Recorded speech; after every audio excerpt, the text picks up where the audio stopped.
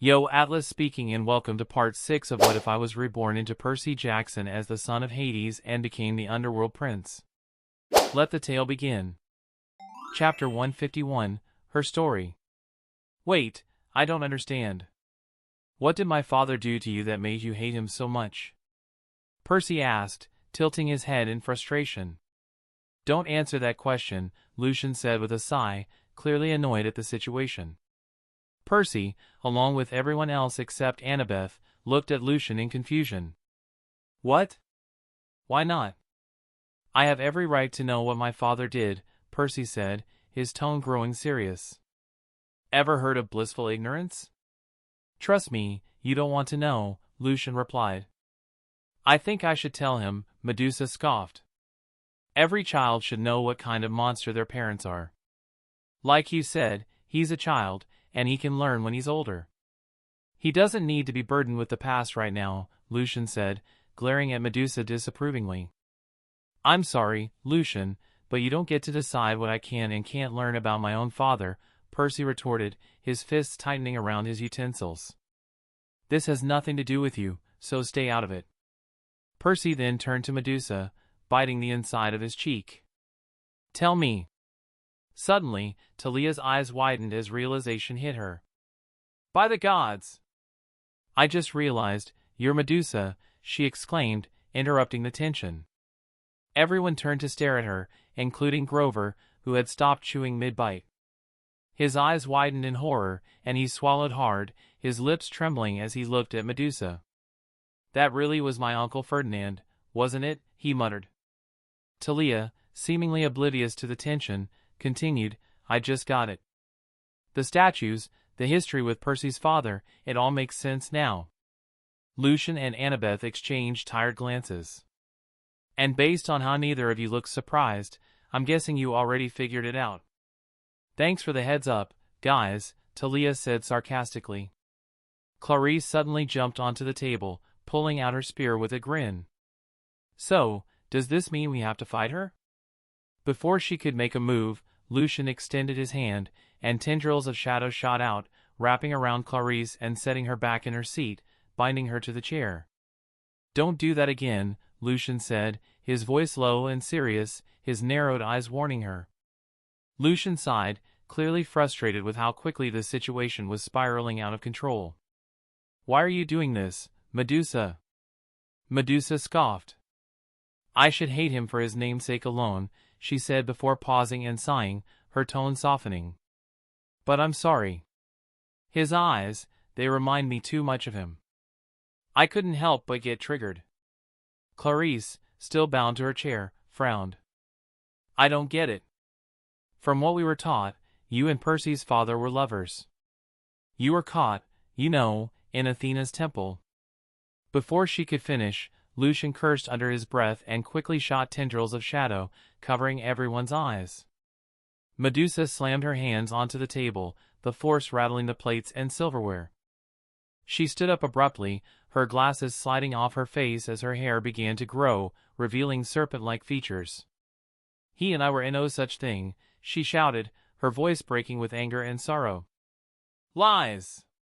They are all lies. Tears of rage and shame streamed down her face as she grabbed her glasses and stormed out. Lucian's tendrils slithered away, uncovering everyone's eyes. Nice going, everyone, Lucian muttered, standing up. You just couldn't keep your curiosity to yourselves. He followed after Medusa, looking visibly irritated. I just wanted to know more about my father. Percy mumbled, staring at his plate.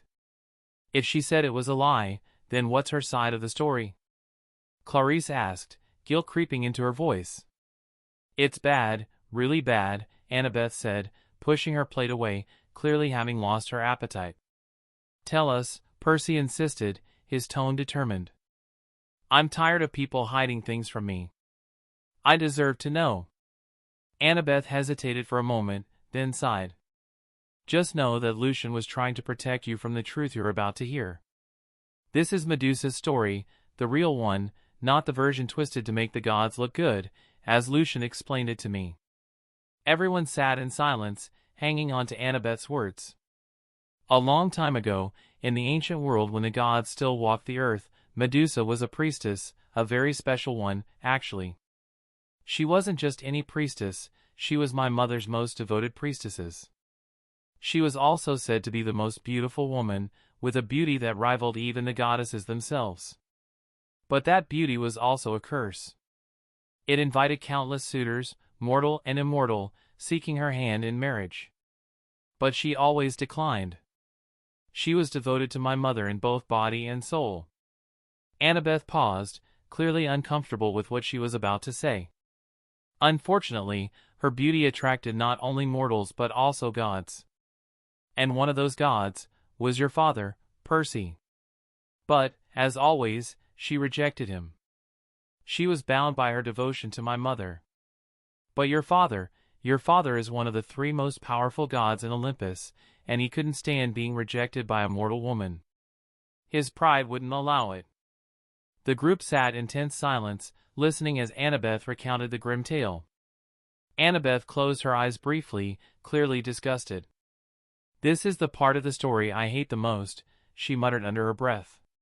She took a deep breath and continued, "Your father couldn't accept no as an answer, so he decided to ambush her when she was most vulnerable, when she was praying to my mother." Tears streamed down Annabeth's face as she forced herself to continue, her voice trembling. He took advantage of her. He violated her right in front of my mother's statue, in the middle of the temple. She couldn't fight him off, he was a god, and she didn't have the power to resist. She paused, struggling to keep her composure. And my mother walked in. She saw it happening. Instead of helping her most devoted priestess, she just let it happen. When your father was done and left, instead of comforting her, she punished her. Annabeth's voice grew shakier as she balled her fists, the pain evident in her eyes. My own mother punished her priestess for 2 reasons. First, because she was afraid of your father's power and couldn't stand up to him, so she punished the only one she could. And second, because she was jealous of Medusa's beauty. She was so jealous that she turned her into a monster as punishment, a monster so hideous that anyone who looked at her would turn to stone, petrified. When she finished, Annabeth stared at the ground, her fists clenched tightly, tears streaming freely as her lips quivered. Percy stood frozen, a single tear running down his cheek, his face otherwise expressionless, numb to the flood of emotions washing over him. Talia's fists were clenched in rage, electricity sparking dangerously around her as she struggled to contain her anger. Clarice, overwhelmed by guilt for how she'd once treated Medusa, looked down and held her head in her hands, ashamed. Grover quietly pushed his plate away, the weight of the story draining him of any hunger he once had.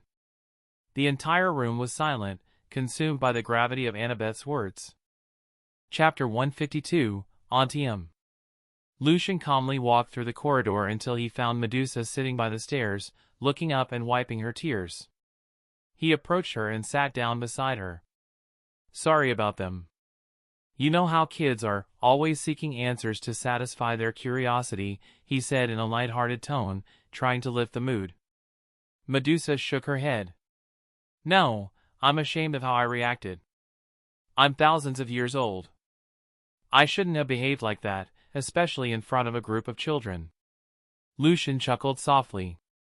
"This is the part where I'm supposed to put my hand on yours for support, but I doubt what you need right now is my hand on yours," he teased gently, which brought a small chuckle from Medusa.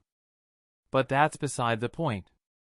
What I'm really trying to say is that what you're feeling is completely justifiable. You don't have to be ashamed of how you reacted or how you feel.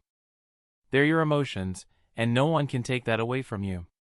Lucian leaned back on the stairs, giving her space to process his words.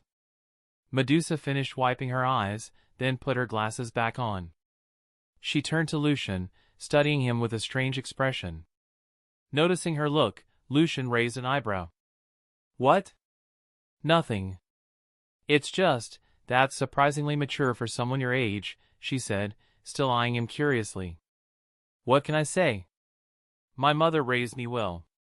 She also taught me to be there for people, so if you need someone to listen, lucky for you, I've got 2 ears, he said with a soft smile. Medusa smiled and ruffled his hair, letting out a deep sigh. It's just, seeing that kid, Percy, was it? I know he has nothing to do with what happened to me, but those green eyes of his, they remind me of him. It triggered some rather unpleasant memories, and I just snapped when that girl mentioned how the gods altered the events. It was like... Medusa paused as if trying to find the words herself. Like they were minimizing all the pain and suffering you went through? As if everything you experienced and struggled with was for nothing? That your history was erased, and only you were left to remember the truth? Lucian interjected. Medusa stared at him in shock. That's exactly it.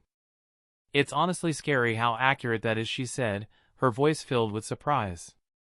Lucian shrugged. What can I say? I pay attention. I listen. And I understand how that kind of pain sticks with you. Her expression softened into a genuine smile. You really are a good listener. She stared at Lucian for a moment, making him feel a little awkward under her intense gaze, as if trying to make her mind up about something. After a brief silence, Medusa spoke again. Can I be honest with you about something? Something I hope stays between us? Lucian straightened up, sensing the seriousness in her tone. Of course. Medusa hesitated, her voice quiet as she began. I feel pathetic. What happened to me was centuries, millennia ago. By all means, I should be over it by now. But as you can see, I'm still haunted by it. Lucian nodded, thinking for a moment. Can I say something that might sound harsh? Medusa nodded, curious. Go ahead. Well, duh, he said with an eye roll, earning a confused look from her. Of course you're still affected by it, Medusa. You were cursed to live as a Gorgon, a constant reminder of the tragedy you experienced. And it wasn't just any random curse, it was from the very goddess you worshipped, the one you placed all your faith in. The one you gave your body and soul to. Lucian used his shadow to form a hand, gently placing it over hers. You're not pathetic.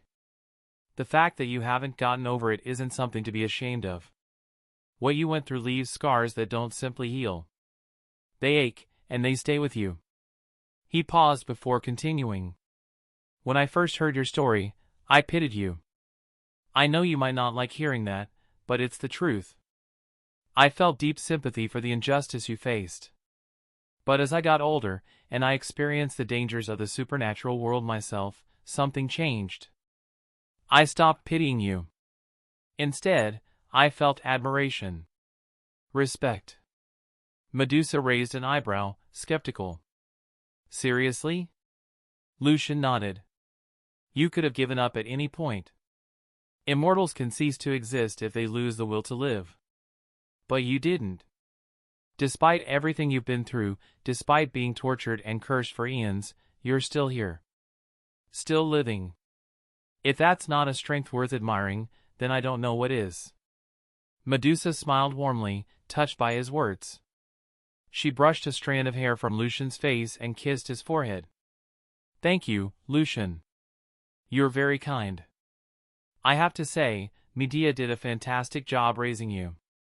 Lucian grinned. Thanks, Auntie. Medusa's eyes widened as she stifled a laugh, turning away to hide her amusement. Auntie? Now that's something I wasn't expecting to hear from you. Lucian shrugged playfully. Well, from how you describe your experience with my mother, the two of you seem close and you kind of feel like family after everything we discussed together. Medusa chuckled, pinching his cheek affectionately. Auntie, huh? I think I like that. Medusa then hugged Lucian tightly. Thank you, Lucian, truly. Lucian patted her arm with a small smile. It's Lucy. Medusa pulled back slightly, confused. What? Those really close to me, I let them call me Lucy, he explained casually. Lucy? Are you serious? Medusa asked, amusement dancing in her eyes. What? It's a cute nickname I've grown to like. But like I said, only those I allow, he added with a grin. Medusa chuckled softly. I see, so we're giving each other cutesy nicknames now? Then I choose Auntie. she said proudly. Lucian smiled and nodded in agreement. Ontium it is. Medusa pushed herself off the stairs, gesturing for Lucian to follow. I think it's best if we head back. The food's probably cold by now. I'll need to reheat it. I can always use magic to heat it up quickly, Lucian offered with a wink. You, my brand new, not related nephew, are a lifesaver, Medusa teased as they re-entered the dining room. But as soon as they walked in, they were met with a solemn atmosphere. Tears streamed down the faces of some of the others, and Percy sat there, his face twisted in shame. A single tear rolled down his cheek, and his head hung low, almost touching the table. I'm sorry for all the pain and suffering you've experienced because of my father, Percy said, his voice thick with remorse. You didn't deserve what you went through, no one does. Chapter 153, Gorgon's Blood. Medusa sighed as she saw Percy apologizing. She closed her eyes and lifted her glasses. You don't have anything to apologize for. Your father's sins aren't your own. And I apologize for how I reacted earlier. Medusa then clapped her hands together. Now then, why don't we resume eating our lunch together? There was a tense silence, with the only sound being the utensils clattering against the plates. Nice weather we're having, Lucian said, hating the silence. It was literally raining a few minutes ago, Tia muttered. Thanks for the update, weatherman, Lucian muttered back. Tia glared at Lucian. I was just saying. Okay, question. Why did you turn my Uncle Ferdinand into stone? Grover asked, looking at Medusa with his gaze lowered. Ah, who? Medusa asked, confused. I'm sorry, but you'll have to be more specific. As you can see, there are a lot of statues. The satyr with the mole near his mouth, Grover specified sadly. Medusa gave him a weird look. Funny story, actually. I was cleaning my glasses when he just walked in. I looked up to see who it was, and he looked into my eyes. Well, I'm sure you know the rest. Grover put his hands over his goat horns in disbelief. That's how he failed his search for the Great Pan? Of all the ways, that's how he went? Medusa had an awkward expression as she looked at Grover's state. Sorry? Grover shook his head. I don't blame you. When we get our searcher's license, we know the dangers that come with it. Dying is to be expected. Searcher's license? What's that? Percy asked, trying to forget what he'd learned about his father. Grover then explained what being a searcher entails and their job of finding Pan, the god of the wilderness. As Grover explained, the awkwardness that had been tormenting everyone slowly started to dissipate. Grover, you lovable satyr, I'll make you the best enchiladas as a thank you for letting us eat in peace again, Lucian thought as he happily ate.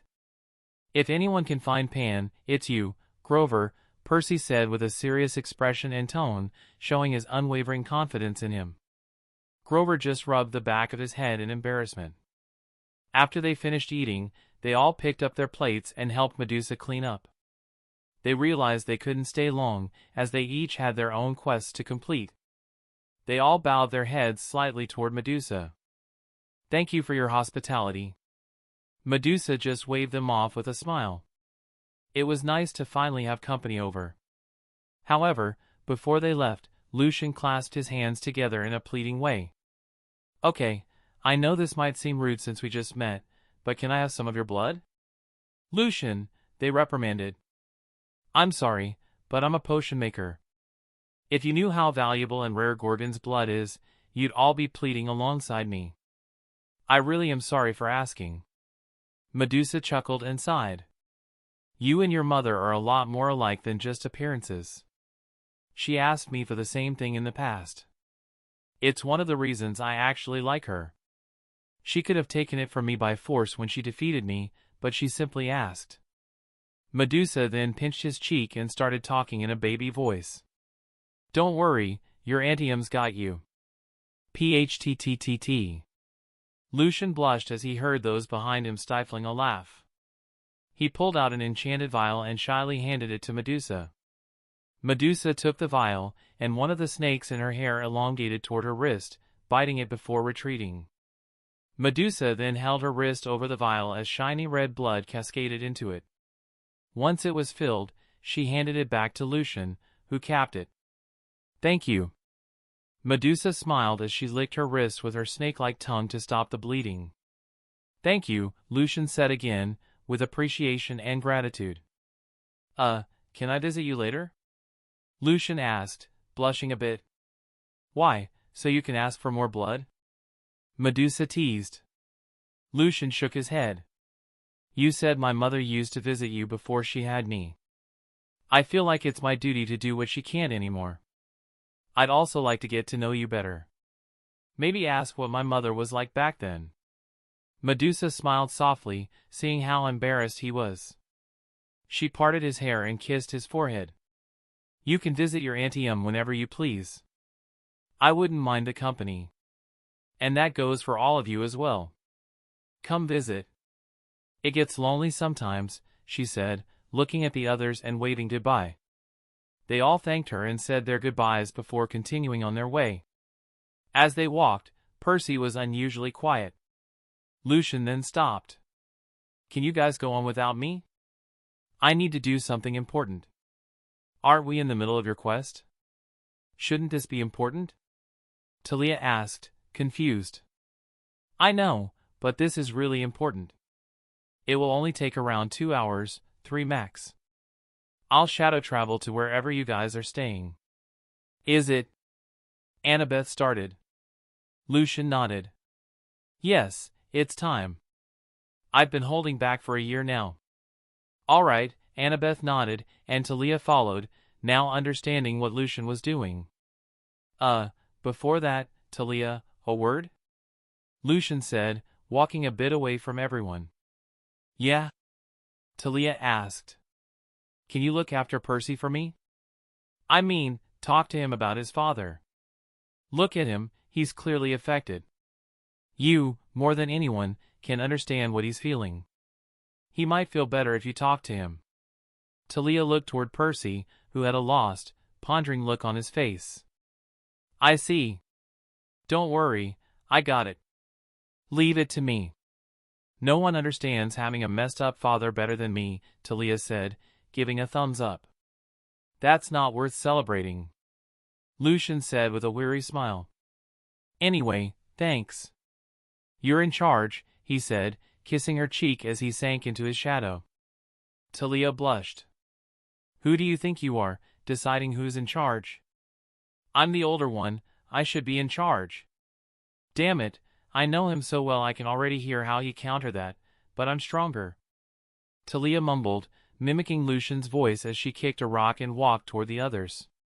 Lucian appeared back at camp, making his way down to his basement hideout. He looked at the vial of Gorgon's blood in his hand and smiled. "Now I have what I need for my 6th sequence, but before that, I need to condense the blood so I can replicate it and make more of it. I'll concentrate it until it's just a powerful drop, then dilute that drop into a large bucket of water, which should return it to its original volume but in a much larger quantity." 1 hour later, Lucian was surrounded by 10 buckets filled with shiny red Gorgon blood. "Now that's what I call an infinite money glitch." He glanced around, nodding in satisfaction. "I've got everything I need now to make the Cursed Night Potion. The 2 main ingredients, tears of the tormented, basically tears of someone being punished, thanks to the Skybearer, and the blood of a Gorgon, courtesy of Medusa. As for the supplementary ingredients, I'll need a cursed weapon, plenty of those lying around, a scale of the Draken, a wisp of cursed fire, and the blood of the one consuming the potion, which will be mine." Chapter 154, Cursed Night.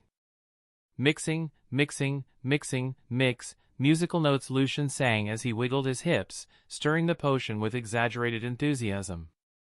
Musical notes mixy, mixy, mixy, mix, musical notes he continued, watching as the brew began to bubble and churn, turning a deep black with crimson swirls spiraling through it. He stopped abruptly, lifting the wooden spoon out of the cauldron, only to find the spoon's head completely disintegrated, leaving him with just the handle. "Oh goody, it's ready," he muttered. "That's Ominous, Lucian mumbled, eyeing the potion suspiciously as he poured it into a bottle. He twirled the bottle in his hands, his smile fading into a weary grimace. My instincts are screaming not to drink this. They're not saying I'll die, but I'm definitely going to suffer. With a resigned sigh, Lucian raised the bottle, to infinity and beyond, he shouted before downing the entire potion in one gulp. For a moment, everything went eerily silent. Too silent. What? Lucian muttered, hearing a faint whisper. The murmurs grew louder, but the more they increased, the more incomprehensible they became. Ah! Lucian shouted, startled by the sudden sharp pain reverberating through his skull. Even with his natural resistance, it hurt. His hands flew to his ears, trying to block out the maddening noise. The whispers intensified. Ah! Lucian cried, his fingers pressing tightly over his ears, but it was futile. The muttering became faster, louder, more chaotic. He dropped to his knees, tears streaming down his face. Make it stop! Shut up already, he screamed, his voice raw. Blood began seeping from his eyes. Stop! Please, he begged, his voice a broken rasp. Make it stop! He gurgled through gritted teeth, desperately slamming his head against the ground in a frenzied attempt to make the torment end. Stop it! Stop it! Stop it! Each strike against the floor splattered more blood, staining his face and the ground beneath him. Suddenly, a distorted voice pierced through the cacophony, words twisted beyond understanding. Lucian flinched violently, screaming until his throat burned, feeling as though his head was about to explode. Ah! Desperately clawing at his own face, he tore at his skin, leaving jagged red scratches as he tried to pry his skull open, as if ripping his brains out would make the agony stop. And then it happened. His arms went limp, his body frozen, his eyes unfocused and hazy. From his chest, tentacles erupted, slithering and writhing, drenched in blood, as they clawed their way out of the gaping wound. The grotesque sight painted his abdomen a dark crimson as they twisted and thrashed wildly. Lucian collapsed onto his back, his face contorting into something monstrous. His once familiar features shifted grotesquely, one cheek warping into a blackened mass, spreading to consume half of his face. The tentacles continued to grow, their dark, wriggling forms stretching ever longer as he lay there, motionless, his half-open eyes glazing over, nearly gray. A single tear, untouched by the blood that stained his face, slid down his cheek. Mom. As he hovered on the edge of death, a single thought surfaced in his mind, his mother. The person he treasured more than anything. Even as his body betrayed him, racked by the grotesque transformation, that thought alone slowed the process. The incessant whispers in his head became irrelevant. All he wanted was to see her one last time. He closed his eyes softly, imagining her. Medea, smiling, calling his name, Lucian. He forgot the pain, the torment, even the fact that he was dying. In his mind, there was only her. The monstrous transformation halted as a small, serene smile touched his lips. Then, as if pulled by unseen hands, Lucian's body lifted from the ground, his transformation beginning to reverse. His skin returned to its normal state, the tentacles retreating back into the gaping wound, which sealed itself until no trace remained. Lucian floated, his arms outstretched as his hair fluttered wildly around him. From his fingertips and toes, a black and red glow emerged, spreading across his body. The glow coalesced, forming sleek, black armor with crimson highlights.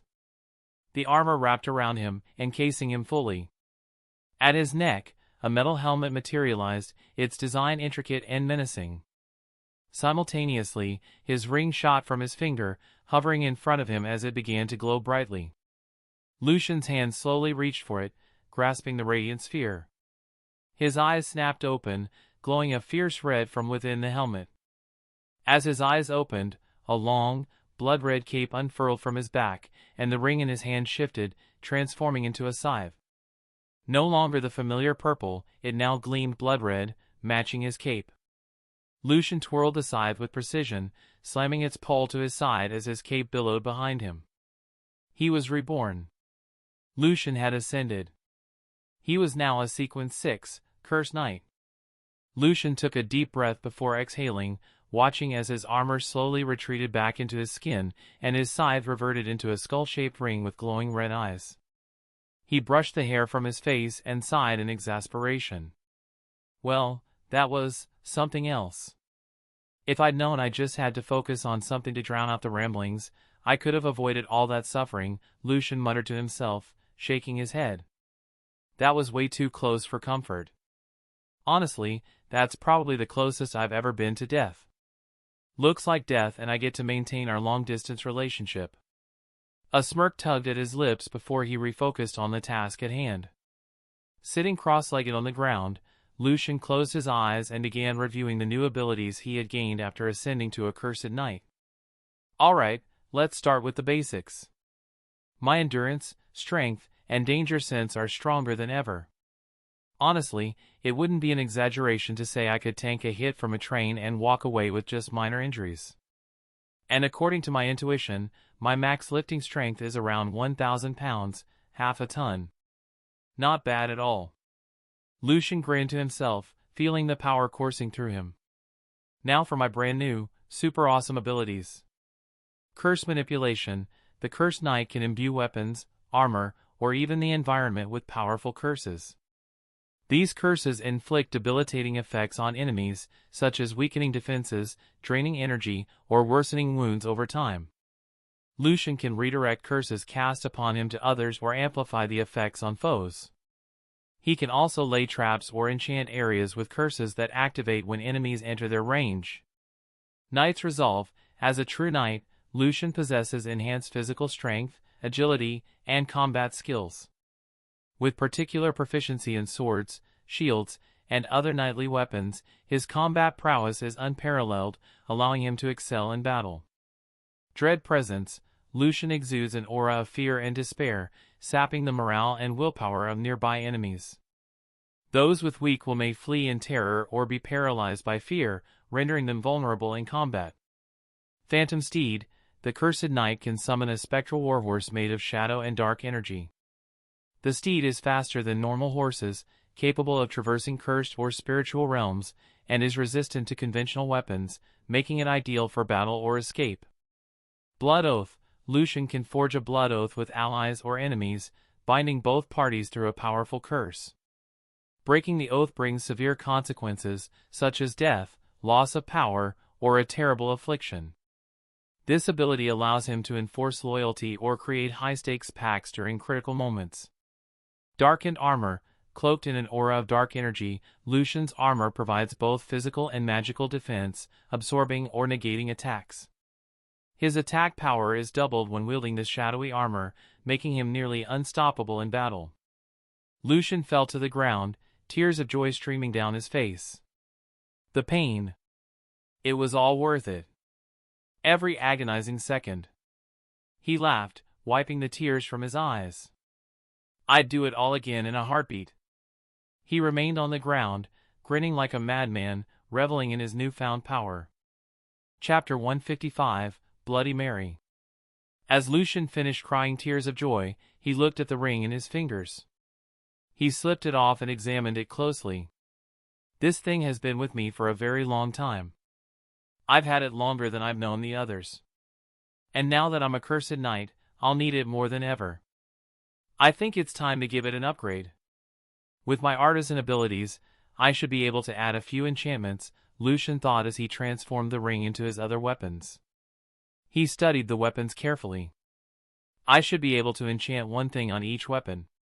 Too many enchantments would overload them, causing the structural integrity to become unstable and crumble, Lucian muttered. A wisp of magic formed around his fingers, leaving a trail of light whenever he moved. An hour and a half later, Lucian was seen writing and drawing symbols on the flat part of the blade. As he finished, the symbols burned their markings into the sword, becoming part of it. Lucian let out a sigh, happy that it was finally over. Let's review the enchantments of each weapon. Scythe, Soul Reaper, drains the life force of enemies and restores vitality to the wielder. Sword, morph blade. The sword can transform into any other sword, adapting to the wielder's preference. Bow staff, Titan's growth. The staff can change its size, growing in width and length. Spear, gravity pierce. Each strike with the spear increases the weight of the target, slowing their movements and making them easier to finish off. Bow, piercing star. Arrows fired from the bow ignore physical and magical defenses, hitting enemies as if their armor or barriers weren't there. Chain sickle, binding force. The chain can increase or decrease in strength, allowing it to restrain targets with varying levels of force or be used as a powerful impact weapon. Ring, telekinesis boost. Allows the wearer to move objects they should be able to physically carry with their mind, granting minor telekinetic abilities. Lucian looked at his ring and kissed it before slipping it back on his finger. I should give you a name. He smiled mischievously. For now, your name shall be Bloody Mary. A few hours earlier, after Lucian disappeared, Tia turned to the others. Let's keep going. Lucian's fast, he'll catch up in a bit. And it looks like we've got a long way ahead of us. As they started walking, Clarice slung her bag over her shoulder and looked at the group. I just want to say, you guys are idiots. You let Lucian leave without getting your bags back from him. Who knows what you might need? Annabeth, Tia, and Grover froze at that realization. He won't take long. I hope, Annabeth said, sounding a bit uncertain toward the end. Meanwhile, Tia noticed Percy lagging behind, staring at the ground. She slowed down to let him catch up. Thinking about your father? Tia asked, breaking the silence. It's all I've been able to think about, Percy admitted.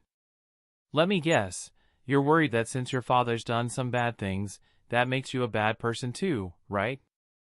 A bit. Am I wrong to think that? But it's more than that. I'm disappointed. I was really excited to meet him. I thought, wow, my dad's someone important, one of the 3 biggest gods in Greek mythology. But now, after hearing what Medusa said about my father, I'm ashamed to be his son. Believe it or not, I understand how you feel, Tia said, nodding.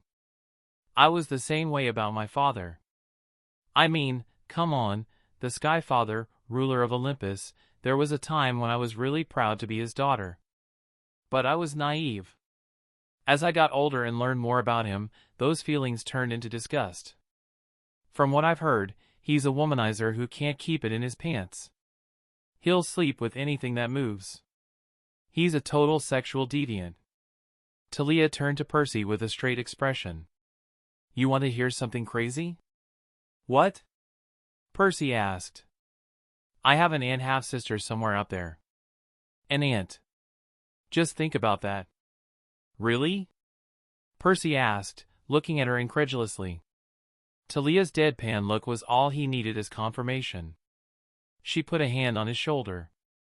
Want my advice? Percy shrugged. I guess. Don't let your parents decide who you are. You decide that for yourself. No one but you can choose who you want to be. You want to be like your father? That's up to you. You want to be like your mother? That's your call. Just because your dad did bad things doesn't make you a bad person, unless you decide that. Percy sighed and nodded. I suppose you're right.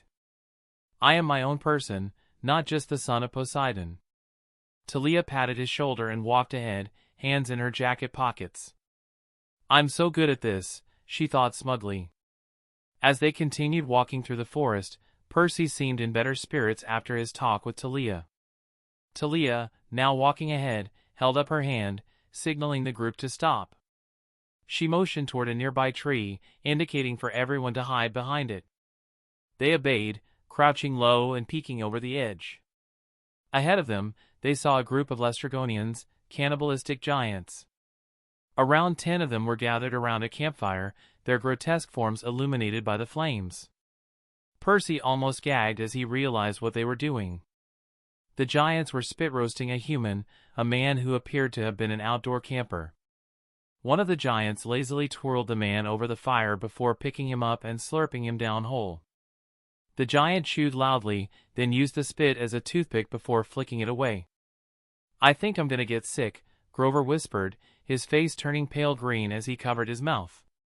"Let's finish this quickly," Talia whispered back, quickly formulating a plan. "With my speed and power, I should be able to distract at least 5 of them." "What? Are you crazy?" Percy hissed, keeping his voice low. "Don't you see how big those things are?" "Just listen," Talia said, maintaining her calm. "Annabeth can handle 3 of them, she's smart and resourceful enough. I need you and Clarice to take down the remaining 2. Each of you focuses on one but keep an eye on each other. Grover, I need you to stay back as our lookout. Make sure to call out if anyone's in danger." She grabbed a stick and quickly sketched a rough plan in the dirt. "We'll stay spaced out so we're not clumped together, but close enough to help each other if needed. Grover, use the trees as your cover." Talia then turned to Percy and Clarice.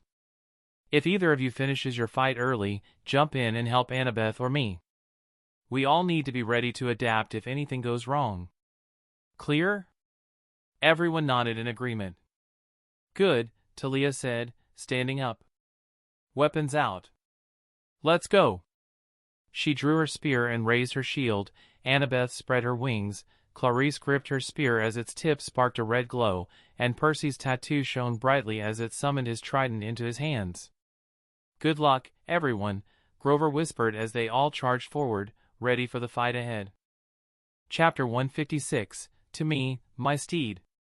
Talia surrounded herself with crackling electricity as she charged toward the towering giants, her eyes glowing with power. In a blink, she used her storm step, vanishing and reappearing directly in front of them. Taking a deep breath, she puffed out her chest and roared, "Ahhhhhhhhhhhhhh." The thunderous soundwave, amplified by her ability, Thunderous Roar, caused the giants to cry out in pain, clutching their ears in a desperate attempt to block the deafening noise. Staggered and disoriented, they took a step back, trying to distance themselves from the source of the attack. One giant, however, despite the agony, swung its massive hand down to snuff out the noise.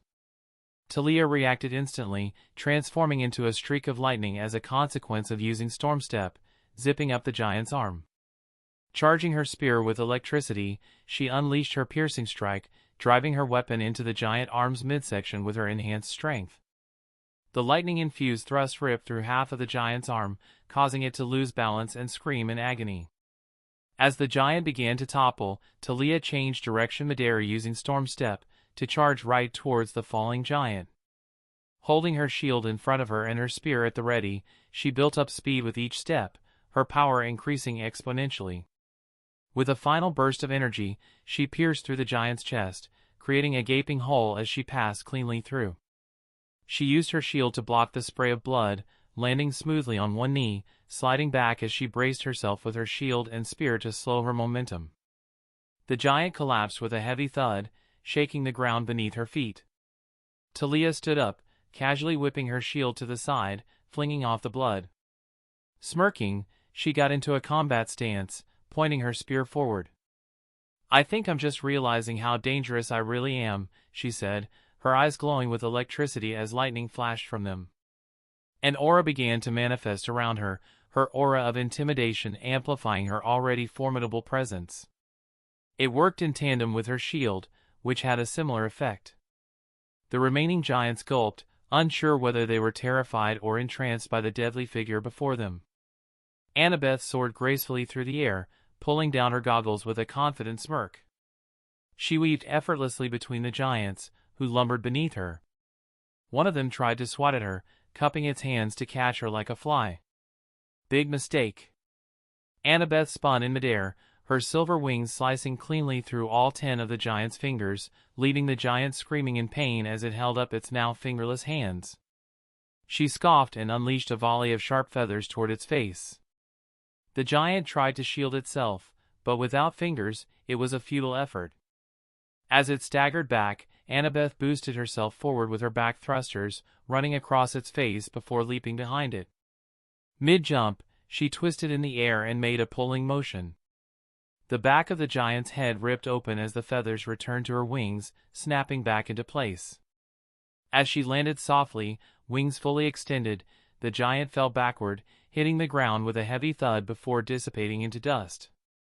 Annabeth exhaled sharply, then held up 4 fingers on each hand, closing them together. She struck the ground with both hands, burying her fingers into the earth. With a smirk, she eyed 2 more approaching giants. "The earth is mine to mold, the very soil are my building blocks," she muttered, focusing on her geomancy abilities. The ground around her began to shift and rise. In moments, 2 massive constructs formed from the earth, giant harpoons, towering beside her, ready for battle. Percy and Clarice sprinted toward 2 of the remaining giants as Annabeth took on 2 others. Percy gripped his trident tightly, the tips of the prongs encased in swirling water. He swung the weapon in a wide arc, sending a sharp crescent of water slashing across the giant's leg, cutting deep into its flesh. The giant roared in pain, staggering as it bent down and ripped a tree from the earth, swinging it at Percy with brutal force. Percy's eyes widened in panic. "Oh, gods," he muttered, quickly pointing his trident downward and blasting a powerful jet of water, launching himself skyward just in time to avoid being crushed. He landed with a roll to soften the impact, immediately springing back to his feet and charging forward. "I really hate this," Percy thought, dodging as the giant brought the tree down like a hammer, trying to squash him. The repeated strikes turned into a game of whack-a-mole as Percy darted and rolled to avoid each swing. Too close now for the tree to be effective, the giant tossed it aside and tried to stomp Percy into the ground. Percy narrowly avoided the foot, but the force of the stomp sent him airborne. He used the momentum to land on his feet and rush toward the giant's injured leg. With a shout, Percy stabbed his trident into the deep cut he'd made earlier, channeling a powerful geyser of water into the wound. The leg swelled grotesquely before exploding in a gory mess, forcing the giant to collapse onto one knee, screaming in agony. "Ew, ew. It got in my mouth. That's disgusting and unhygienic." Percy gagged, spitting out blood as it covered him. The giant, furious, swung a massive fist down at Percy. But Percy was faster, using his trident to blast water and propel himself backward, just out of reach.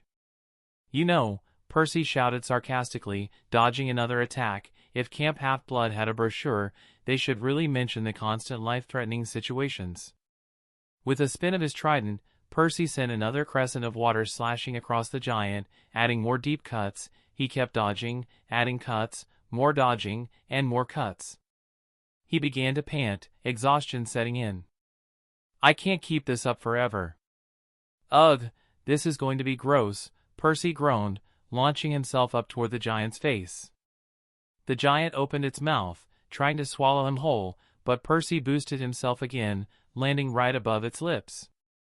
He jammed his trident into its nose and summoned the moisture from the air, firing a massive, pressurized blast of water that ripped through the giant's skull from the inside. Blood exploded everywhere, coating Percy in another layer of gore. The force of the blast sent him flying backward. He managed to soften his landing with a hand of water but was too exhausted to maintain it, crashing to the ground. Kneeling on one knee, Percy leaned heavily on his trident, struggling to catch his breath. Meanwhile, Clarice had been relentlessly slashing at the Achilles tendons of her own giant, forcing it to its knees. With a fierce war cry, she drove her spear into its thick skin, running circles around the giant while opening up deep gashes. Even when it swatted her away, injuring her heavily, she came back, more determined and relentless.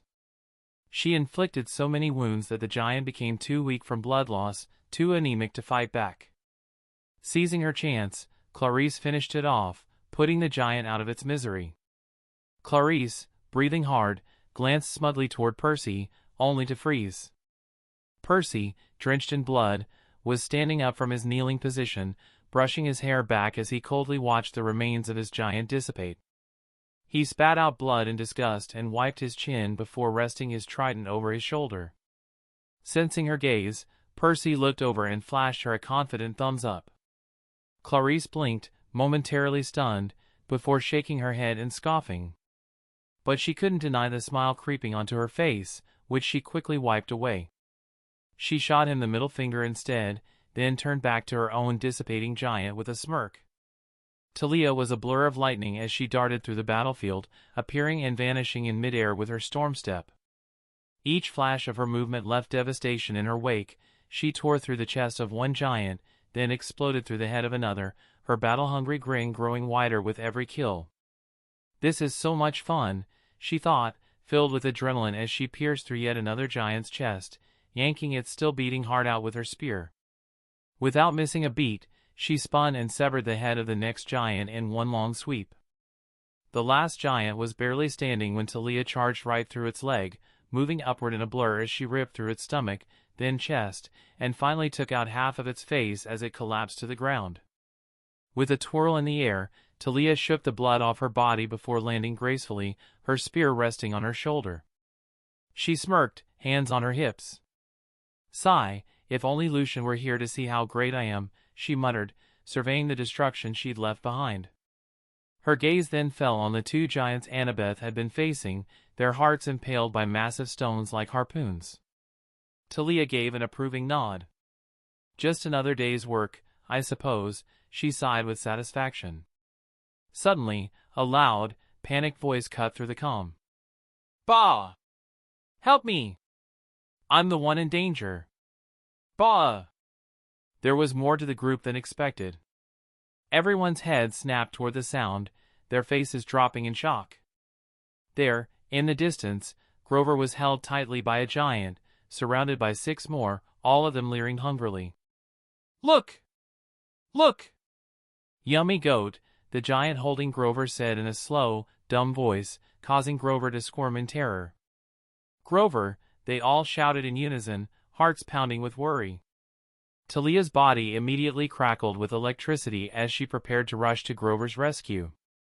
But before she could move, something dark and fast shot down from the sky like a meteorite, slamming into the ground in front of the giant holding Grover. The earth trembled under the impact, a massive dust cloud billowing up from where the black meteorite had struck. As the dust began to settle, a tall figure rose from within it.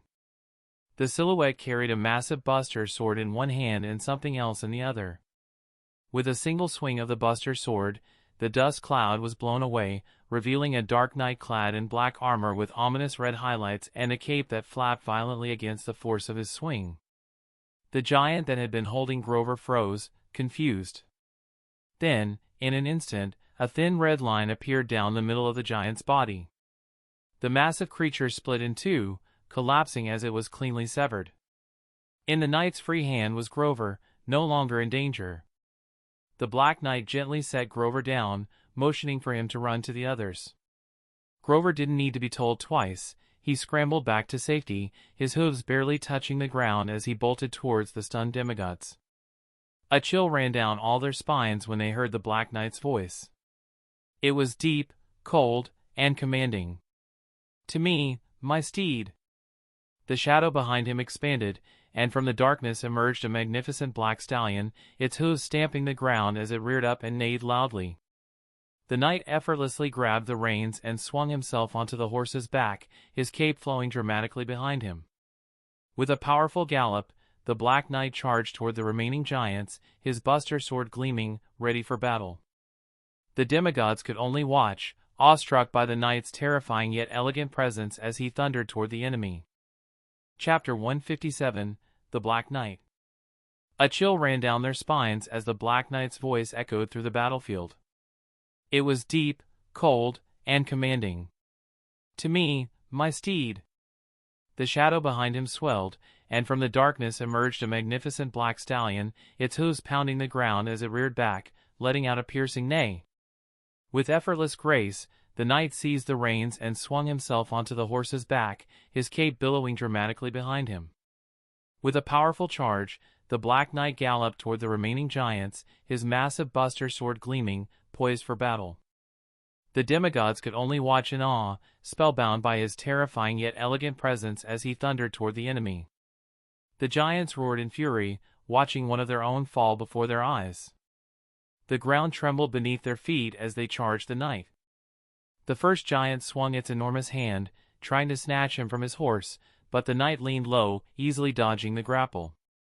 As he rode past, one swift slash of his buster sword severed the giant's leg clean off, sending the behemoth crashing to the ground.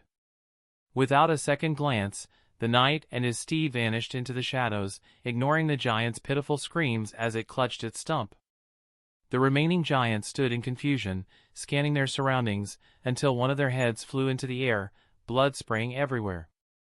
Out of the darkness, the knight reappeared, his horse shrouded in black smoke, and his eyes glowing with a menacing red light.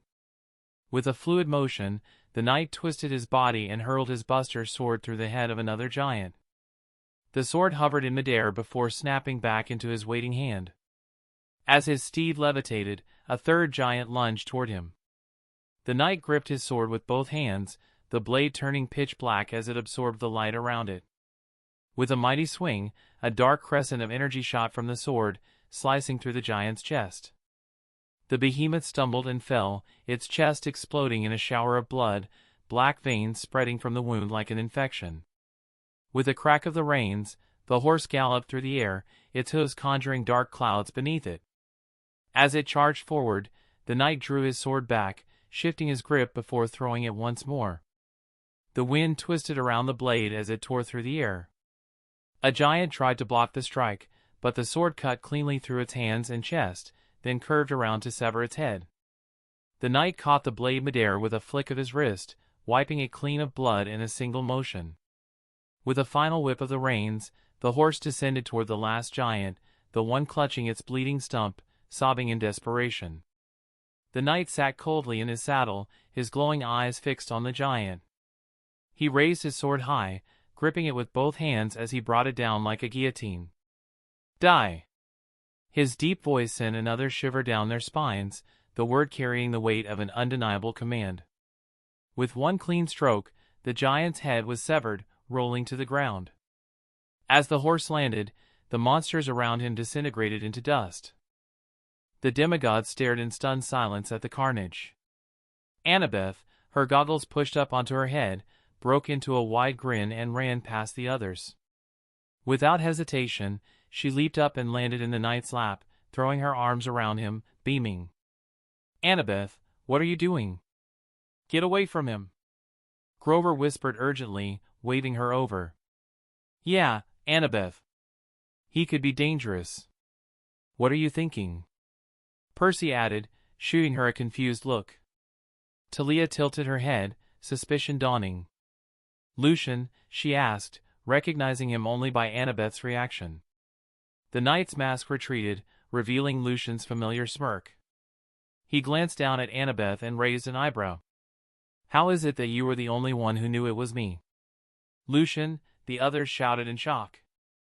Annabeth scoffed, rolling her eyes. Like I wouldn't recognize my boyfriend just because he's wearing some over-the-top armor. Wah, it's not over the top. I think I look cool. You don't think I look cool? Annabeth pinched her fingers together, teasing. Maybe a little. Lucian chuckled, then scooped Annabeth into his arms, jumping down from the stallion in a swift motion. First a prince, now a knight. Can you get any hotter? She teased with a grin. All right, calm down, cowgirl. The stallion neighed softly, nuzzling Lucian's cheek as he ran his hand down its face. And who's this? Annabeth asked, amused. I named him. Sebastian, Lucian said ominously. Pfft, let me guess, came with the whole Dark Knight package? Free of charge. Clarice, watching in exasperation, crossed her arms. Did you seriously disappear just to change your outfit and make a dramatic entrance? Lucian held up a finger, silencing her as he began walking slowly, his cape flowing elegantly behind him. When he reached the center of the battlefield, he raised his hand to his face level. Arise, he commanded.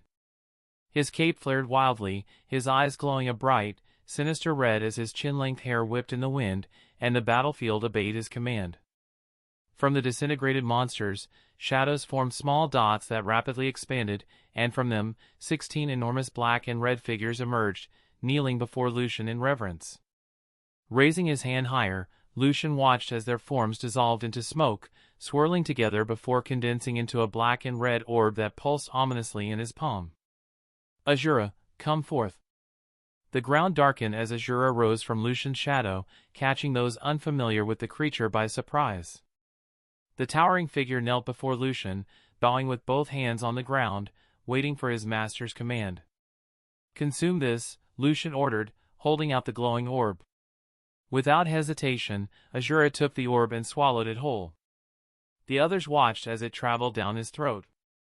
Slowly, Azura began to grow, his height increasing until he stood at a staggering 15 feet, 4.5 meters. The red markings on his skin glowed intensely, and an intelligence flickered in his previously dull eyes. Suddenly, a deep, guttural voice echoed around them. "TT, thank you, my lord." Lucian, startled, nearly backhanded Azura. "Holy shit, you can talk now?"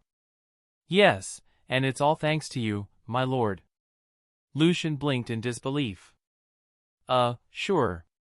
I'm glad you enjoyed the gift. Now go chat with the others.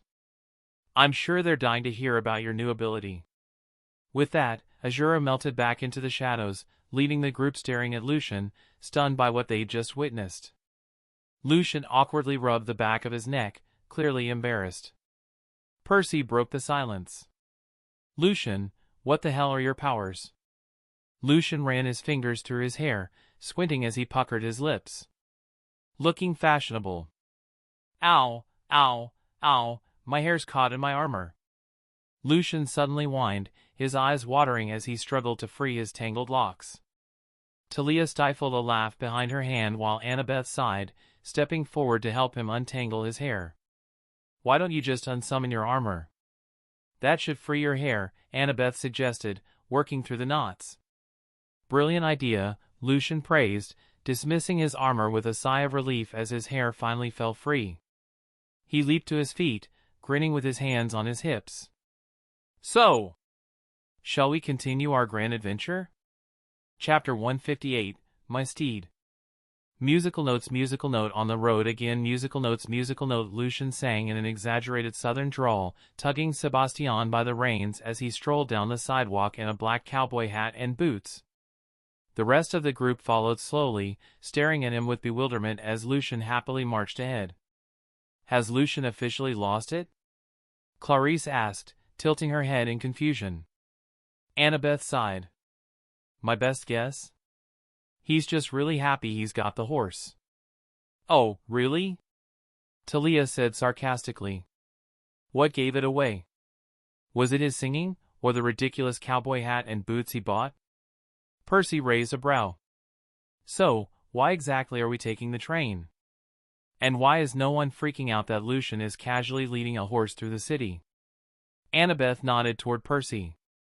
"To your first question, we're taking the westbound train. It'll drop us where we need to go, and none of us want to risk taking the bus again. Flying isn't an option for obvious reasons." Talia chimed in. "As for your second question, Lucian is controlling the mist. To the average person, he's just walking a German shepherd." "Why does Lucian have so many abilities?"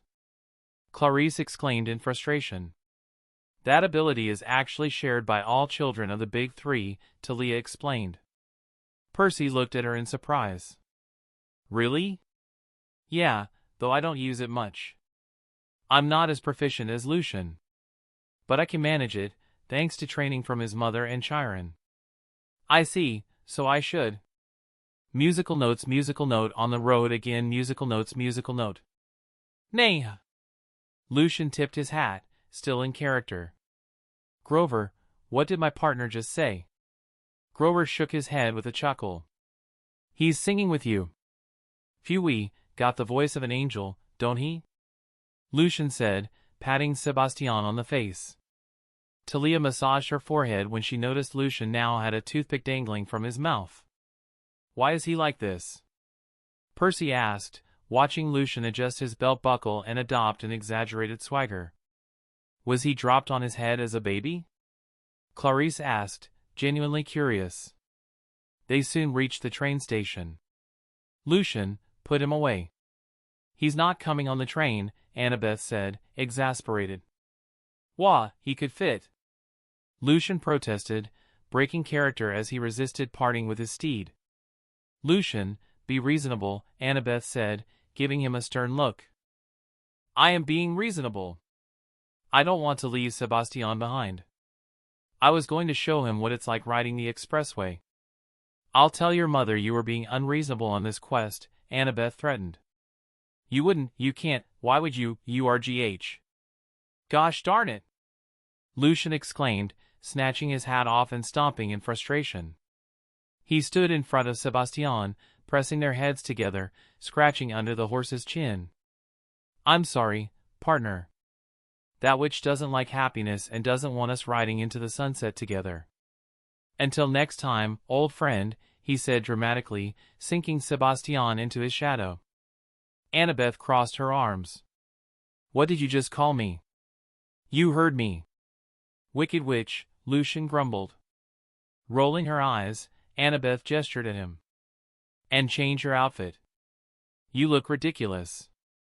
Yes, Mom. Lucian sighed as he used his mist abilities to change his clothes.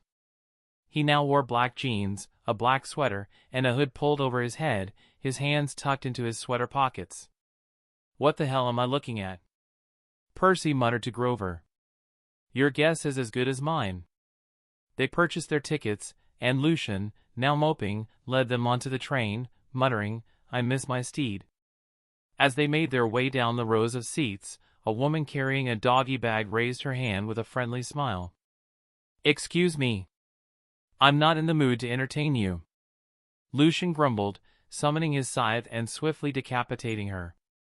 He then transformed the weapon into a spear and impaled the doggy bag before reverting it back into a ring. He continued walking, kicking his feet lazily. Sigh.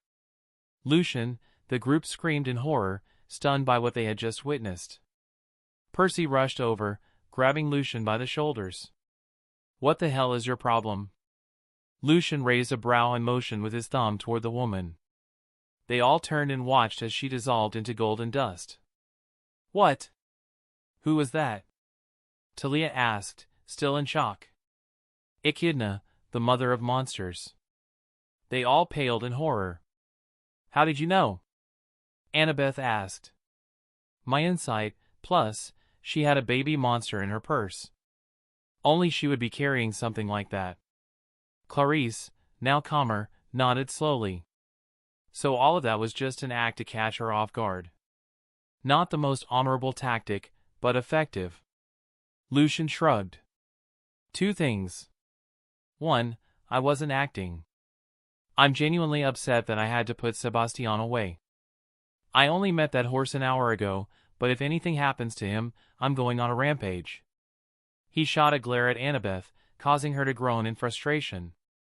And two, aren't you the daughter of the god of war? Isn't all's fair in love and war your whole thing? Clarice scoffed. We're not at war, are we? Lucian smirked. We're in the prelude of one. Now, come on. Let's stop standing around like idiots. As Lucian walked away with his hands in his pockets, the others followed close behind. His eyes glowed faintly as he muttered, Arise. Two shadows slithered past their feet, unnoticed, before merging with Lucian's. They finally settled into their seats around a small table. The tension from earlier still hung in the air, but they pressed on, preparing for what lay ahead. Lucian, sensing the tension, pulled a few snacks from his shadow and laid them out on the table. Anyone hungry for some snacks? He asked with a grin. Oh, that doesn't sound bad, Talia said, grabbing a piece of chocolate. You got anything blue? Percy asked. Lucian rummaged through the pile and held up a blue Jolly Rancher. This one, I suppose. Percy accepted it with a nod of approval. Can I have the wrappers? Grover asked hopefully, and everyone complied without hesitation, passing them over. Clarice, eyeing the selection, furrowed her brow. How do you seriously have no spicy candies? Everyone froze and turned to her in surprise. What? She said, clearly confused by the stares. Lucian looked at her incredulously. I can't believe you just asked that. There's no way I'd buy spicy candy, it's disgusting. Your face is disgusting, Clarice shot back, crossing her arms. Spicy candy is actually good if you know which ones to buy. Percy grinned, jumping in. Let me guess, your next favorite flavor is sour? Clarice rolled her eyes. Yeah. And what's wrong with that? You just like tasting pain, don't you? Percy shook his head, amused. There are plenty of good sour candies, Clarice retorted with a scoff. Oh yeah? Percy challenged. Name one. Sour Skittles, she replied instantly. Percy blinked. Ah, she got you there, man, Lucian teased. I bet she can't name another one, Percy said, raising an eyebrow. Sour Patch Kids, Clarice fired back without missing a beat. Tia chuckled. Percy, she's cooking you. How are you going to respond to that? All right, I'll admit defeat, Percy said, raising his hands in surrender. But that's just for the sour stuff. Spicy candy? That shouldn't even exist. Your face shouldn't exist, Clarice quipped, smirking. Percy sighed in exasperation. Is that going to be your comeback for everything? Only when someone says something stupid, Clarice shot back with a grin. They spent the rest of the train ride laughing, teasing each other, and devouring sweets, momentarily forgetting the looming threats, the monsters, the brewing war, or even the fact that they were demigods. In that brief moment, they were just kids being kids. And that was exactly why Lucian had brought out the snacks in the first place. Chapter 159, Lucian and Tia. It was the middle of the night, and most of the people on the train were asleep, except for Lucian, who sat with his grimoire in hand. What are you doing? Tia asked curiously. I'm tweaking some of the spells I've stored here. Since my curse is stronger now, I need to adjust a few things, Lucian explained without looking up from his grimoire. This late at night? Shouldn't you be sleeping or something? Tia asked, both of them speaking in low voices to avoid waking anyone. Someone needs to keep watch. Need I remind you we smell like a 3-course meal?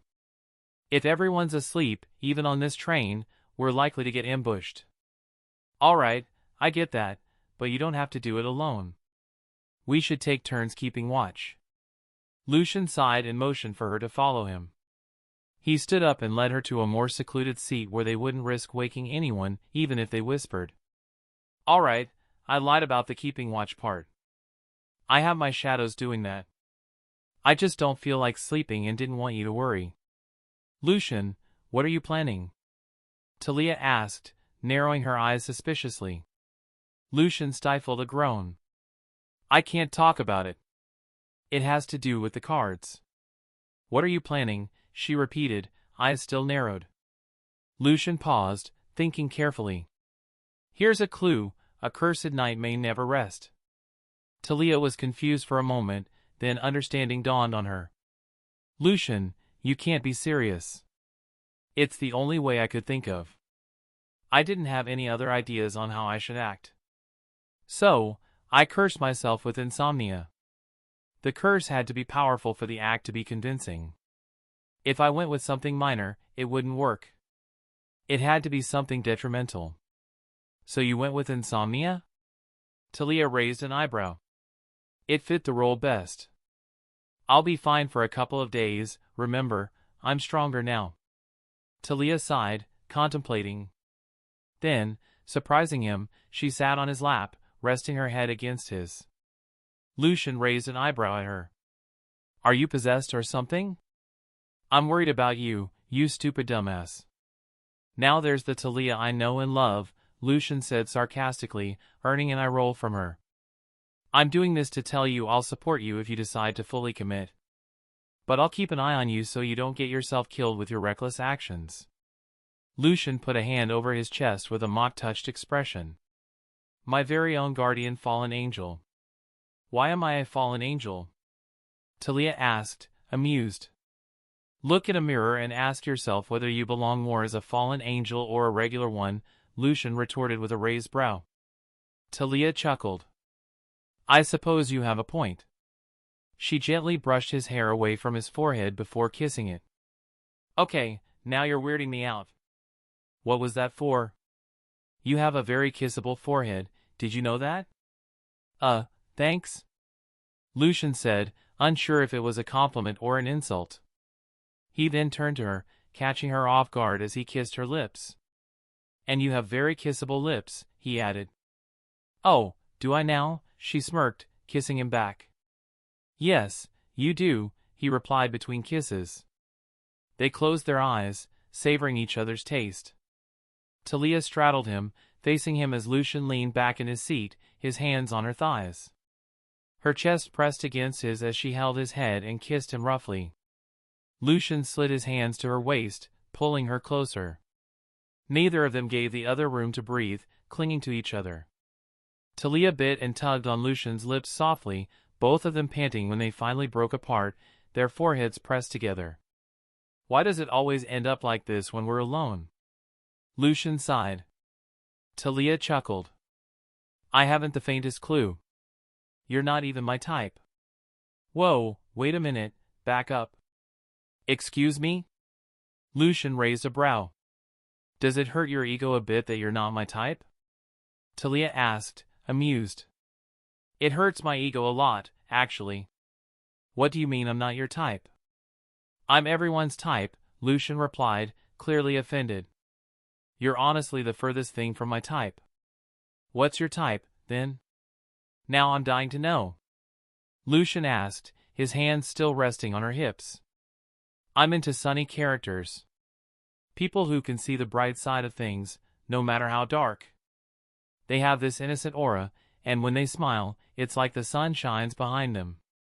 You're right, that's the furthest thing from me. You're attracted to the sun, while the moon blocks its path, takes its place, and still shines just as beautifully during the night. Tia couldn't help but burst into laughter, burying her face by Lucian's neck, trying to keep quiet. What the hell was that? She chuckled, still trying to stifle her laughter. That was so cheesy. Lucian smirked.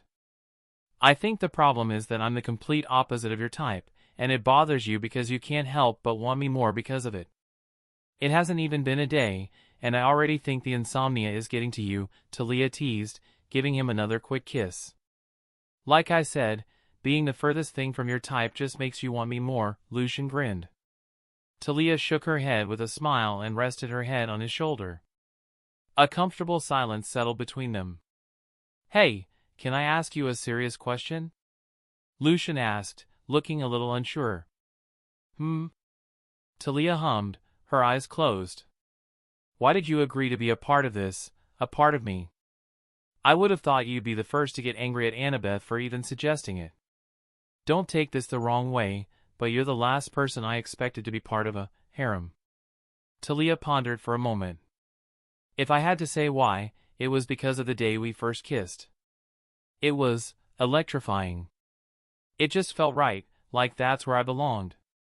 I didn't want to give up that one place where I felt so connected, so I agreed to Annabeth's crazy idea.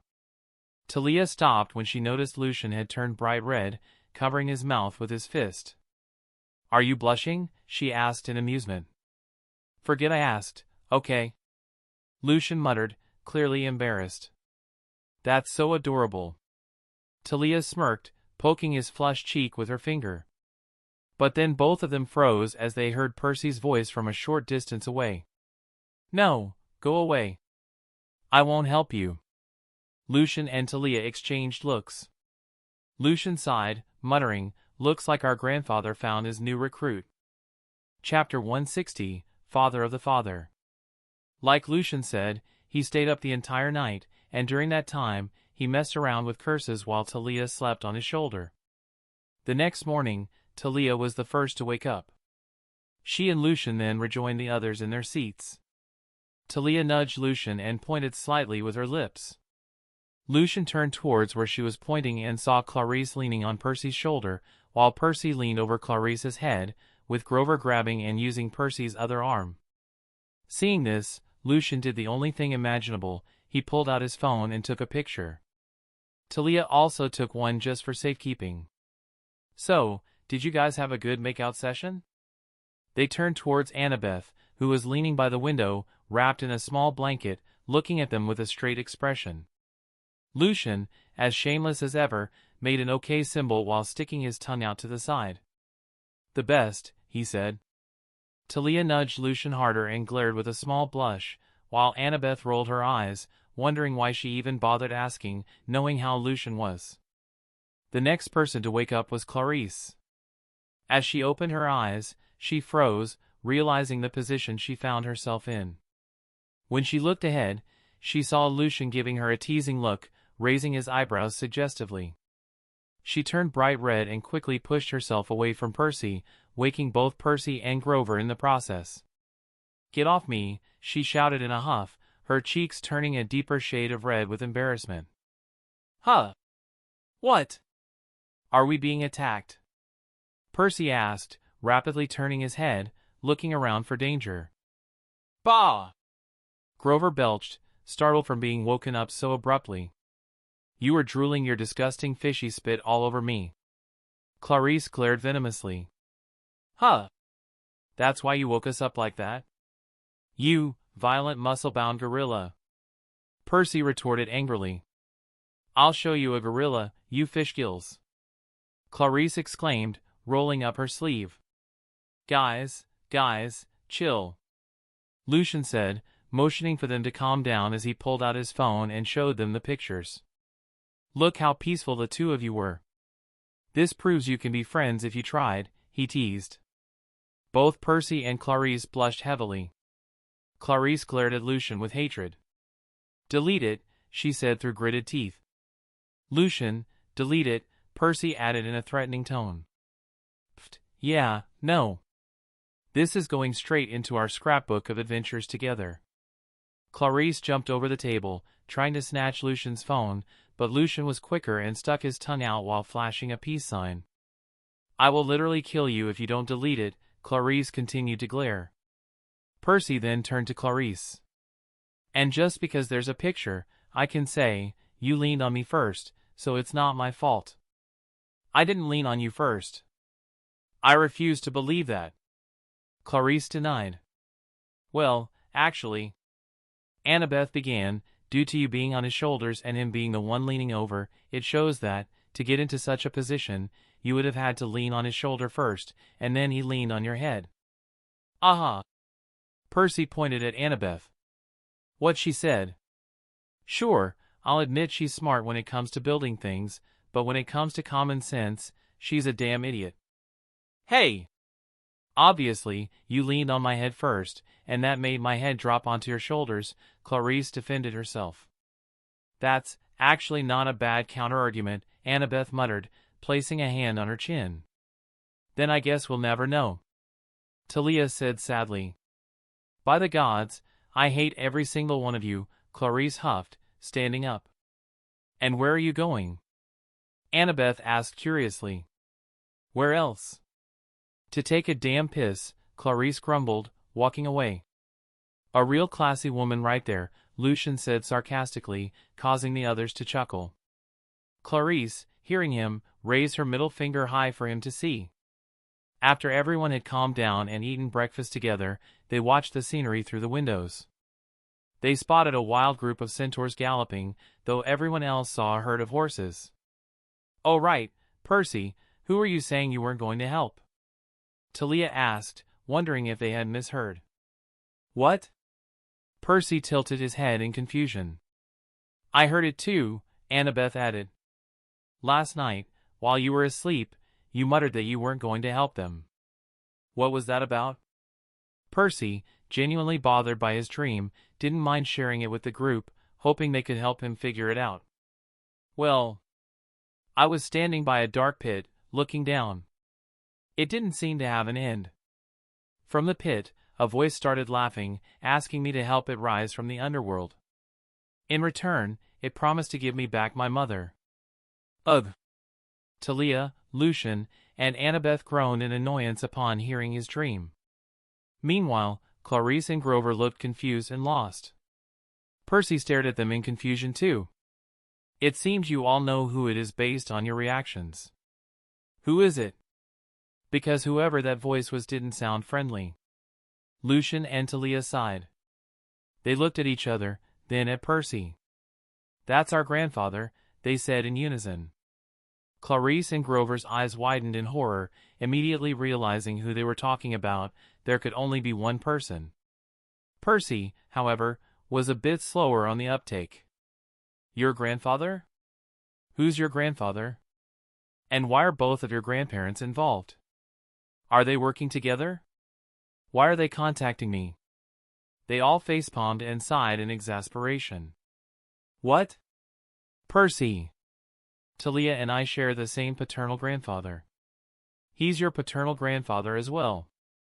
My grandfather too, the father of my father. My father is, so his father is." "Oh!" Percy exclaimed, finally getting it. "You're talking about..." Before Percy could finish, Lucian turned into a wisp of black smoke, while Talia transformed into a streak of lightning. They both jumped over the table and covered Percy's mouth with their hands, glaring at him. "Do you just not learn from your mistakes?" Lucian asked through gritted teeth. Talia spoke slowly. "Do not say his name." It was Percy's turn to look angry. He grabbed their hands and moved them away from his mouth. "I wasn't going to say his name. I was just going to say that you were talking about that grandfather, the one who almost destroyed Olympus." "Oh!" They both mumbled, retreating to their seats. "Sorry about that. You just don't have the best track record when it comes to keeping God's name quiet." "We didn't want to risk it," Lucian explained, sounding a bit apologetic. "Do you guys honestly think I'm that stupid?" Kinda. Most of the time. No, of course not. Absolutely, without a doubt. "You guys are horrible friends," Percy said, looking at them with a straight expression, except for Grover of course. Chapter 161, Hell of a Summer. "Wait, how did you guys know who he was right away, and why did it sound like you have history with him?" Percy asked, looking at all three of them suspiciously. "Fish Brain here actually has a point for the first time in his life," Clarice said, raising an eyebrow and glancing at all three of them. Percy just looked at Clarice in exasperation. "Will it kill you not to insult me with every sentence?"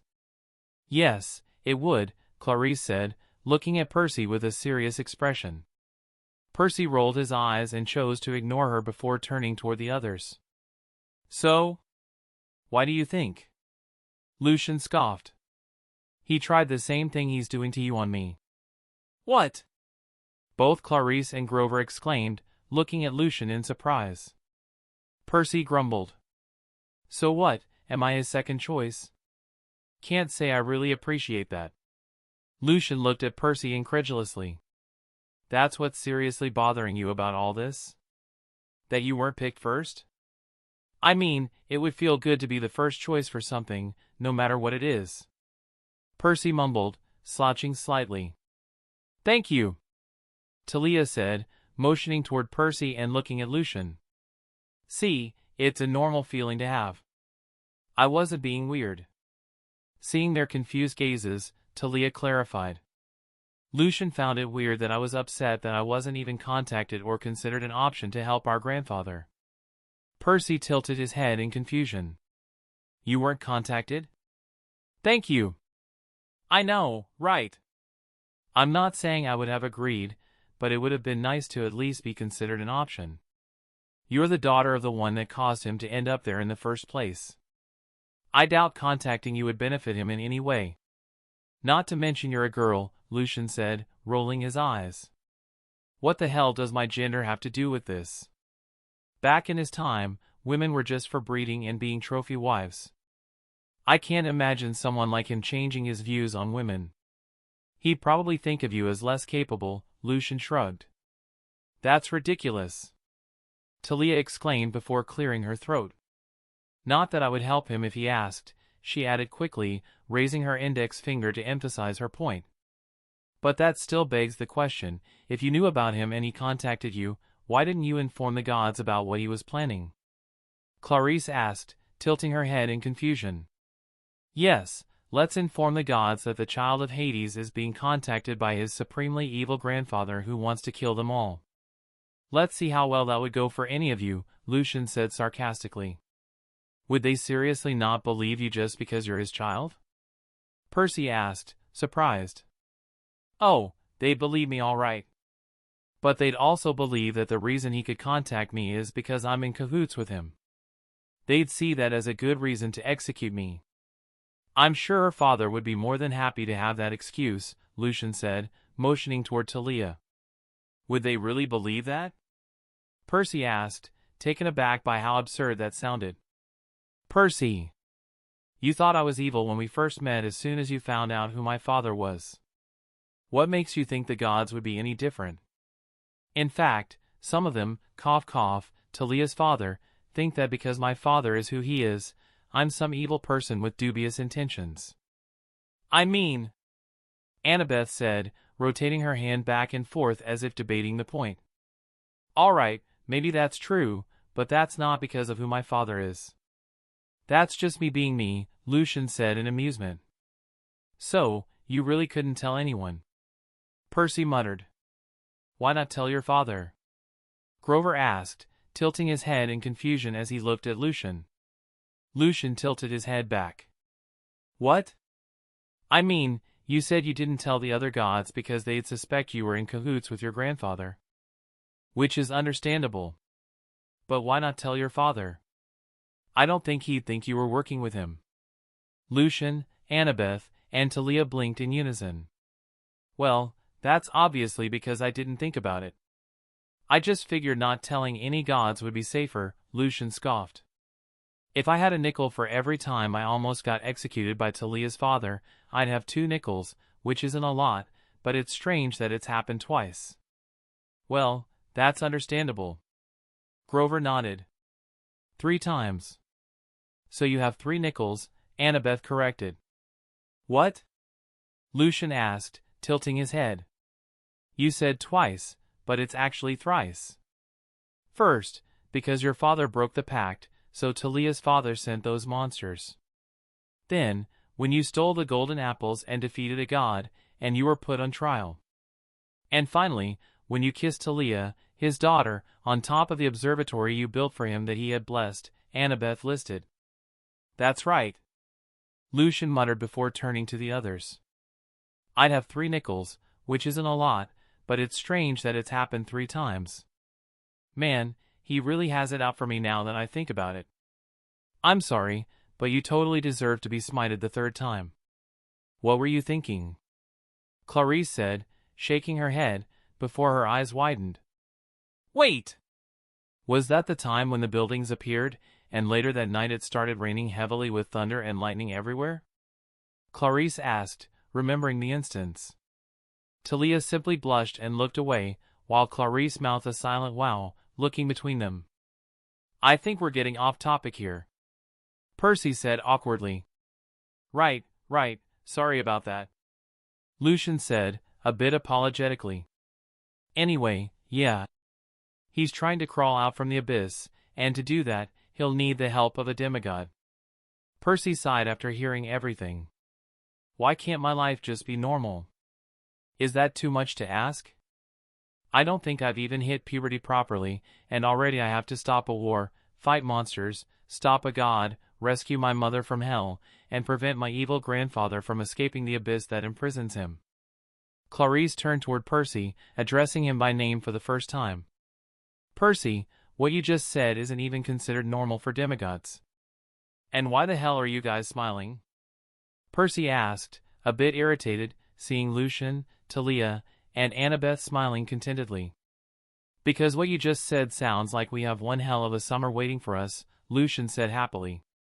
Percy could only feel his eyebrows twitching at how excited Lucian sounded about the chaos that awaited them.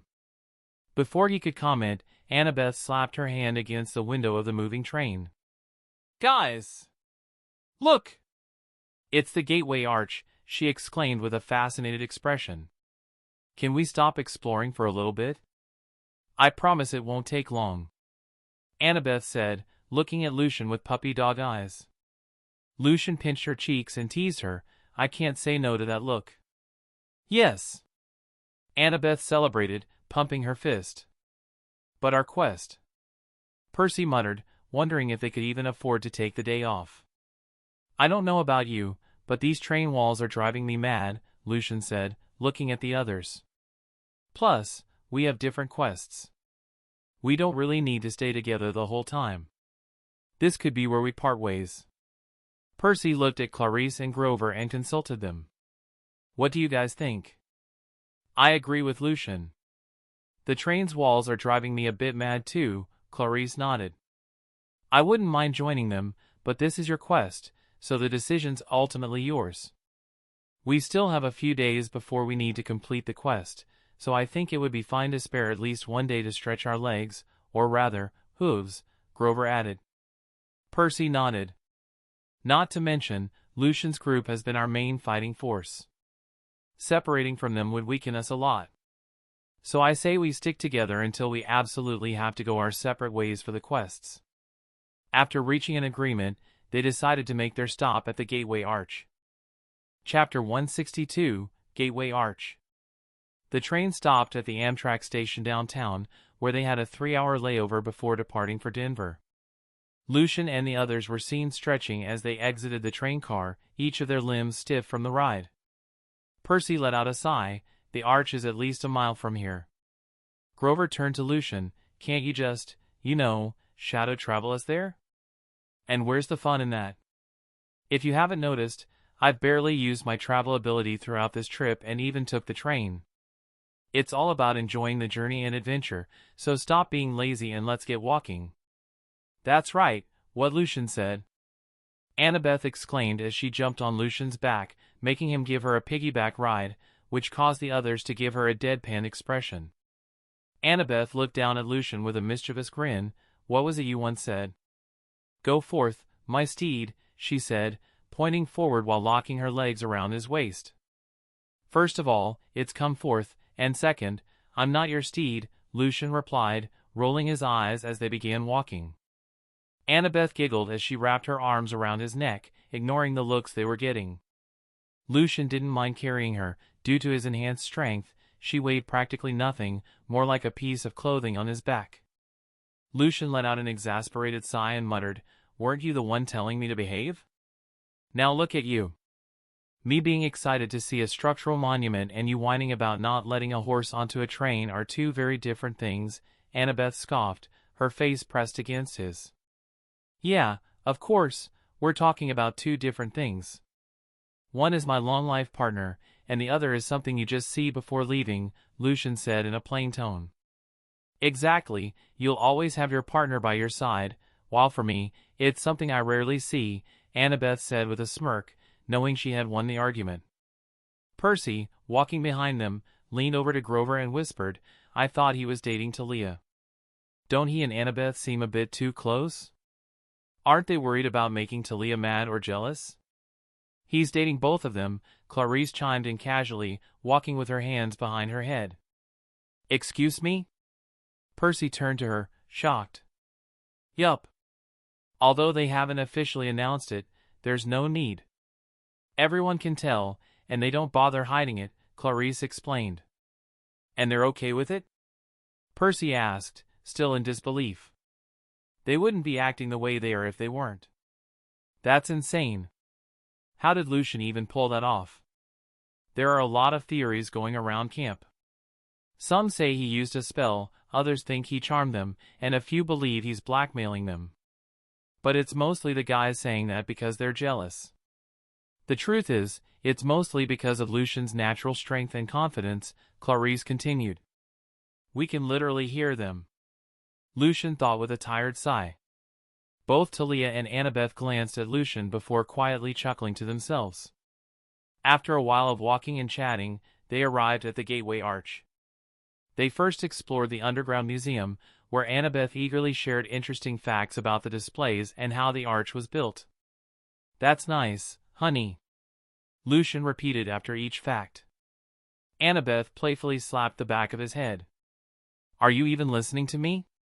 Yeah, of course. Name one thing I've said since we got here, Annabeth challenged, narrowing her eyes. That this is the Gateway Arch. Lucian replied awkwardly.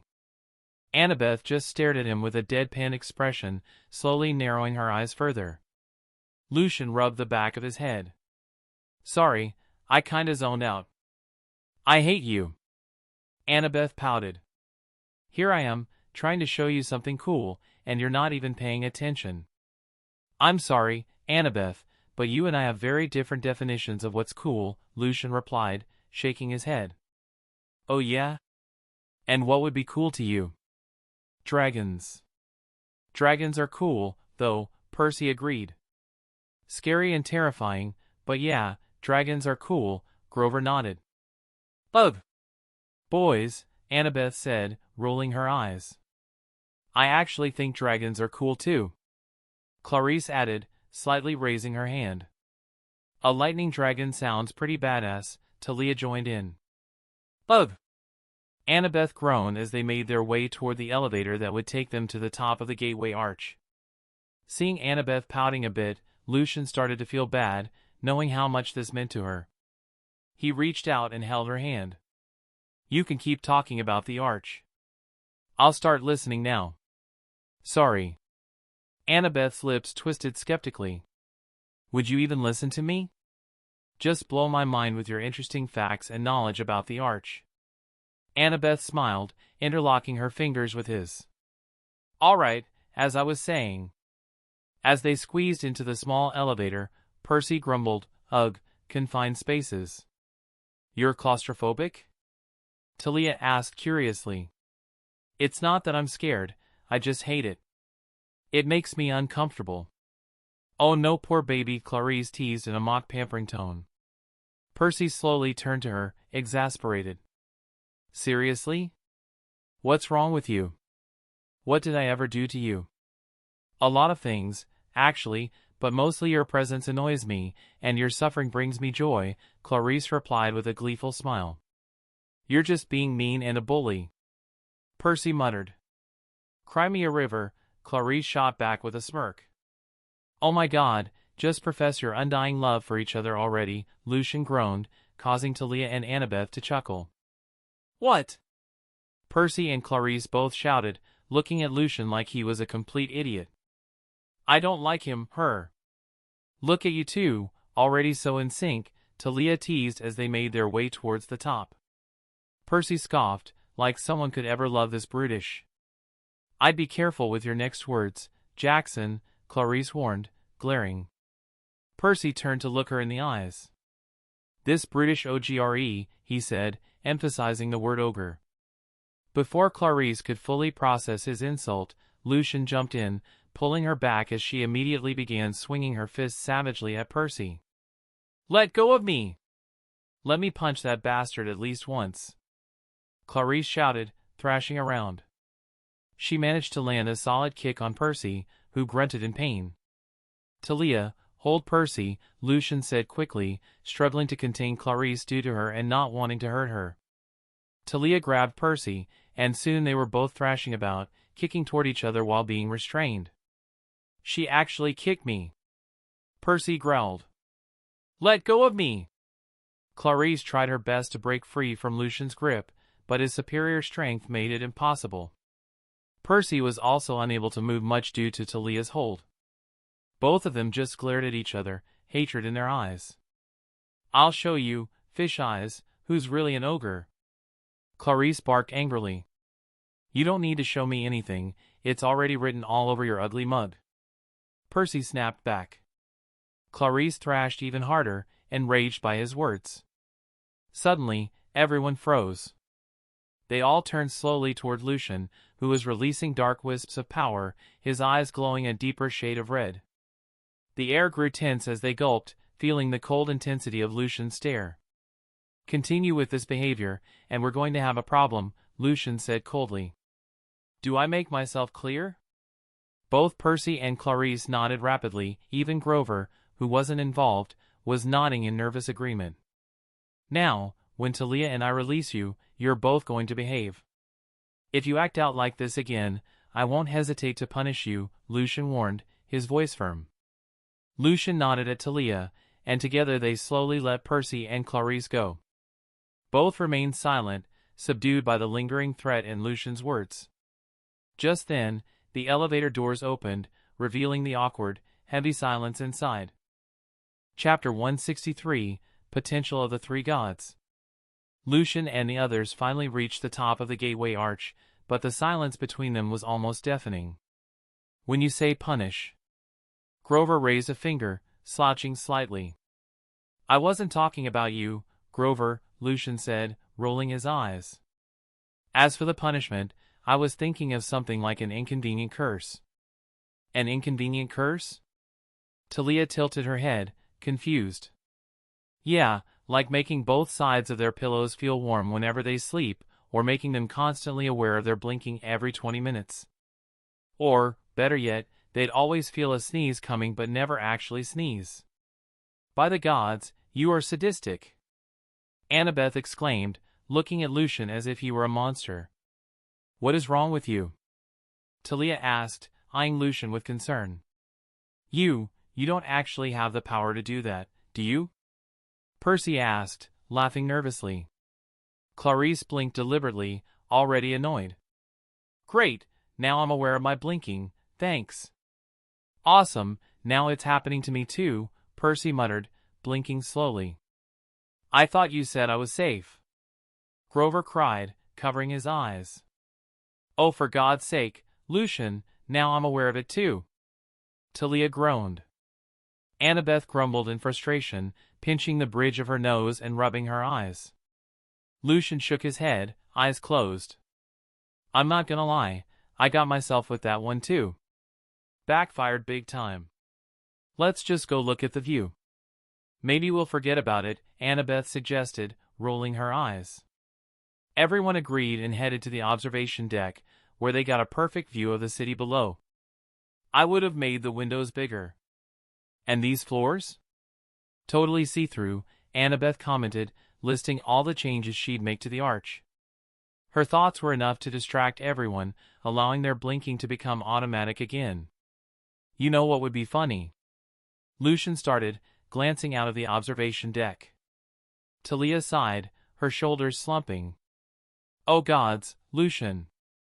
I hate that I know you well enough to guess the messed up thing you're about to say. You're seriously disturbing. Annabeth's shoulders slumped too. Why would you even joke about something like that? I didn't even say anything yet. Lucian protested, looking offended. What was Lucian going to say? Percy asked, curiosity piqued. Annabeth sighed. He was probably going to pretend to jump off, fake a suicide. Everyone turned toward Lucian, who chuckled sheepishly. Am I that predictable? They all stared at him, disturbed. Do you like dark humor because you're from the Underworld or something? Clarice wondered. Lucian shrugged. Could be. And for the record, Talia added, it wouldn't have been funny. You're right. Lucian smirked. It would have been hilarious. Oh, for God's sake, he muttered as his eyes suddenly glowed faintly red. What's wrong? Annabeth asked. Guys, we've got company. Talia exclaimed, pointing ahead. A giant swarm of Stymphalian birds was flying toward them. From afar, they looked like shadows, but their unmistakable wing beats and pigeon-like coos echoed through the air. What the hell is that? Percy asked, tilting his head. Stymphalian birds, Annabeth explained. They've got celestial bronze beaks that can tear through flesh, and they shoot their feathers like arrows at their prey. Isn't that way too many? Percy asked, his voice tinged with nervousness. Lucian's gaze turned cold as he extended his hand, a ball of purple electricity forming around it. Suddenly, the birds screeched to a halt midair. Their beaks could be useful, Lucian muttered, motioning for the birds to come closer. What are you planning to do with them? Talia asked, summoning her own ball of electricity. Just say the word, and they're fried. Lucian smirked. Actually, I'm going to release them, and Percy's going to battle them. Huh? What? Percy exclaimed, staring at Lucian as if he'd lost his mind. Why the hell would I do that? Is this because of what happened in the elevator? Are you seriously punishing me for that? No, you idiot. It's for practice, Lucian explained. You're one of the strongest demigods, Percy. Among the children of the big three, especially as Poseidon's son, you've got the most potential. Eh? Shouldn't that be you? You're insanely strong, Percy replied, confused. Lucian shook his head, his expression serious. I'm in a different league.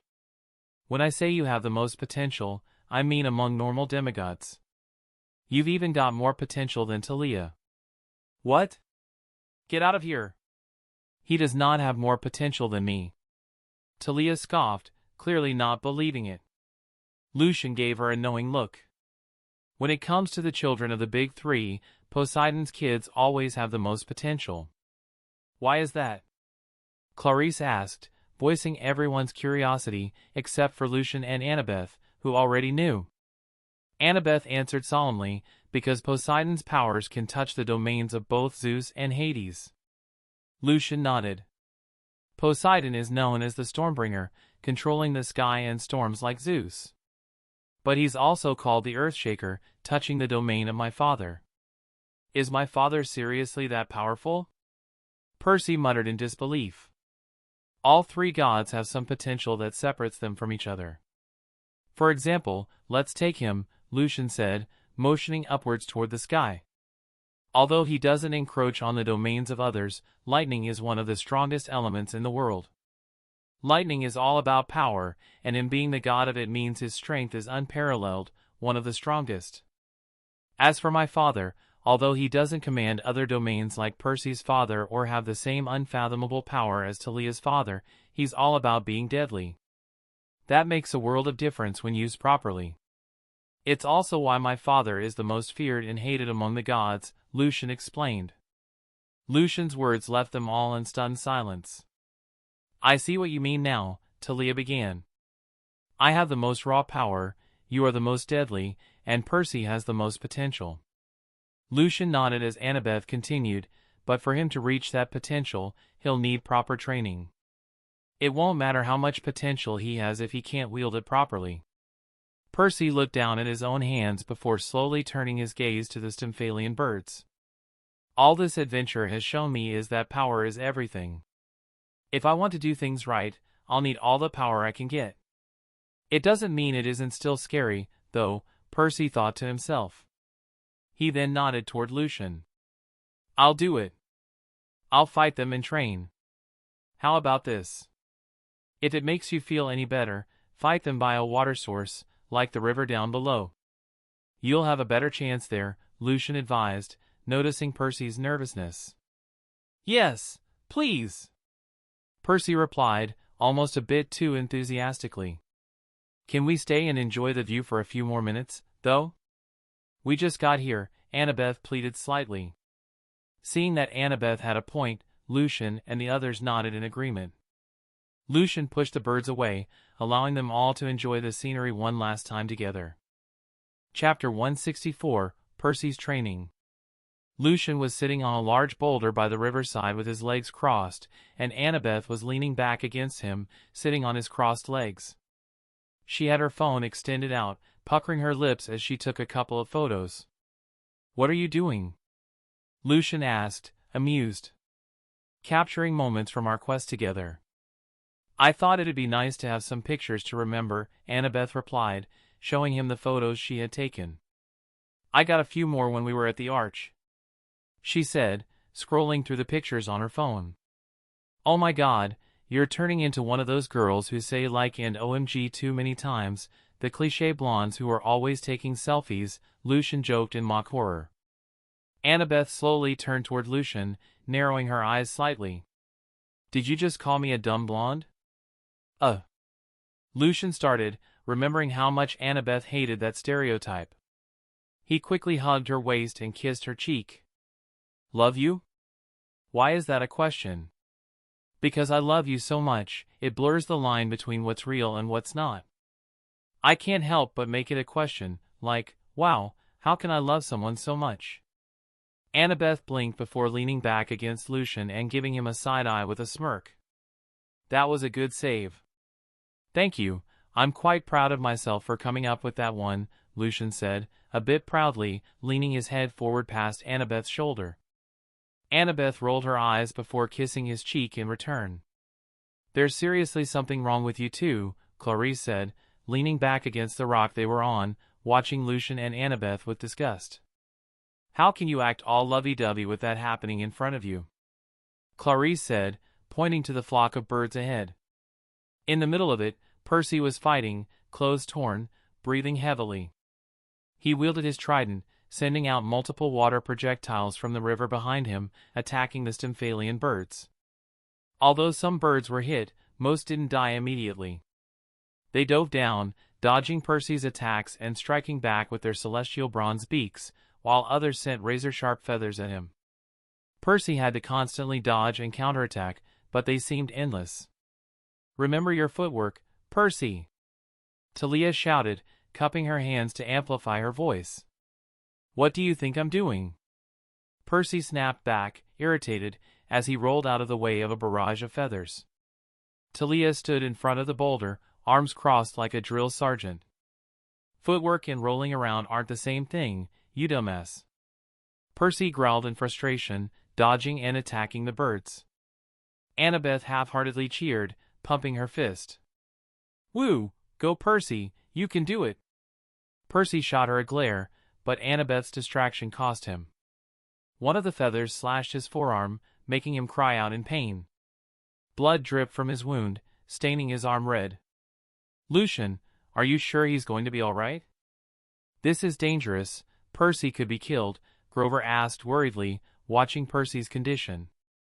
"I wouldn't worry about Percy. You're forgetting two things. One, I'm a potion maker, and I have potions ready for him in my shadow. And two, that idiot can heal himself using water." Lucian shouted the last part louder so Percy could hear him. "Did you have to scream that right in my ear?" Annabeth winced slightly, turning her head away. "Sorry," Lucian said, giving her an apologetic look. "What is up with all the name-calling? Dumbass this, idiot that, enough already." Percy yelled angrily, slamming his trident into the ground. The trident glowed green as moisture erupted from the rocks, swirling around Percy to form a protective dome of water. The water rushed over his body, closing his wounds, though he didn't get wet. Percy closed one eye in exhaustion, healing taking its toll on him. He then raised his trident, and the dome began to float. Large bullets of water shot out from the swirling sphere, striking the birds and smashing them into the ground, killing them one by one.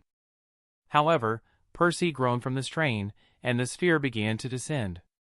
Once it reached the ground, it popped, and Percy dropped to one knee, using his trident for support. Only one Stymphalian bird remained. The bird dove down, seeing Percy's vulnerability. Still using the trident as support, Percy reached into his pocket and slowly pulled out a pin. Uncapping it with his thumb, he used the trident to propel himself forward, stabbing the bird with his golden sword. With all the birds dead, Percy collapsed onto the ground, breathing heavily. Though his water manipulation didn't wet him, he still glistened slightly from sweat. Lucian then puffed into smoke, reappearing in front of Percy. He leaned down and extended a hand, using both the sword and trident was smart. "Good work." Percy smiled as he grasped Lucian's hand, creating a crisp slap. "Thanks," he said as Lucian pulled him back to his feet. "As for the name-calling, we mean it in an endearing way. You think I've never called Annabeth or Tia a dumbass or an idiot before? Those two are some of the biggest dumbass. You're the dumbass, you freaking idiot." Annabeth suddenly flew in and drop-kicked Lucian in the stomach, sending him flying back, clutching his stomach. "Ugh! What the hell was that for?" Lucian demanded angrily, looking toward Annabeth. "I could ask you the same thing. Why the hell would you teleport when I'm sitting on your lap?" "I hurt my butt when I landed on that boulder because of you," she said, pointing to the boulder they were sitting on earlier, massaging her but slightly in pain. "Eh?" Lucian paused, realizing he had indeed teleported from underneath her. He rubbed the back of his head. "Love you?" Annabeth simply stuck up her middle finger. "This is what I think of your love," she said, turning around with a huff. "Ouch!" Lucian muttered. PHTTTT. Percy couldn't help but cover his mouth, stifling a laugh at the scene. Percy! Percy snapped his head toward the water, his expression becoming serious. Hello, he responded to the voice he heard.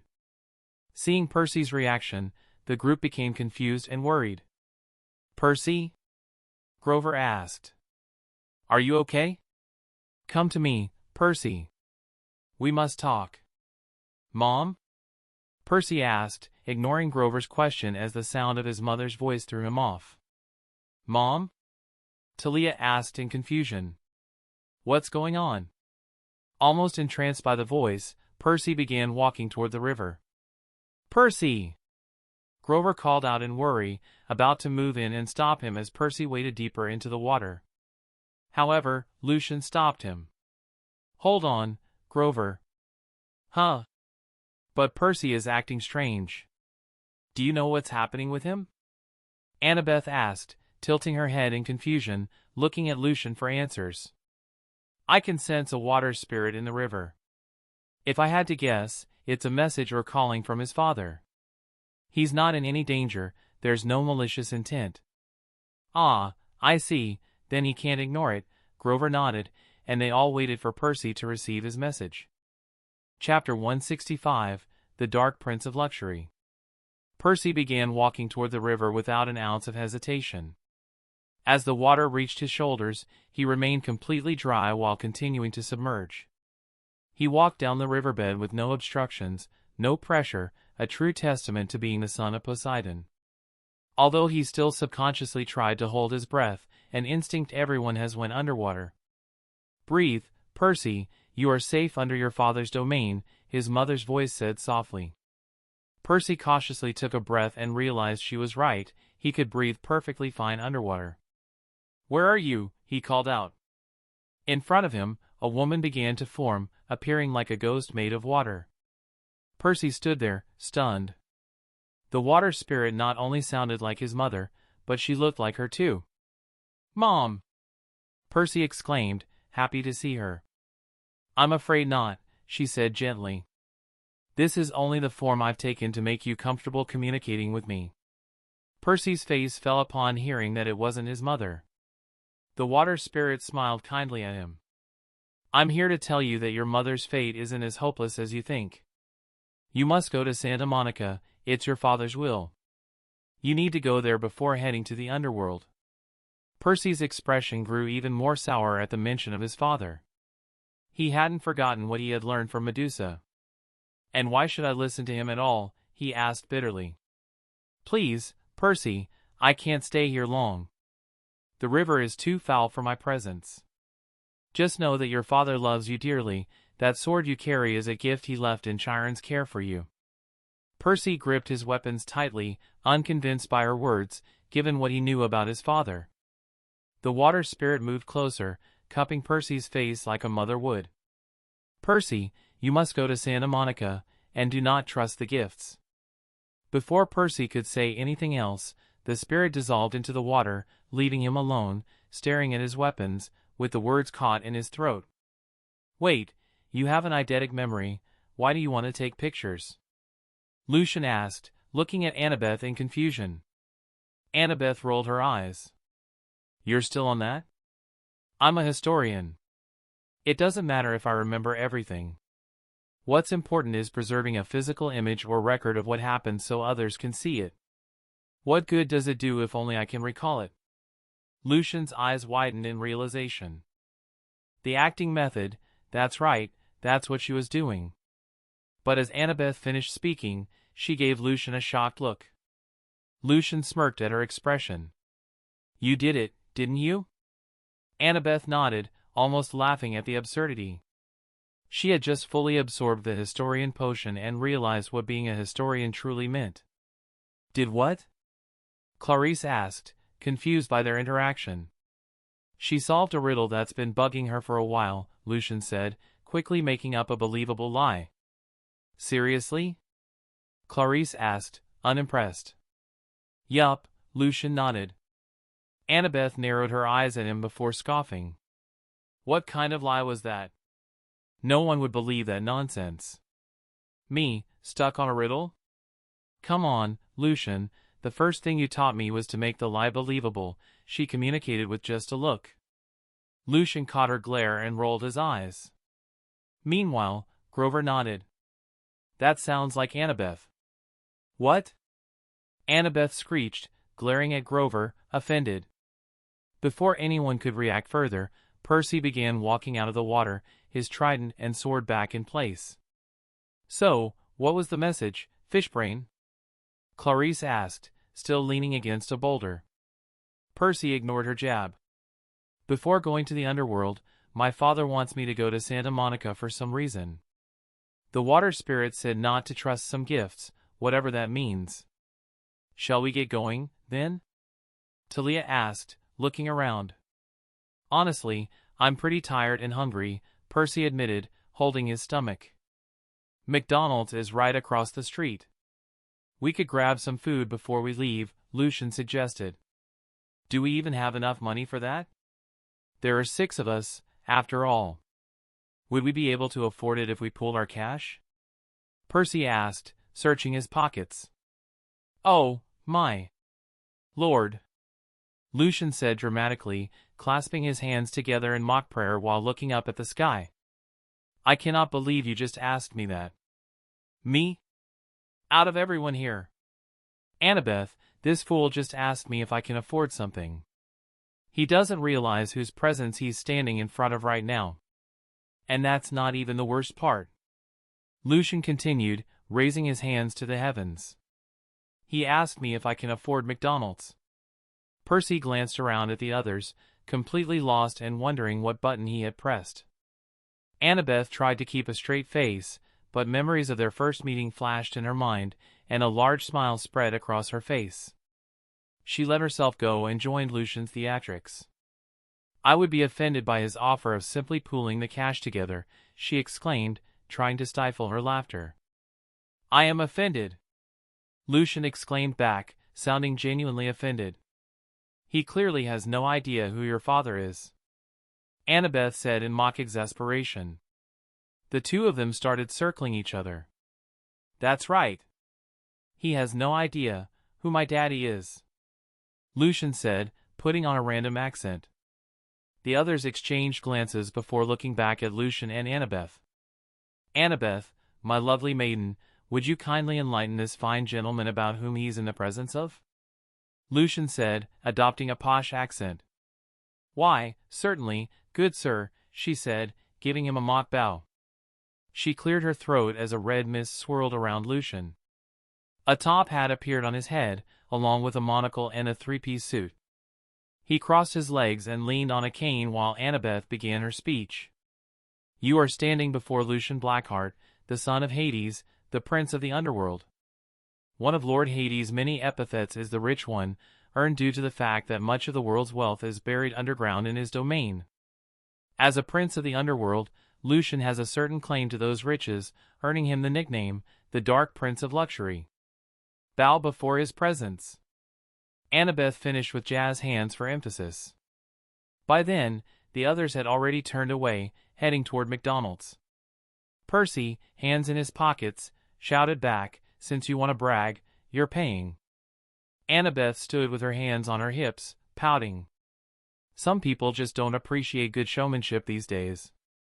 Lucian, now back in his normal clothes, looked at her in amusement. Black Prince of Luxury? Annabeth smiled at him. I literally just came up with it on the spot. You like it? I fucking love it, he said, throwing an arm over her shoulders as they walked toward the others. Annabeth laughed, leaning into him as they strolled along. Chapter 166, Good Qualities. Lucian and the others emerged from McDonald's, each holding a bag of food and drinks in hand. Grover was happily sipping from a small box of apple juice, looking entirely content. Shouldn't I be rich too? Percy asked, his mouth full of chicken nuggets. Lucian gave him a confused look. What do you mean by that? I mean, aren't there, like, sunken ships at the bottom of the sea? They must have had chests filled with gold and stuff, right? So shouldn't I be rich the same way you are with buried treasure? Percy said, swallowing another nugget. Annabeth, holding her cup with the straw poking out between her fingers, pointed it at Percy. He's got a point. Lucian scoffed playfully, rolling his eyes. Well, you're not the Prince of Atlantis, are you? Percy's eyes widened. I could be. Wait, holy. Atlantis is real. Annabeth raised an eyebrow, taking a sip of her drink, and glanced toward Lucian. You weren't the Prince of the Underworld when you got rich, either. Touché, Lucian admitted with a nod. Percy, still reeling from the revelation, waved his hands dramatically. If Atlantis is real, what else is? The Bermuda Triangle? Lucian nearly choked on his fries. Seriously? That's where your mind goes? Percy shrugged casually. Well, I used to think it was just some scary place people avoided. But now that I'm thinking about it, it has to be connected to the supernatural, right? You're actually unbelievable, Clarice muttered, shaking her head in disbelief. They continued their banter as they approached the train station. Just as the train was about to depart, Lucian quickly used his shadows to hold the doors open, letting everyone scramble inside. They all let out a collective sigh of relief once safely aboard and found their seats as the train started moving again. Annabeth plopped down on Lucian's lap by the window, playfully feeding him a fry with a proud smile on her face. Meanwhile, Percy sat opposite them, his expression growing more pensive as the others chatted around him. His thoughts were abruptly interrupted by a fry hitting him square in the forehead. He blinked in confusion, his brow furrowing as he looked up to find Annabeth staring at him with an arched brow. The others looked at him with similar expressions. What? Percy asked, picking the fry off the table and popping it into his mouth. First of all, gross, Tia said, scrunching her nose in disgust. And second, we've been calling your name for like 5 minutes. You've just been sitting there, zoning out. Sorry, Percy muttered, looking embarrassed. I've just got a lot on my mind. Well, don't just sit there, fish for brains, Clarice cut in with a roll of her eyes. Tell us what else that water spirit said to you. Percy sighed, hesitating for a moment before speaking. She said something about my dad, loving me. He shifted uncomfortably. I know it sounds lame, but I can't stop thinking about it. It makes me wonder if he really does, or if she was just saying that to make me feel better. I wouldn't doubt it, Lucian said with a shrug. Percy frowned. Why would you say that? Look, as messed up as most of the gods can be, some of them do have good qualities. Your father, for example, he's known to care about all his children. Take the story of Odysseus, for instance. Odysseus? Percy repeated, tilting his head in confusion. Lucian nodded. Yeah, a Greek hero known for his wisdom and cunning. Annabeth's mom was quite fond of him. I won't go into the whole story, but at one point in his journey, Odysseus blinded a cyclops by stabbing it in the eye. That cyclops happened to be your father's son. Naturally, your father didn't take that too well. He cursed Odysseus to wander the seas for years, preventing him from finding his way home. It took Odysseus a decade to break that curse. Your father is very vengeful when it comes to his children getting hurt. Percy looked down, trying to hide the small smile creeping onto his face. The thought of his father caring about him, even in such a complicated way, brought him a flicker of warmth amidst the uncertainty. Would my dad even have a good side like that? Clarice muttered under her breath, her voice barely audible. Lucian, who heard her, turned toward her with a warm smile. You'd be surprised. There's a story about your father from the old times that made me really admire him. Clarice's eyes widened in disbelief. Wait, you admire my father? Lucian pinched his fingers together, grinning slightly. Well, mostly what he stood for in the past. Clarice leaned forward, intrigued, her interest piqued. What was it? What did he stand for? Lucian's smile widened as he began. Believe it or not, your dad was once known as the protector of women. He had earned the respect of many women in Olympus. Seriously? Tia asked, her tone filled with surprise. Annabeth nodded, her eyes lighting up with recognition. Oh! I remember reading about this in the book my mom made. There's a whole section on it. What did he do? Clarice asked, her voice filled with eagerness as she hung on to every word. Well, Lucian started, leaning back in his seat, a long time ago, a son of the sea god thought he could do whatever he pleased just because of who his father was. He crossed the line and took advantage of one of your father's daughters. Your father was enraged when he found out. He didn't hesitate, he hunted down the sea god's son and killed him, brutally. He didn't care that he was risking the wrath of the sea god. Clarice listened, transfixed, her admiration for her father growing with every word. Lucian continued, his voice calm but intense. Naturally, there was a huge uproar. The sea god was furious, and they held a trial for your dad.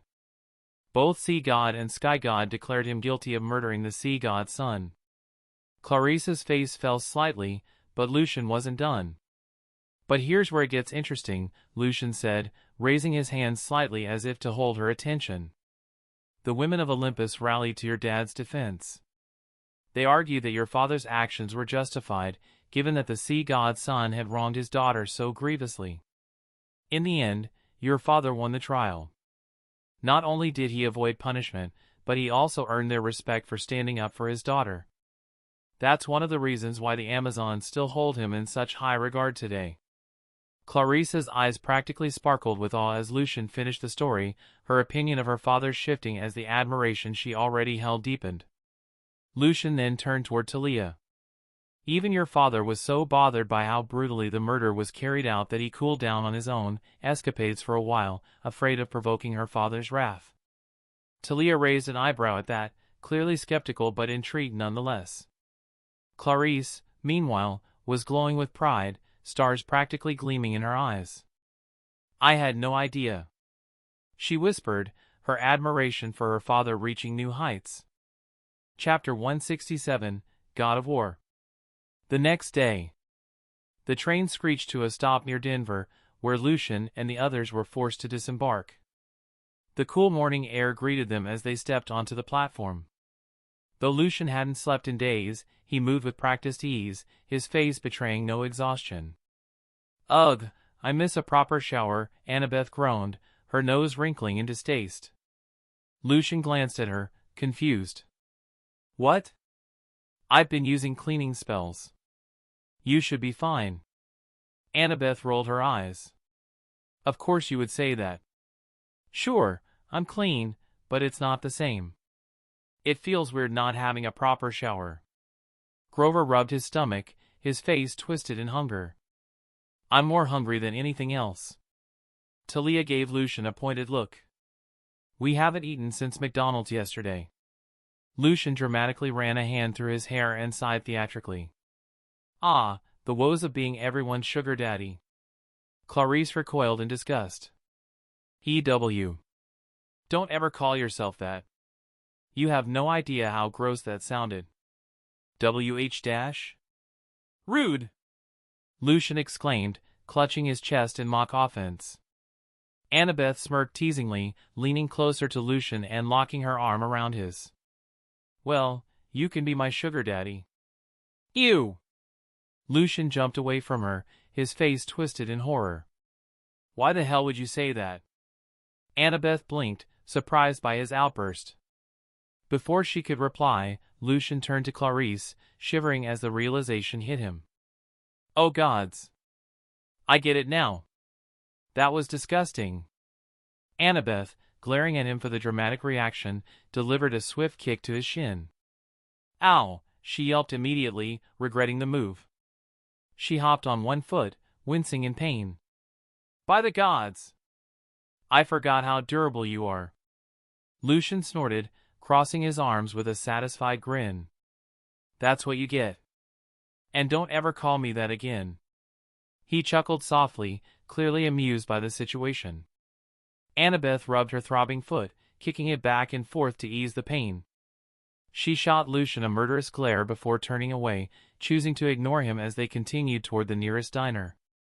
Once they were seated, Percy let out a sigh, resting his arms on the table. I promise to pay you back, he said, his tone sincere. Lucian furrowed his brow in confusion. What are you talking about? For everything on this trip. You've been covering the costs. It doesn't feel right. So, I'll pay you back, Percy said, his expression serious.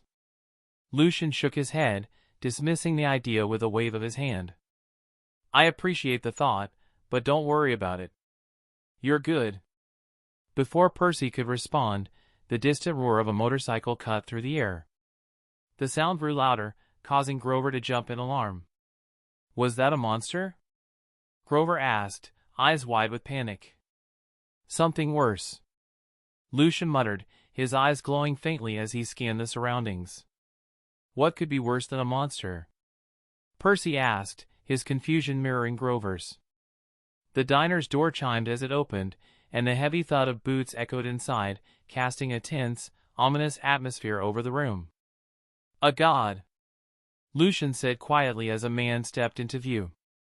He was wearing a black leather jacket, matching pants, and a pair of sunglasses. His presence was overpowering, making everyone at the table sit up a little straighter. Clarice's eyes went wide with recognition, her voice catching in her throat. Dee Dad? Aries scoffed, mockingly imitating her. Dee Dad? It's father or sir, young lady. Right, sorry, sir, Clarice mumbled, clearly embarrassed by the encounter. Percy's expression soured instantly, not like Aries' first expression, and the god's smug demeanor wasn't helping.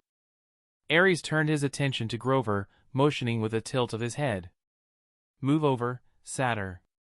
Grover didn't hesitate, pressing closer to Percy to make room for the god of war. Lucian smirked, glancing at Tia. I see the punk style runs in the family. Aries chuckled, nodding toward Tia. Heh, damn straight. Nice jacket, kid. Tia smirked, clearly enjoying the banter. I could say the same. Mine's lion's pelt. Yours? Italian leather. Aries puffed out his chest, grinning as he tugged on the collar of his jacket proudly. Percy, growing impatient, narrowed his eyes. What's the god of war doing here anyway? Aries' grin widened as he leaned in. Sightseeing. Not every day you get to see seaweed and brimstone make a kid, and my little sis here rounding out the new big 3 generation. Gotta say, I'm impressed. He turned to Lucian with a smirk. I've already met Uncle Brimstone's brat a few times, but I figured I'd come get a closer look at you too.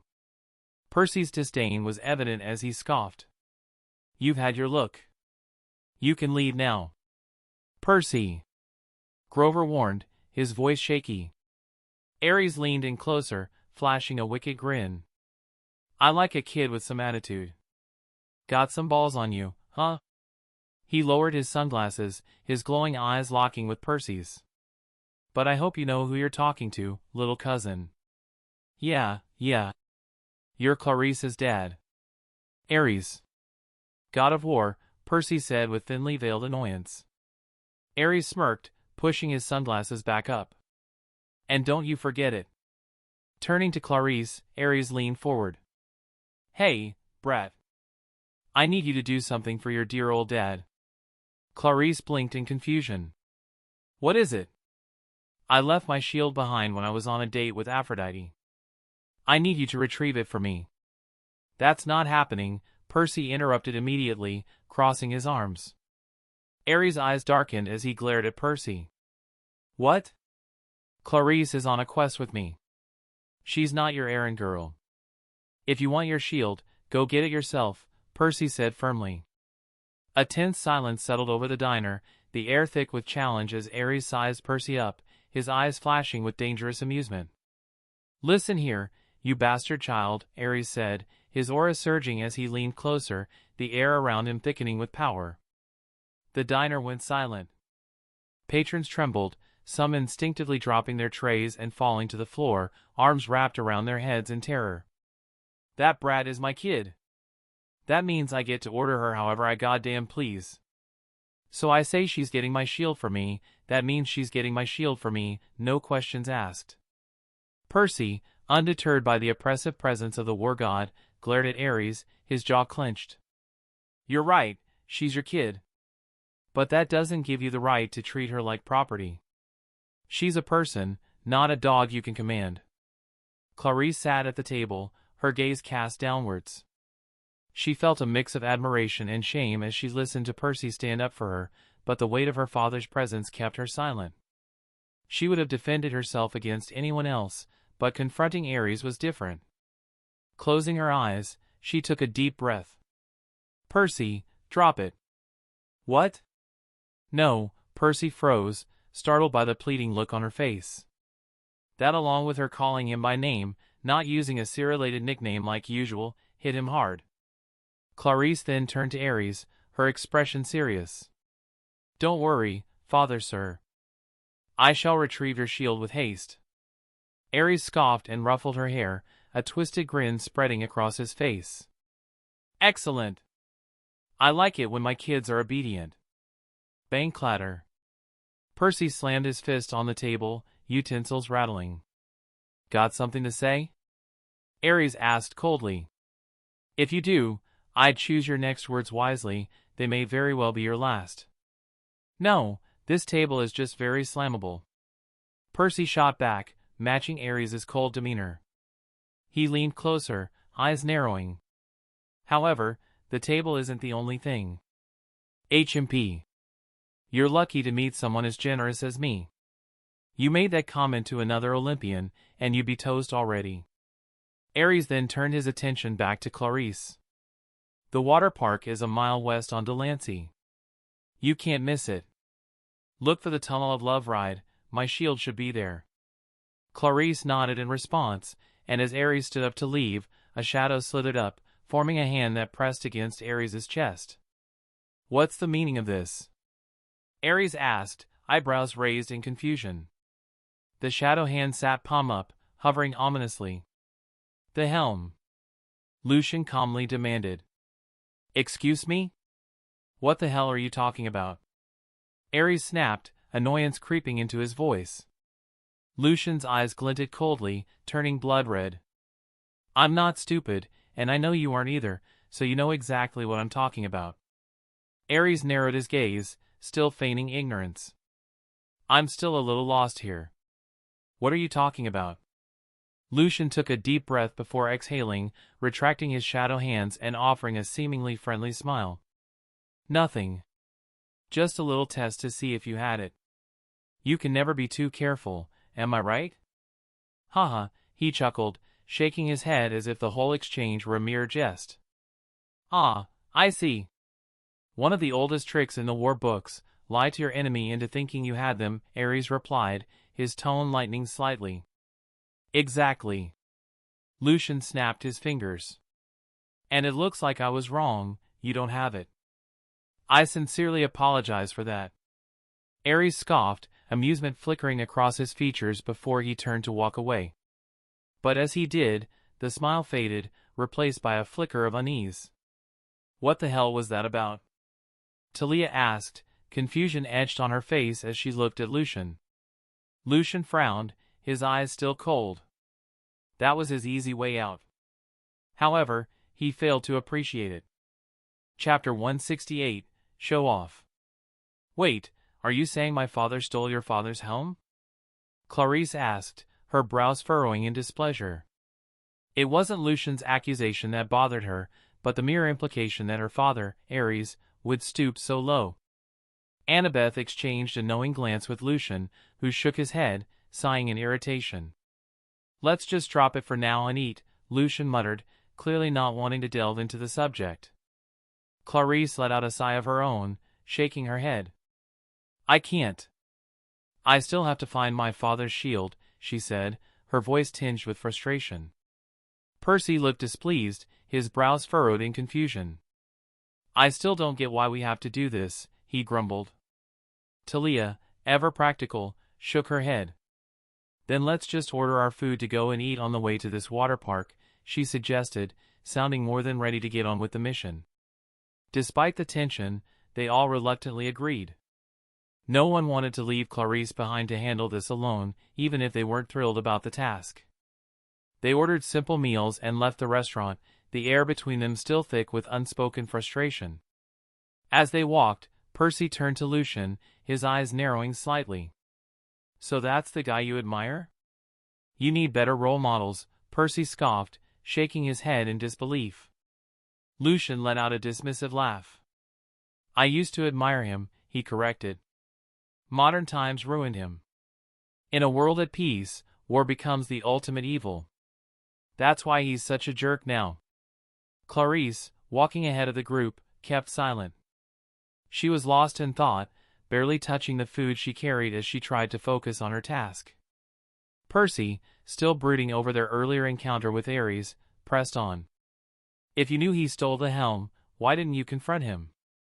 Lucian's expression darkened, and his tone shifted to something more serious. "There's a time and place for everything," he said, turning to meet Percy's gaze. "Confronting him would have led to a battle, innocent people would have gotten hurt. Sometimes you have to lose a few battles to win the war. You pick and choose which fights are worth it." "That one?" "It wasn't." Annabeth, standing beside Lucian, placed a hand on her chest, looking up as if she'd just heard the most profound words ever. She released a soft, contented sigh, her expression glowing with admiration. Talia raised an eyebrow at her. "What's with you?" she asked, bewildered. Annabeth gave her a dreamy look. "Don't you think he's just so handsome when he says something wise like that?" she said, her tone a little love-struck. Talia rolled her eyes in disgust. "Ugh," she groaned, clearly not impressed. Lucian, noticing the shift in the group's mood, decided to take action. "Shall I speed things up a bit?" he asked, his eyes scanning everyone. "Yes, please!" Talia and Percy exclaimed in unison, their voices a mix of relief and anticipation. Lucian raised his fingers to his mouth and let out a sharp, ear-piercing whistle. The sound was so loud that the others instinctively covered their ears.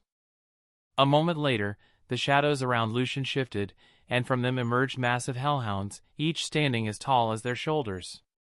The creatures lowered themselves to the ground as Lucian gestured toward them. "Climb on," he instructed, a smirk playing on his lips. "Don't worry, they're safe." As everyone nervously mounted the giant shadowy beasts, Lucian held his hands out in front of him. "Come forth, my steed," he commanded. In an instant, a majestic stallion appeared, its mane flowing elegantly in the breeze like something out of the legend. Annabeth's eyes flickered from the hellhound in front of her to Lucian's stallion, and she shyly asked, "Can I ride with you?" Lucian smirked, extending his hand toward her. Without hesitation, Annabeth took it, and in a swirl of shadow, they both reappeared on the stallion's back. Annabeth sat in front, holding the reins, while Lucian rested his hands over hers. She leaned back into him, a soft giggle escaping her lips. "Ugh, you two are insufferable," Percy groaned, his tone laced with annoyance as he watched them. Annabeth stuck her tongue out playfully. "You're just mad because you don't have someone like this." "Stay mad," she teased, whipping the reins and clicking her tongue. "Mooch, mooch." "Giddy up, horsey," she laughed. With that, Lucian's steed surged forward, leaving Percy and the others behind as it galloped ahead. The hellhounds followed, their paws pounding the ground in rhythmic strides. Percy gave Talia a deadpan look as they rode. "Are they always like this?" Talia sighed, giving him an awkward smile. "Annabeth's usually more serious, like, really smart, especially in battle. But when she's with Lucian, she turns into this carefree, wild spirit. It's like she becomes a completely different person," Talia explained, shaking her head in exasperation. "Doesn't that bother you?" Percy asked, still trying to make sense of their relationship. Talia shrugged. "Not really. Lucian and Annabeth have known each other longer than we've all known each other. Annabeth didn't have the best childhood because of being a demigod. Lucian helped her through some dark times. They've been close ever since. Honestly, those two are practically inseparable." Percy nodded slowly, understanding dawning in his expression. "I see," he muttered as he held on tighter to the hellhound, the group racing forwards. It didn't take long for them to arrive at the water park, their shadowy rides making quick work of the distance. As they came to a stop, everyone jumped off the hellhounds, who melted back into Lucian's shadow, save for Sebastian, who lingered majestically. Lucian dismounted first, turning to offer his hand to Annabeth. She smiled brightly and took it, gracefully hopping down with his help. "What does that sign say?" Percy asked, squinting at the large board above the entrance. The letters seemed scrambled and jumbled to him. "Waterland," Grover answered casually, reading the words for Percy. Percy snorted. "That name is so unimaginative," he muttered, shaking his head. Their eyes moved to the front gate, which was locked with thick chains, heavy iron links wrapped securely around the entrance. Behind the gate, they could see the water park's attractions, massive, twisting slides in vibrant colors and towering rides, now eerily silent. "How do we get in?" Percy mused aloud, his gaze fixed on the intimidating gate. Before anyone had a chance to suggest a plan, Percy's face lit up with an idea. "I got this." Without hesitation, he jumped, gripping the iron bars of the gate with ease. Moving with the agility of someone well-versed in climbing, thanks to his adventurer's potion, Percy ascended the gate like a pro. Once he reached the top, he swung over effortlessly, landing on one knee, hands braced against the ground. Standing up and brushing himself off, he turned and grinned, motioning to the others. "Now, for everyone else." Lucian, watching the whole scene, raised an eyebrow. Without saying a word, he stepped forward, grabbed the thick lock in his hand, and squeezed. The metal groaned in protest before crumbling under the pressure of his supernatural strength. The chains rattled as they hit the ground, and with a gentle push, Lucian swung the gate open. Everyone stared at the now open gate before slowly turning their gaze back to Percy, who stood dusting off his hands, visibly deflated. "Show off," he muttered, glaring at Lucian with a mix of annoyance and resignation. Lucian smirked, giving Percy a playful shrug. "You looked like you were having fun." "I didn't want to interrupt." Percy rolled his eyes but couldn't help the small smile tugging at his lips. "Next time, maybe let me know before I go all Mission Impossible on a gate you could just crush." Annabeth laughed, leaning against Lucian's arm. "Oh, but that was fun to watch." "Yeah, sure," Percy grumbled good-naturedly as they all stepped through the gate, heading deeper into the eerily quiet park. Chapter 169, Percy and Clarice. "So, what exactly are we supposed to be looking for again?" Percy asked, his expression turning sour as they trudged through the water park, clearly annoyed at having to do this for Aries of all gods. "The Tunnel of Love," Clarice answered with a dramatic eye roll, her disdain for the task equally obvious. "Real classy," Percy scoffed, crossing his arms. "But wait, there's something I don't get. Isn't the goddess of love married to the god of blacksmiths? I'm pretty sure Chiron mentioned that in class." "She is," Annabeth replied, her tone flat. "But apparently, the god of war and the goddess of love have been having an affair for ages." Percy's face twisted in disbelief. "So, the goddess of love is into bad boys?" "Great," he said sarcastically. Annabeth couldn't help but laugh. "Haha, that's not exactly the reason." Before Percy could press further, Annabeth suddenly felt a warm hand slide into hers. She glanced down and saw Lucian giving her hand a gentle squeeze. She turned to him in confusion, but his eyes were elsewhere, scanning the rides around them, as if deep in thought. Annabeth's brow furrowed for a second before it hit her. She looked back at him, a playful grin creeping onto her lips. Lucian, still focused on the surroundings, seemed oblivious to her silent teasing. Amused, Annabeth decided to let the moment slide without saying a word. Percy, not noticing the exchange, was still caught up in his confusion. "Wait, seriously? There's an actual reason behind it?" Annabeth shrugged and turned back to Percy.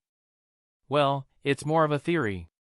War and love are both intense forces of passion. In that sense, they're drawn to each other." Percy looked baffled. How is war related to passion?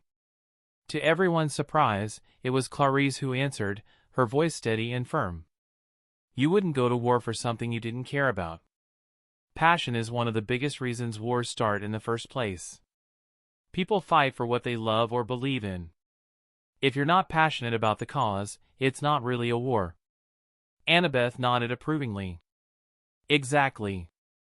Percy slowly nodded in understanding, his annoyance replaced by contemplation.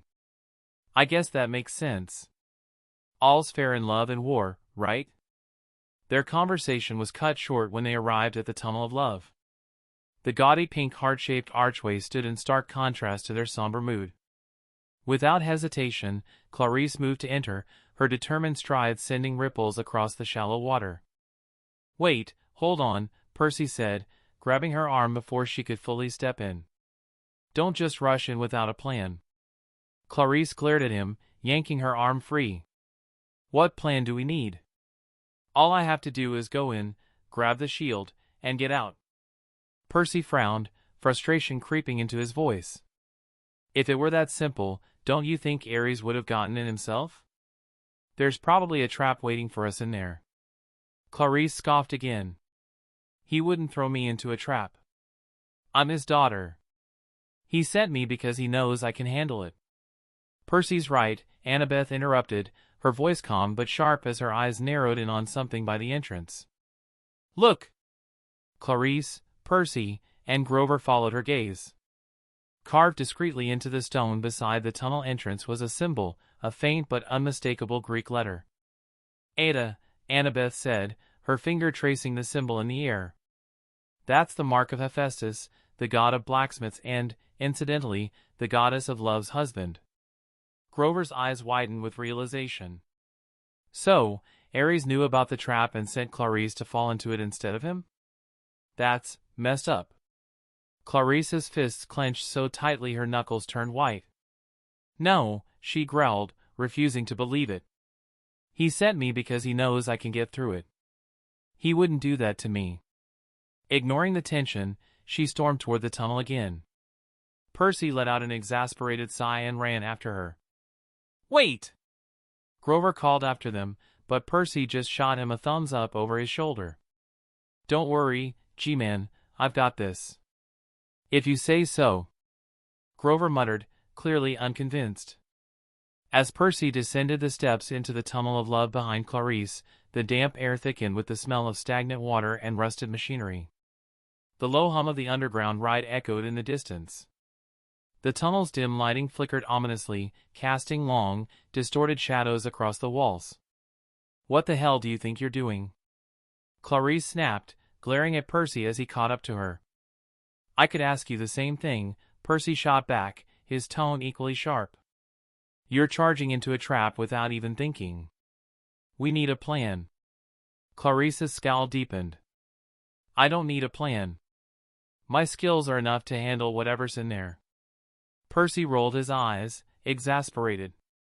If you actually believe that, it's a good thing I followed you. Whether you like it or not, we're in this quest together. That means we're a team, and I'm not going to let you walk into a trap by yourself. Clarice's expression twisted into a mixture of anger and frustration. You are so annoying, she hissed, throwing her hands up in the air. I don't need your help. I never asked for it.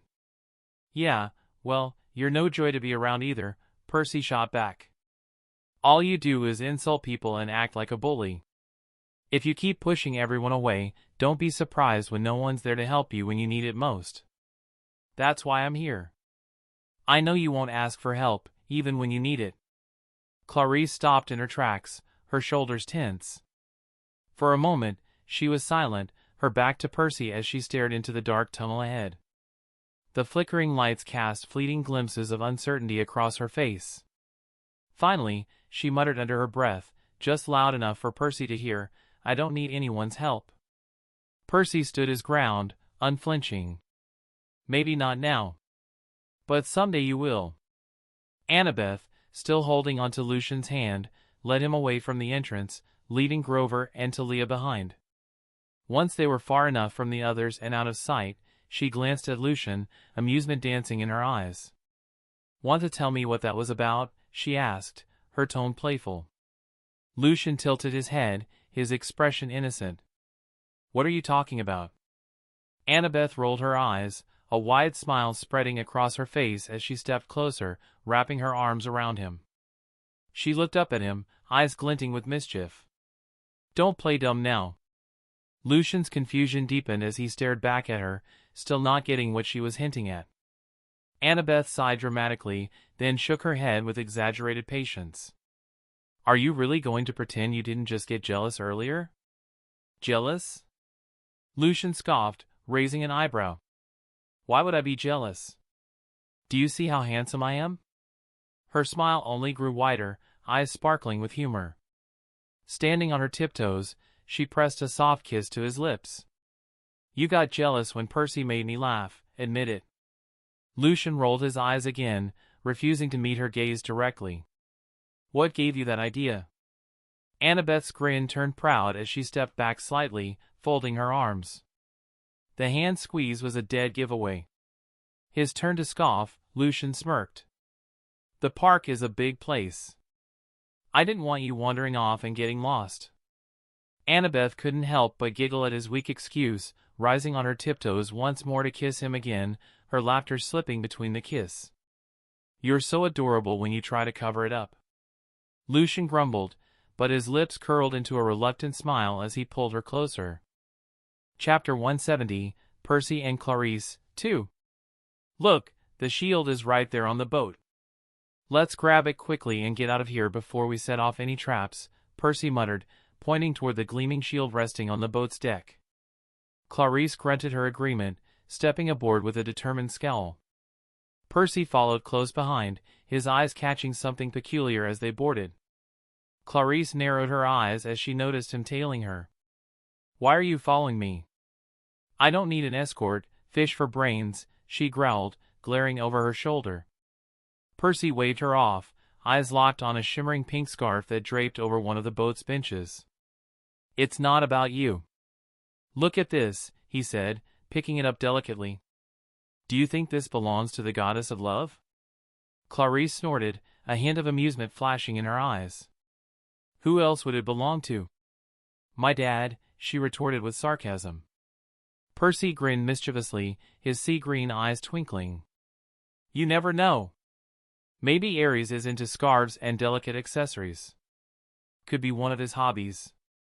Clarice rolled her eyes but couldn't suppress a short laugh. You're such an idiot, she muttered. She bent down and grabbed the shield, hefting it easily. But as she lifted it, her eyes widened in horror.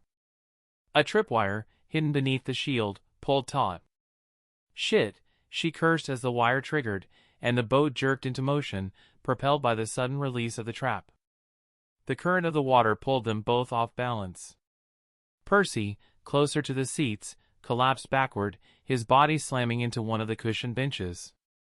Clarice tried to stay on her feet, but the momentum of the boat dragged her down, and she ended up landing squarely on Percy, straddling him. Her hands braced against the seat on either side of his head, trapping him in place.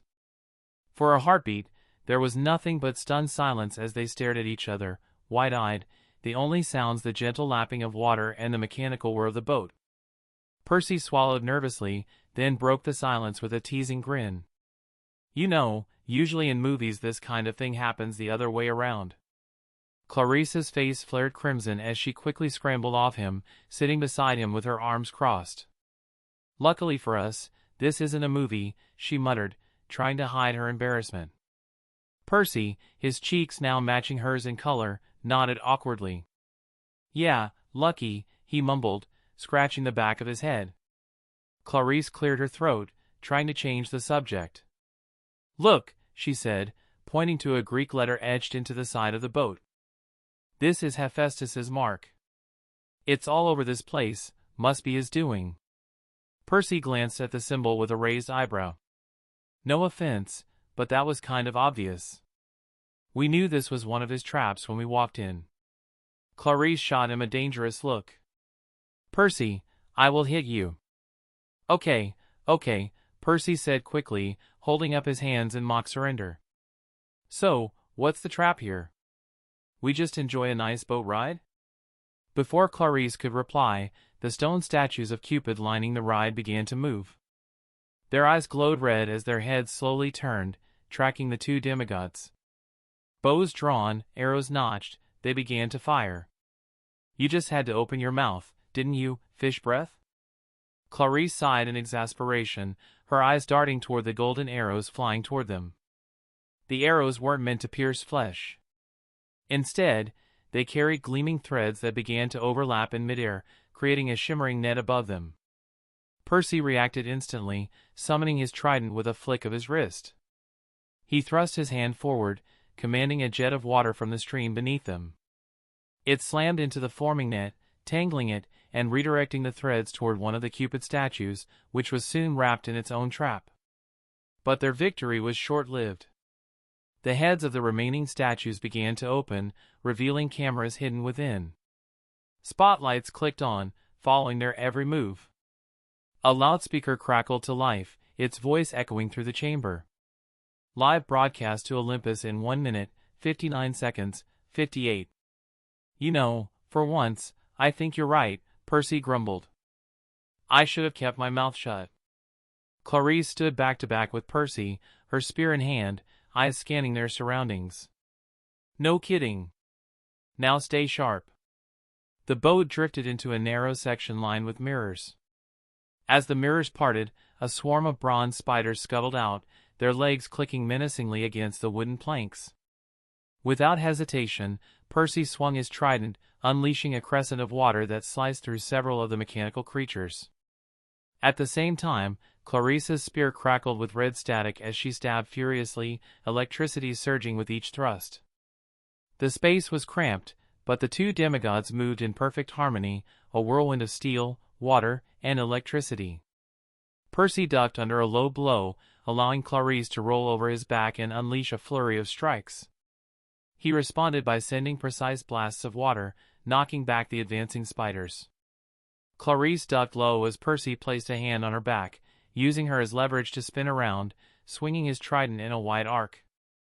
A ring of water expanded outward, slicing through the remaining spiders. Sparks flew as the mechanical creatures fell, their wires exposed and flickering. For several long minutes, they fought, back to back, seamlessly countering each wave of spiders. Finally, they faced each other and without hesitation stabbed their weapons past their cheeks for one last simultaneous strike. Their weapons pierced through the final two spiders that had jumped at them from behind. Panting, Percy and Clarice stood still, their weapons extended, the last mechanical spiders twitching on the tips of their blades. Their chests heaved, but their eyes remained locked on each other. Clarice exhaled sharply and shook her head, muttering, "Oh, for fuck's sake." Percy, confused, lowered his trident. "What?" he started, but before he could finish, Clarice grabbed the front of his shirt, yanked him forward, and pressed her lips to his. The kiss lasted only a few seconds, but when they pulled apart, Percy was left blinking in stunned silence, his face blazing red. What was that for?" he stammered, his hand covering his mouth. Clarice scoffed, though the redness of her cheeks betrayed her. "You've been acting like you wanted to kiss me since this quest started." "I did not," Percy protested, still flustered. "And I thought I had fish breath? What happened to that?" Clarice ran a finger over her lips, smirking slightly. "Turns out, I like fish." Percy stared at her, speechless, his brain struggling to catch up with everything that had just happened, and looked at the white light at the end of the tunnel. Chapter 171, The Golden String. Both Percy and Clarice emerged from the tunnel of love, their faces flushed with embarrassment as they came to the uncomfortable realization that the entirety of Olympus had just witnessed them kissing thanks to the Cupid cameras strategically placed throughout the tunnel. Percy, unable to hide his irritation, glared back at one of the glowing cameras. "Haven't you seen enough, you perverts?" The sky above rumbled in response, filled with thunder and crackling with electricity, as though the gods were less than pleased with Percy's boldness. Still, Percy merely scoffed, unfazed by the divine warning as he and Clarice walked away from the scene. Slowly, the Cupid cameras powered down and withdrew into the tunnel's walls, leaving the pair in peace for the moment. On the other side of the tunnel, their friends waited. Lucian was the only one sporting a mischievous grin, clearly aware of everything that had transpired inside. Thanks to his shadow soldiers, he had been able to observe them through their very shadows. His lips twitched as if he wanted to tease them, but, much to their relief, he decided to keep the incident to himself, for now. Lucian casually vaulted over the railing, landing gracefully beside the group. Annabeth, eyeing him curiously, raised an eyebrow. "And where exactly are you going?" "Just retrieving something," Lucian replied with a mysterious grin, disappearing back into the tunnel while Percy and Clarice trudged up the stairs to join their friends. Grover, always eager to know more, looked at Percy with wide eyes. "So, what traps did you guys run into?" Percy groaned, recalling the chaotic series of events. "Well, the boat started moving, and then these Cupid statues started shooting arrows at us. The arrows turned into this golden net. And if that wasn't bad enough, we were suddenly surrounded by thousands of mechanical spiders." "Spiders?" Annabeth interrupted, covering her ears and cringing. "Nope, I'm done. I don't need to hear any more." Percy gave her a puzzled look as Tia explained, "Annabeth has arachnophobia. It's a thing all of Athena's kids have." A moment later, Lucian reappeared out of the shadows, his hands casually tucked into his pockets, a satisfied smile on his face. He hadn't bothered to take the stairs, of course, opting instead to shadow blink next to the group. "So, are we ready to go?" Tia narrowed her eyes at him. "What did you go back for?" Lucian's grin only widened. "I'm glad you asked." With a flick of his wrist, a glowing golden string materialized in his palm, thin yet radiant, thanks to his trace and projection spell. Percy, tilting his head, frowned in confusion. "What's so special about that?" Tia added, "And I thought your magic only worked on weapons." Lucian turned to Percy first, his expression smug. "Anything crafted by the god of blacksmiths is special. Haven't you heard the story of how the god of the forge caught the war god and love goddess together?" He then looked at Tia. "And, as for you, anything can be a weapon if you know how to use it right." With a mere flick of his finger, the golden string shot out and slashed through the nearby metal railing like it was paper. The railing split in half with a clean, perfect cut. Tia let out a low whistle, impressed. Percy, still clueless, asked, "What story?" Lucian sighed, his dramatic exhale earning a chuckle from Annabeth. "Let me explain this one," she offered, stepping in to tell the tale. The god of blacksmiths discovered his wife was having an affair with the god of war. So, he devised a plan. He crafted a net so fine it was invisible, and after pretending to leave on a business trip, he hid, waiting. The moment the goddess of love and god of war jumped into bed together, the net snared them both, and Hephaestus burst in with the other Olympians, shaming them in front of everyone. Percy blinked, still staring at the glowing thread in Lucian's hand. "But I can still see the string." "That's because it hasn't been woven into anything yet," Lucian explained. As he spoke, the golden string shimmered and began to weave itself into the shape of a sword. Once it fully formed, the sword was so finely crafted, so polished, it became invisible to the naked eye. Lucian grasped the invisible weapon, smirking as he swung it through the air. The sharp, slicing sound of the blade cutting through the atmosphere sent shivers through the group. "Can you stop getting stronger for, 5 minutes?" Tia asked dryly, her arms crossed in frustration. Lucian just grinned. "Nope." Clarice, exasperated and eager to move on, sighed. "Can we just take this shield to my father and be done with it?" She spun the shield in her hands, clearly impatient. Lucian nodded, his playful demeanor fading into something more serious.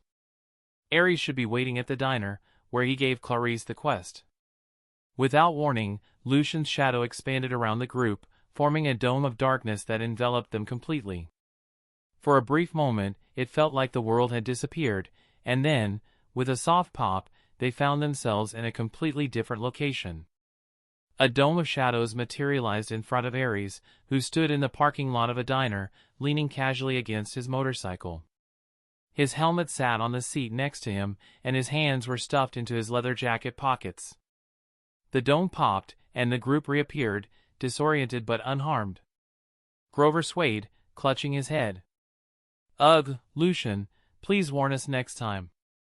Percy rubbed his temples, feeling as though his skin had stretched and shifted. Does anyone else's skin feel loose? Or is it just me? Meanwhile, Clarice approached her father, head bowed respectfully. Father. She handed him the shield. Aries took the shield and twirled it in his hands before it transformed into a vest, which he promptly donned. He then placed a hand on Clarice's head, affectionately ruffling her hair. Nice work, kid. Clarice couldn't help the small smile that tugged at her lips.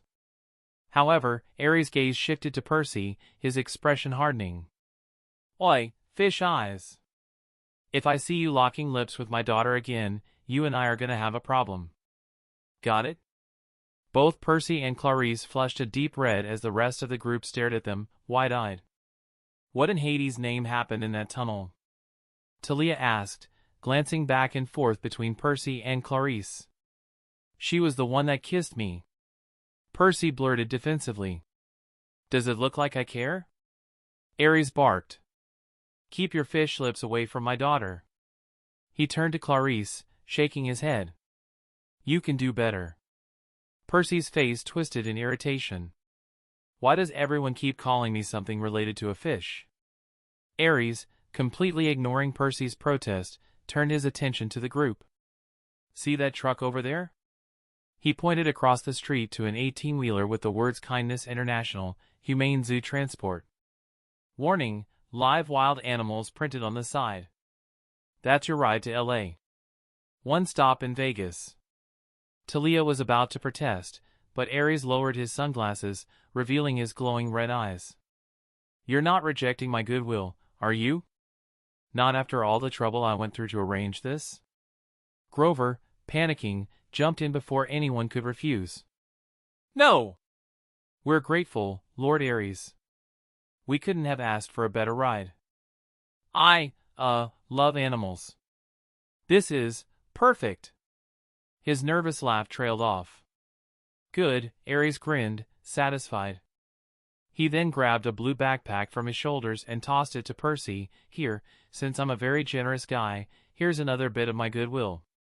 He hopped onto his motorcycle, pulling on his helmet. The engine roared to life as he pointed a finger at Percy. Remember, fish gills, lips away from my daughter.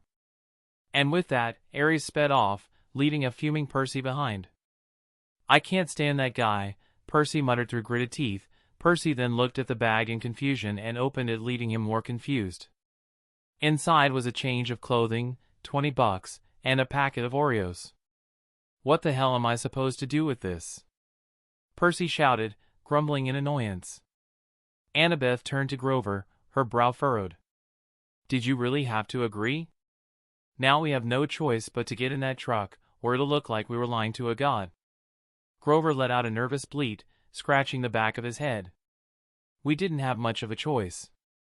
Annoying Aries any further could have ended up with us signing our own death warrant. Lucian scoffed, his hands behind his head as he began walking toward the truck. My death warrant has no place for me to sign. Percy grabbed the back of Lucian's shirt, dragging him along as he slung the blue backpack over his shoulders. Oh no you don't. Since Grover agreed, we're all getting on that truck. Lucian sighed in defeat as they all made their way toward the 18-wheeler, knowing they were in for a long, bumpy ride. Chapter 172, Freeing the Animals. God damn it, does it stink in here? Lucian exclaimed, covering his nose as they all climbed into the truck. The air was thick with an awful stench, making them all wince in disgust. Apart from the foul smell, the truck's interior was pitch black, at least for everyone but Lucian. Being the son of the god of the underworld, seeing in the dark was a passive ability, and he didn't need any light to perceive his surroundings. The others, however, were left fumbling in the dark. Percy reached into his pocket and pulled out his trusty pen. Uncapping it, the pen transformed into Riptide, his celestial bronze sword, casting a faint glow like a night light. In the blade's soft illumination, the scene that unfolded in front of them was far worse than they could have imagined.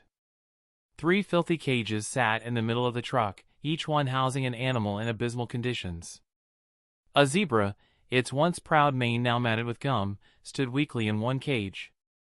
In another, an albino lion lay, so emaciated its ribs protruded sharply through its pale fur. The last cage contained an antelope with balloons tied cruelly to its horns. All 3 animals were starving, their food nothing but an insult, turnips for the carnivorous lion, while the zebra and antelope had been given trays of rotting hamburger meat. The scene was heartbreaking. This is kindness. This is humane zoo transport. Grover bellowed in rage, referring to the label printed on the side of the truck. His fists clenched tightly, his goat legs trembling in fury. Lucian turned toward Grover, eyebrows raised. The others did the same, shocked by his uncharacteristic outburst. None of them had ever seen Grover so enraged. Suddenly, the truck lurched forward as the engine roared to life. The abrupt movement sent them all stumbling to the floor. Ugh, they grunted, struggling to stay upright as the truck swerved onto the road. Grover, still seething with anger, sat down by the cages, making small bleating noises to soothe the animals. But the looks of sadness in their eyes told him that no amount of comfort could make up for the abuse they had suffered. "We could just set them free," Annabeth suggested softly, her expression one of deep pity. "We can't," Percy said, his voice low. "The truck's moving. If we let them out now, they could get seriously hurt." Lucian, standing at the back of the truck, surveyed the cages and then let out a long sigh. "You know what? Screw it." He straightened up. "Annabeth, use your cards to clean them up. Talia, switch their food." "Smart idea," Annabeth said, pulling a set of magical cards from her purple pouch. "I'm on it," Talia nodded, already moving toward the animals. Clarice eyed Lucian suspiciously. "And what exactly are you going to do?" Lucian cracked his knuckles, a wicked smile forming on his lips. "Delivering some karmic justice." Before anyone could react, Lucian marched toward the front of the truck, cocking his fist back. "Wait," the others shouted, realizing too late what he was about to do. With a single powerful punch, Lucian's fist slammed into the wall of the truck's cab, metal screeching as it tore open a gaping hole. The 2 truck drivers gasped in shock, swerving violently as the wall behind them buckled. "Ah!" the group yelled, struggling to stay upright as the truck jerked left and right, swaying uncontrollably across the road. The drivers, eyes wide with terror, looked back through the hole. A glowing red eye stared back at them through the darkness, and a cold voice followed. "I see you," Lucian said, his voice dripping with menace. "Ahhhhhhhh," the drivers screamed, panic overtaking them.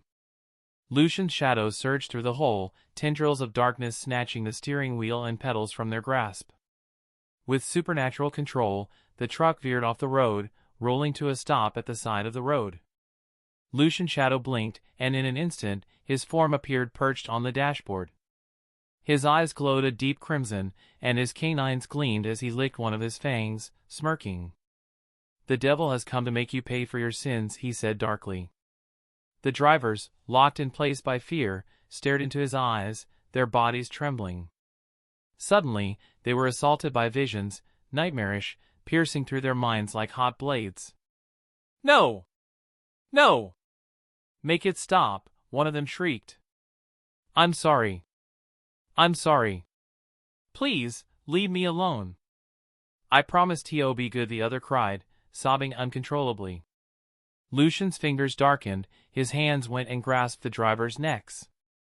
"Your words aren't enough," he hissed. "Here, a little curse to remind you." Darkness crawled over the drivers, their pupils turning black as they gagged and choked. Lucian released them, stepping back with a satisfied grin. "Now, get out of my sight." Without hesitation, the drivers bolted from the truck, throwing themselves out of the cab and running into the distance as if hell itself were on their heels. Lucian casually teleported back to the others, flashing them a thumbs up. "All taken care of. This truck is ours now. Let's set these animals free." The others exchanged uneasy glances, having witnessed the terrifying spectacle through the hole. Even Grover, though thankful, couldn't shake the horror of what Lucian had just done. Still, he knew Lucian had acted out thanks to their friendship. "Thanks, Lucian," Grover said, his voice filled with gratitude. Lucian slung an arm over Grover's shoulders with a grin. "Don't worry about it, G-Man. Now let's free these animals and let you work your druid magic." After feeding the animals and cleaning up, Percy used his sword to cut open the cage. As he did, the zebra bowed toward him. "Thank you, my lord." "I am in your debt," the zebra said, leaving Percy stunned. You're welcome?" Percy replied, glancing at the others. "Did the zebra just talk?" "No," Clarice said, giving him a confused look. "Your father created horses. A zebra is like a cousin to them, so you're able to understand them," Annabeth explained.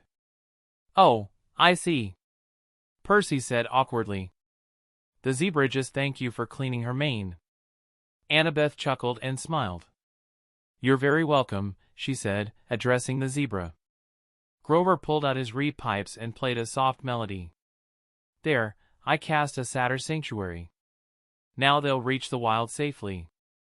As they were leaving, Lucian quickly conjured a small fire with his powers and threw in an offering, clasping his hands in prayer. "What did you just do?" Percy asked, still confused. "I prayed to Artemis. She's one of the goddesses of the wilderness, so she should be able to help them out," Lucian explained. "Oh, great idea." Grover nodded approvingly, watching as the animals left the truck and wandered off toward the wilderness. "So, now what?" Clarice asked, looking around at the group. Lucian smirked. "Hold on tight." Suddenly, a thick fog poured out from Lucian's body, quickly filling the truck and obscuring everyone's vision. They felt the space around them shift, as if everything, including themselves, was being moved. When the fog cleared, everything had changed. They were no longer in the truck, but in a convertible. Lucian sat in the driver's seat with Annabeth on his lap, while Talia sat in the passenger seat. Percy, Grover, and Clarice were all in the back, wearing expressions of surprise. "Are you serious right now?" Annabeth asked with a deadpan expression. Lucian grinned. "Oh, I'm very serious." "How?" Percy began, looking around in disbelief. "The fog," Lucian said simply. "You know how it tricks people's perceptions? Well, I'm using it to trick the perception of the universe itself." "That doesn't really make sense," Percy said with a weary smile. "That's because you don't know magic. If you did, this would make perfect sense. Magic is all about working with the universe to manifest your imagination. I just combined my knowledge of magic with the fog. Voila! Transmutation magic, sort of." Annabeth tilted her head slightly. "I think I get it. So, someone who can use the fog but doesn't know magic couldn't do what you do, because they don't know how to communicate with the universe. And vice versa, someone who knows magic but can't use the fog wouldn't be able to deceive the universe." "Bingo!" "But it's not as easy as it looks. Deceiving the universe takes a lot of energy. The trick has to be convincing enough. If it's too ludicrous, the universe won't believe you. The best way I can explain is lie and expect to be convincing enough that the universe believes you," Lucian explained as his shadow lifted from his feet and handed him a pair of sunglasses. "Buckle up, everyone. We're going to Las Vegas," Lucian declared, slipping on the sunglasses. He grinned as he heard the sound of seatbelts clicking into place. Chapter 173, Lotus Casino. As Lucian drove down the darkening road, Percy sat in the passenger seat, gripping his seatbelt so tightly his knuckles turned white. His expression was a mixture of concern and disbelief as he glanced over at Lucian. "Are you sure you know how to drive?" Percy asked cautiously, his voice tinged with doubt. Lucian smirked, a flash of amusement dancing across his face. "Yeah, don't worry. My dad taught me." Percy's eyes widened in disbelief. "Seriously?" he exclaimed, incredulous. "I can't imagine the god of the underworld teaching his son how to drive." Annabeth, who was reclining comfortably on Lucian's lap, rolled her eyes and let out a soft sigh. "He taught you how to drive a carriage, Lucian, not a car," she pointed out dryly. Lucian casually rested one arm on the windowsill while the other hand gripped the steering wheel. His expression was as laid back as ever. "They are both run by horsepower, aren't they?" he replied with a mischievous grin, clearly enjoying his little joke.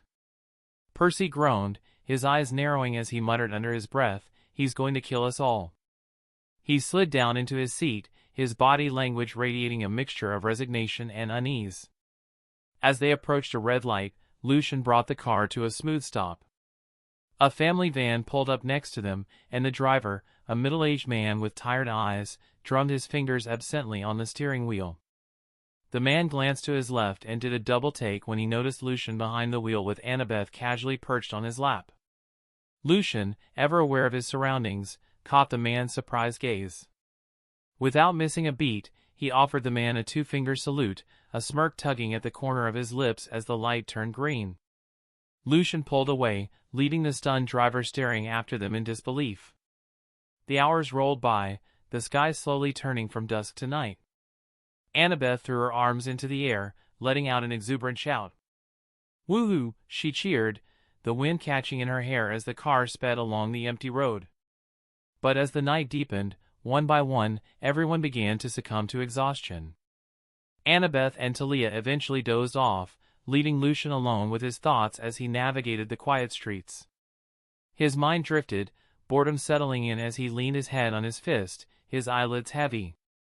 "I wonder what would happen if I just drove off to the side," he thought absent-mindedly, but quickly shook his head, chuckling inwardly at the absurdity of the idea.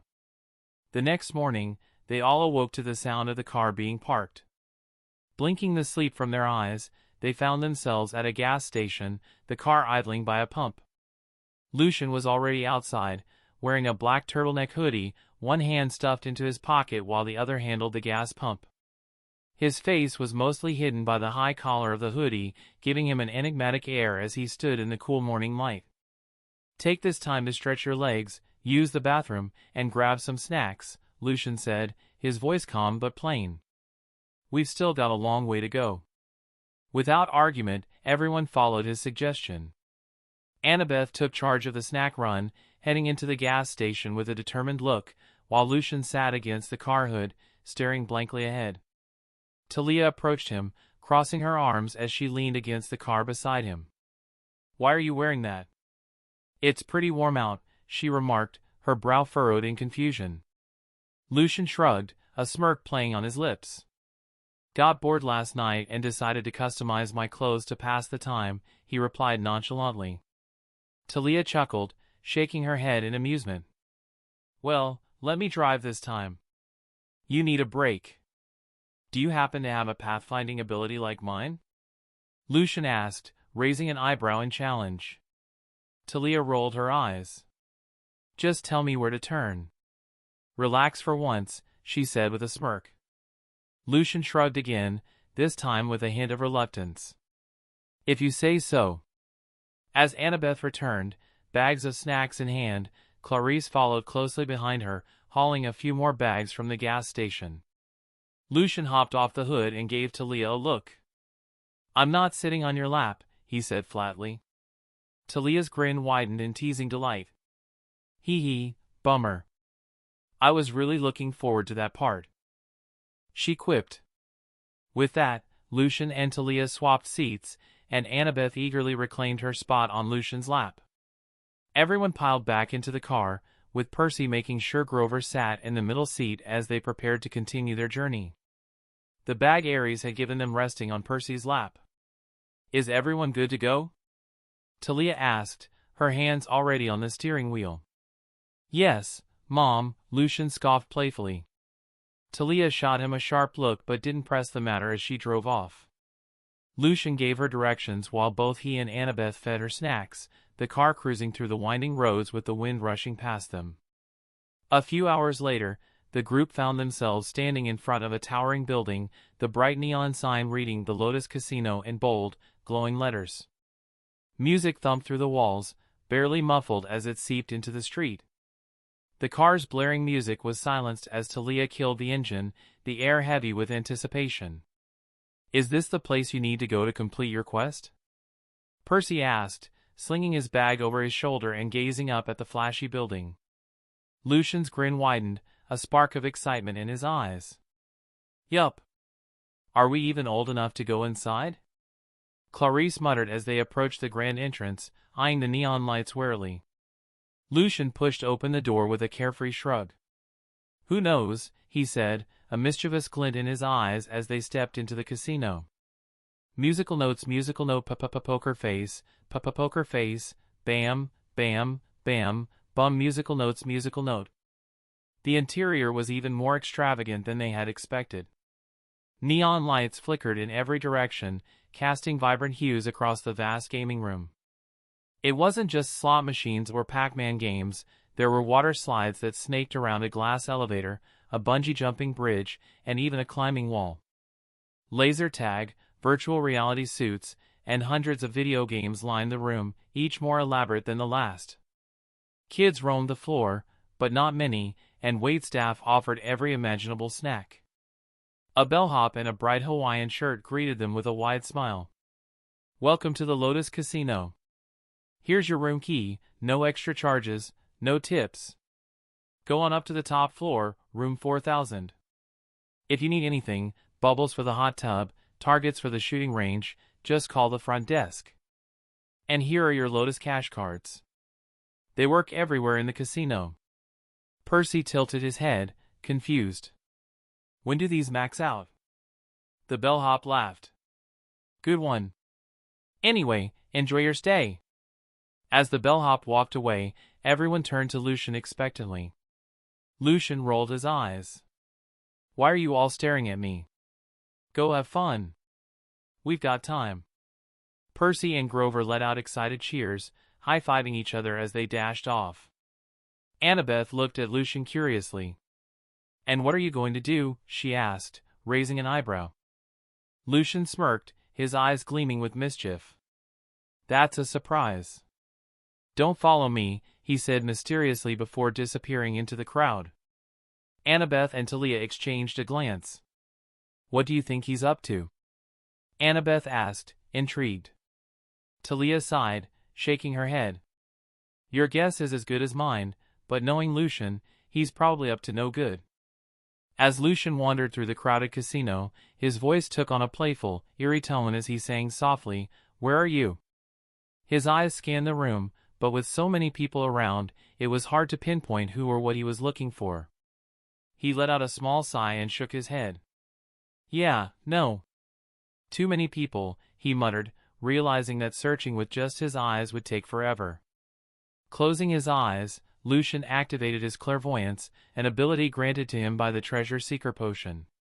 His vision expanded beyond his body, soaring through the casino like a phantom, darting between the patrons with ease.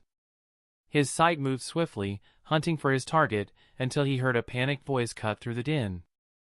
"Bianca! Where are you?" Lucian's eyes snapped open, a grin spreading across his face. Without a second thought, his body dissolved into a wisp of black smoke, gliding through the crowds like a shadowy specter. He reformed behind a boy in a brown flight jacket, quietly approaching with a mischievous smile. He tapped the boy lightly on the shoulder. Startled, the boy turned around, revealing his obsidian hair and eyes, his bangs half concealing his gaze. He looked up at Lucian, confused. "You're not Bianca," the boy muttered, narrowing his eyes in suspicion. "Really? What gave it away?" Lucian replied with a playful scoff, his smirk widening. The boy frowned. "What do you want?" Lucian shrugged casually. "You looked lost, so I thought I'd help. I know where Bianca is. Follow me." His voice was smooth, almost too friendly, as if he had everything under control. The boy hesitated for a second but then nodded, desperation evident in his eyes. "My name's Nico." "Yours?" "Lucian," he answered, glancing down at the kid with a sly grin. "Cool name," Nico remarked, though his mind seemed preoccupied with other thoughts. Lucian chuckled and ruffled Nico's hair playfully. I like you already, Nico. Don't worry, we'll find Bianca. Nico's expression softened slightly as he nodded. Just, please help me find my sister. She's not far, Lucian assured him, his tone becoming more focused as they moved through the bustling crowd. Within moments, they heard a frantic voice. Nico! I told you to stop wandering off. Where did you go? Nico's face lit up as he shouted, Bianca! I'm over here. Bianca, a young girl with striking features, hurried toward them, her face a mixture of relief and irritation. She crouched down to Nico's level, scolding him gently, What did I say about running off on your own? Nico winced. I'm sorry, geez. But hey, I'm fine, right? I even met this cool guy. His name's Lucian. He gestured toward Lucian, who was now standing a few steps away, watching them with a pleasant smile. Bianca looked up at Lucian, her expression softening. Thank you for helping my brother, she said gratefully. Lucian waved it off with a casual gesture. Don't mention it. He crouched down beside them, meeting Bianca's eyes. His smile, however, held an edge of something darker. Without warning, Lucian grabbed both Nico and Bianca's hands, his grip firm yet deceptively gentle. He looked at them with an affectionate smile, but something sinister flickered beneath his gaze. Nico! Bianca! Lucian slowly said, his voice almost tender. The siblings exchanged uneasy glances, attempting to pull their hands free, but Lucian's grip tightened. I'm going to kidnap both of you now, Lucian said calmly, his smile widening as he closed his eyes. Both siblings stared at him, their confusion quickly turning to fear. What? Bianca stammered, trying to yank her hand away. Huh? Nico added, his voice trembling. Chapter 174 Lotus Casino, 2. A few moments later. As Percy and Grover walked toward one of the game booths at the Lotus Casino, Grover playfully nudged Percy in the side, his tone light and teasing. So, you and Clarice, huh? You two kissed, Grover sang, drawing out the last word in a mock swoon. Percy's face flushed crimson, practically glowing from embarrassment. He grumbled, not meeting Grover's eyes. She kissed me, he muttered, his voice filled with indignation. I didn't kiss her. And it was disgusting. I'd rather lick the bathroom floor than go through that again. He scoffed, wrinkling his nose in exaggerated revulsion. Grover gave him a sidelong glance, raising an eyebrow. Isn't that a little harsh? He asked, his usual cheer dimming slightly, concern creeping into his voice. Before Percy could respond, someone bumped into him, hard. He stumbled, catching himself just in time, and looked up to see none other than Clarice walking past, her expression neutral but her hand reaching up to wipe something from her cheek. Percy's blood ran cold. Smack! Ouch! Percy exclaimed, wincing as he was smacked on the back of the head. He spun around to see Tia standing behind him, arms crossed, glaring down at him with narrowed eyes. Annabeth stood next to her, clearly unimpressed, shaking her head in disappointment. Percy opened his mouth to protest but stopped himself, knowing exactly what this was about. He groaned internally. You guys heard that? Tia rolled her eyes, scoffing. Yeah, dipshit, we were right behind you. Maybe you should have done a quick check of your surroundings before you said something so stupid. Percy threw his hands up in exasperation. How was I supposed to know you guys were following us? I thought we split up to have fun. Fun? Annabeth echoed, her eyes narrowing in disapproval. So your idea of fun is talking behind someone's back? I seriously expected more from you, Percy. Of course not. Grover was just teasing me, and I had to say something so he wouldn't think I actually liked her. Percy protested, his voice rising defensively. I get that teasing wasn't the best move, Grover admitted, rubbing the back of his neck, but what you said was just mean, Percy. That wasn't cool. Percy's shoulders slumped, guilt settling heavily in his chest. I didn't mean to hurt her feelings, he muttered, the reality of what he'd said sinking in. Talia shot him a look, still unimpressed, her arms crossed tighter. Well, you did, genius. So, you'd better go fix it. I know, Percy said softly before turning and sprinting off in the direction Clarice had disappeared. As his footsteps faded, Annabeth ruffled her hair with a sigh. Talk about a mess, she muttered under her breath. Tell me about it, Talia grumbled, shaking her head in frustration. Hey, where's Lucian? Grover asked, suddenly realizing that Lucian has been gone for a while and hasn't seen him since they had entered. Who knows? Talia shrugged. But it makes me wonder how Lucian would have reacted to all this. Annabeth chuckled lightly. Lucian? He would have punched Percy in the face without a second thought. You know how his mother raised him. Before anyone could respond, a familiar voice chimed in from behind them. Why would I punch Percy? What did he do this time? They turned to see Lucian standing behind them, holding the reins of his shadowy horse, Sebastian. On top of the horse sat two wide-eyed kids, one of them grinning ear to ear. Please help us, Bianca, the girl, pleaded, her voice filled with terror. This maniac said he's kidnapping us. He forced us on this horse and said we don't have a choice. I don't know what you're crying about, Nico, the boy, piped up, clearly enjoying himself. This dude's got a freaking horse. He can kidnap me anytime he wants. This is awesome. Annabeth gave Lucian a disbelieving look, mouthing, Lucian, what the heck? Talia, hands on her hips, fixed him with a glare. Lucian, what the hell are you doing? Lucian smirked, his expression unbothered. Didn't you hear what she said?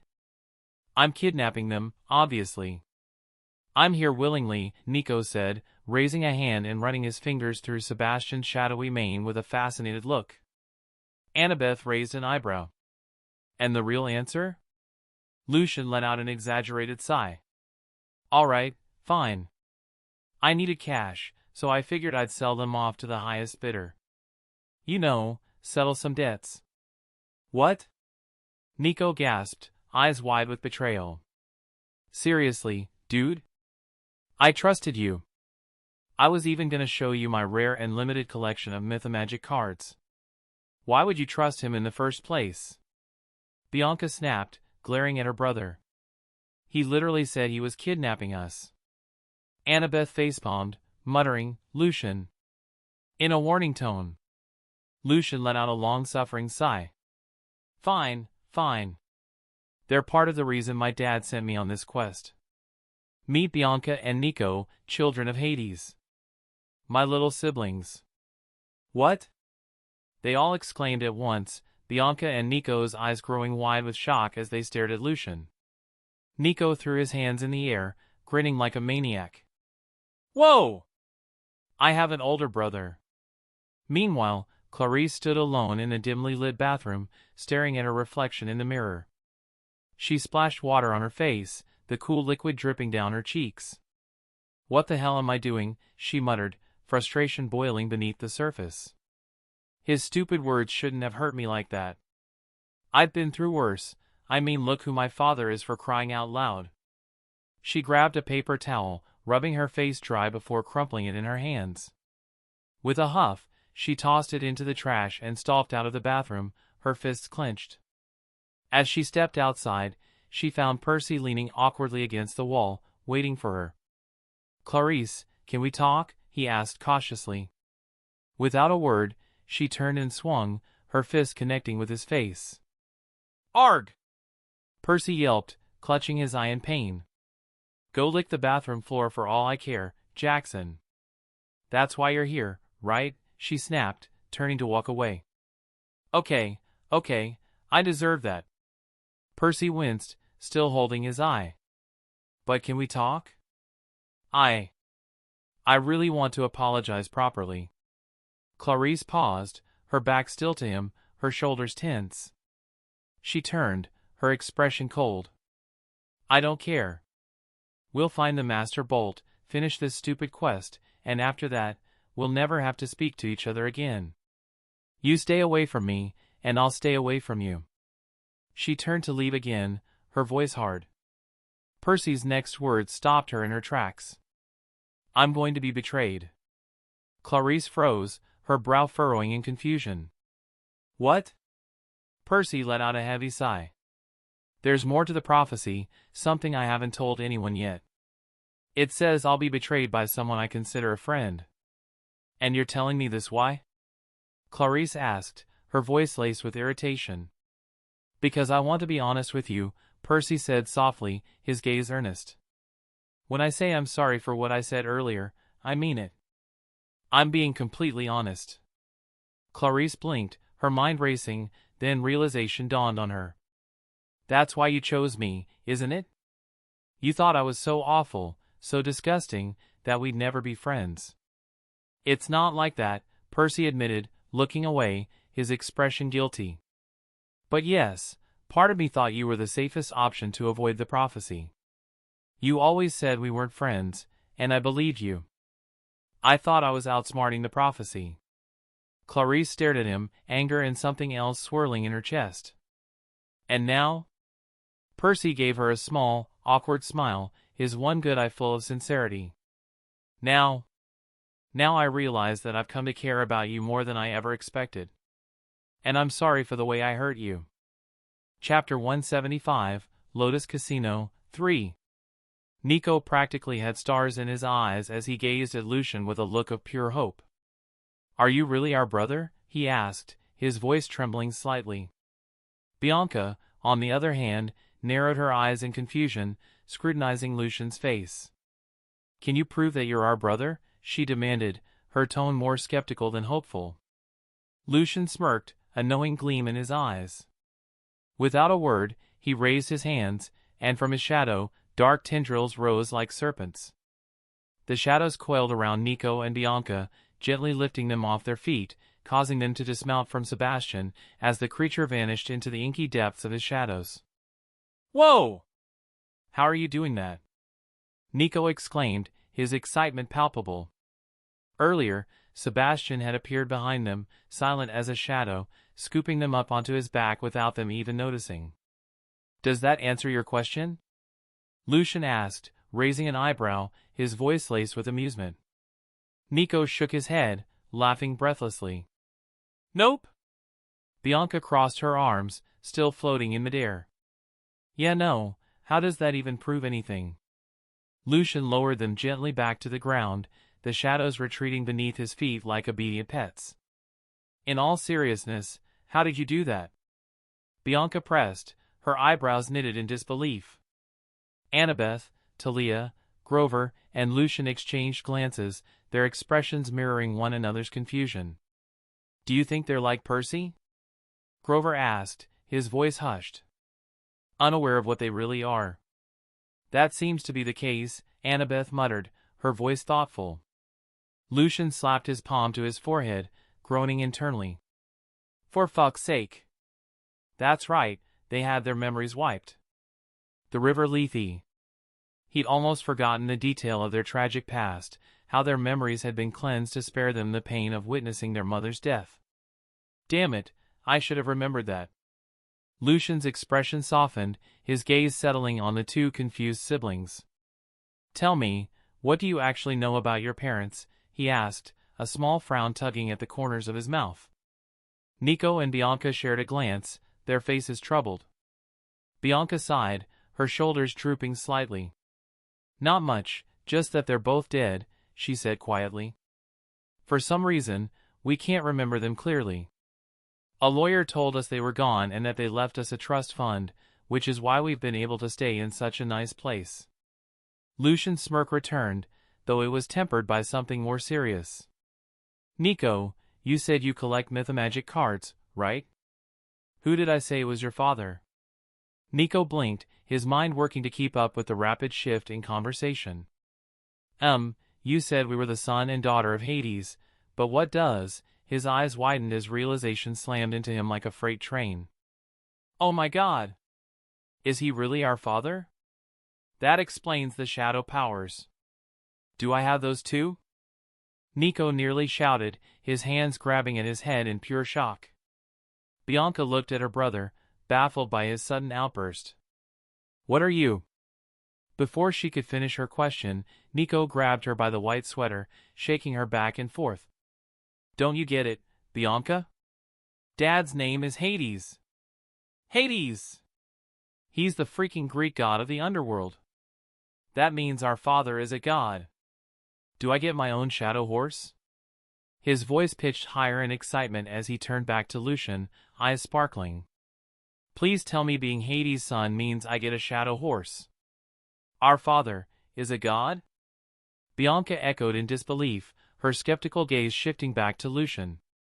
Lucian, still smirking, pointed downward. Bianca and Nico followed his finger to the ground. Lucian's shadow expanded, dark and ominous, before hundreds of glowing eyes began to appear within it, monstrous, predatory eyes from all the creatures he had hunted in his entire livelihood. Bianca shivered, a cold chill running down her spine. Meanwhile, Nico's eyes lit up with fascination. "So cool," he whispered, his voice awed. "But if our father is a god," Bianca said, her voice gaining strength as her confusion deepened, "why would he abandon us? It's been months since we've seen him. He sends this lawyer to check on us, but that's it. Why lie and say he's dead?" "To protect you," Annabeth interjected, her tone firm. She stepped forward, taking the lead. "That's probably also why you don't have your memories. He wanted to keep you safe, hidden from the dangers of the supernatural world. He likely had your memories wiped with the river Lethe because the less you know, the safer you are." Nico and Bianca's faces fell, shock washing over them as they processed the revelation that their father had taken their memories for their own protection. "But I don't understand," Talia said, her brow furrowing. "Why would Hades hide them away and not Lucian?" Lucian turned to Annabeth and answered her question with another question. "Where are we?" "The Lotus." Annabeth froze mid-sentence, her eyes widening in realization.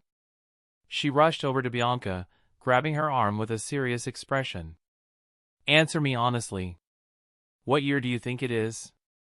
Bianca tilted her head, confused. 1942, why?" Annabeth's face paled. "Lucian, you idiot.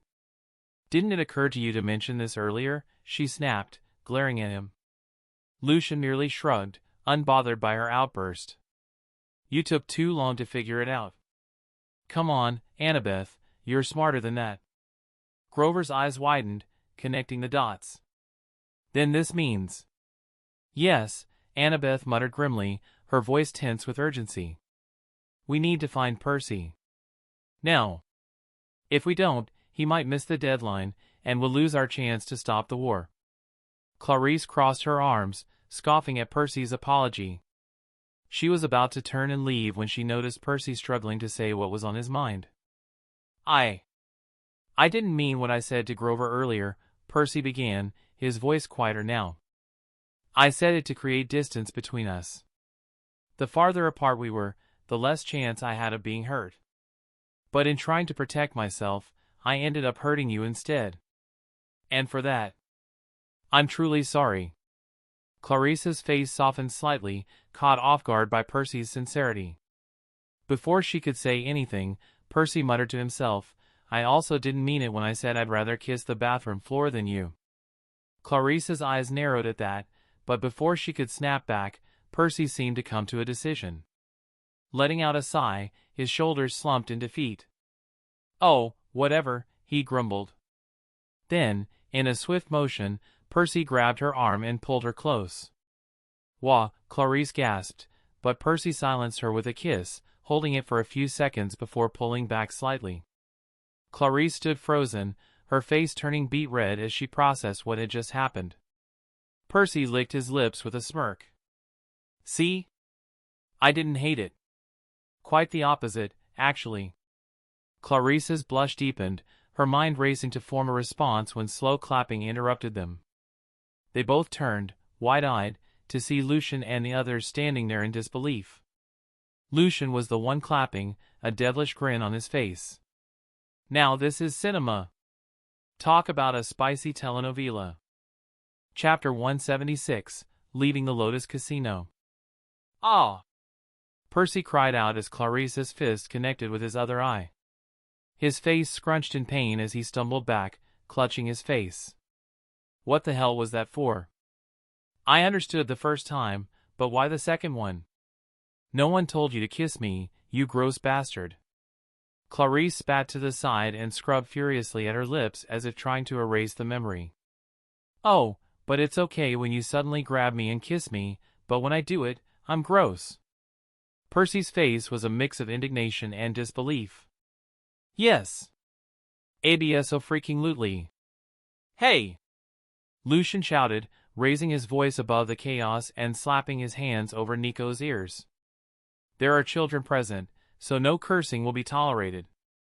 Everyone fell silent, their eyes wide as they turned toward Lucian in shock. They had never seen him lose his composure like this. Nico, looking lost, blinked around at everyone with Lucian's hands still clamped protectively over his ears. Tia scoffed, a smirk tugging at the corner of her lips. Lucian, you're the one who curses the most out of all of us. Lucian shot her a deadpan look. Fine. I'll tone it down. For now. Ignoring them, Nico pointed at Percy and snickered, you look like a panda. The group stifled their laughter, their eyes fixed on Percy's two blackened eyes. Percy sighed, his expression a mixture of irritation and acceptance, before he turned to Lucian. Who's he? Lucian straightened with a proud grin, gesturing to the two figures standing beside him. These two are the reasons for my quest. Meet my siblings. Percy and Clarice's expressions shifted to one of surprise, but before they could comment, Annabeth cleared her throat. All right, now that we're all introduced, we need to get moving, she said, her tone sharp and urgent. Introduced? Bianca raised an eyebrow, crossing her arms. I only know Lucian's name, and he's supposedly our brother. Not supposedly. I am your brother, Lucian replied, his gaze steady. Bianca raised an eyebrow, unimpressed. Saying Hades is our father and showing off your shadow powers doesn't exactly prove anything. Without a word, Lucian pulled out his phone, scrolling until he found a photo he'd secretly taken of Hades. He held it up to her. Bianca leaned in, scrutinizing the image. She looked at Lucian as if he were an overenthusiastic child. Have you forgotten? We don't have memories of our parents. Lucian clenched his fist and let out a frustrated grunt, then held his phone next to Nico's face. See? Nico is practically an exact replica of our father. Bianca sighed, giving a small nod. Yeah, I see it. And even though I don't remember him, there's this strange sadness when I look at that picture. Annabeth, eager to keep them on track, interrupted, like I said, we're out of time. Bianca, Nico, this is Tia, Grover, Percy, Clarice, and me, Annabeth. Now that introductions are done, let's move. What's the rush? Percy asked, his brow furrowed as he glanced at Annabeth. She turned to him, her face tense. Time passes differently here. While it feels like we've only been here a short while, days have already passed. If we don't get back soon, we risk missing our chance to complete the quest, which could trigger a war among the three gods. What? Clarice, Percy, and Bianca shouted simultaneously. What do you mean time passes differently here? Bianca's voice was tinged with shock. Annabeth looked from Bianca to Nico, her expression softening. You might think it's still 1942, but it's actually 2006. Both Bianca and Nico paled, Bianca instinctively pulling her brother close. Come on, Nico, she said hurriedly. We need to leave right now. Huh? What? Nico asked, bewildered. We need to pack. Immediately. I'll help them. Meet us outside, Lucian said as he quickly followed Bianca and Nico back inside. Outside, Percy looked over his shoulder, feeling an odd sense of confusion. He noticed that Aries' blue backpack, which he was sure he discarded earlier, was once again strapped securely on his shoulder. Before he could question it, the door opened, and Lucian appeared with Bianca and Nico in tow. The two siblings gazed around as if seeing the world anew. Lucian tapped his phone, and the date on the screen changed to read June 19th. We have 2 days until the summer solstice. 2 days? We've wasted so much time. Percy's voice was panicked, and he ran a hand through his hair. Annabeth, make a card to suppress our scent. With 5 kids from the big 3, we'll be a magnet for every monster out there, Lucian ordered, striding over to their car. On it. Annabeth reached into her pouch, pulling out a phoenix feather and a small card. With quick, graceful strokes, she wrote, Field of Suppressing Scent. The card glowed briefly before she tucked it into her pocket. Lucian climbed into the car, and with a wave of his hand, the car's shape morphed into a large SUV. Did no one else just see him change the car? Nico asked, looking around in confusion. Monsters? Bianca repeated, her voice barely above a whisper, eyes wide. Lucian rolled down the window. Everyone, get in. Annabeth ushered them forward. We'll explain everything on the way. Just follow us. They all piled into the SUV, buckling up as Annabeth took a head count. Is everyone ready? WOHOO. Let's go fight some monsters. Nico shouted, his excitement bubbling over. Everyone slowly turned, their expressions a mix of amusement and disbelief, causing Nico to shrink in his seat, his cheeks flushing. What? Bianca sighed, shaking her head. So, where exactly are we going? Santa Monica Beach, Lucian answered, starting the engine. Percy's father wants him to go there. His father? Nico's eyes sparkled with fascination as he glanced around at everyone. Wait, does that mean everyone here is a child of one of the 12 Olympian gods? Tia, deciding to play the role of teacher, leaned forward. Yep, but just a heads up, be careful about mentioning the gods by name. Names have power, and angering a god can backfire. She went on, introducing each of them as she was his daughter. She was the one with the least likely to anger a god. I'm the daughter of Zeus. Percy here is the son of Poseidon. Lucian is the son of Hades. Annabeth is Athena's daughter. Clarice is the daughter of Aries. And Grover here is a satyr. This is the greatest day of my life. Nico murmured, a look of pure joy on his face.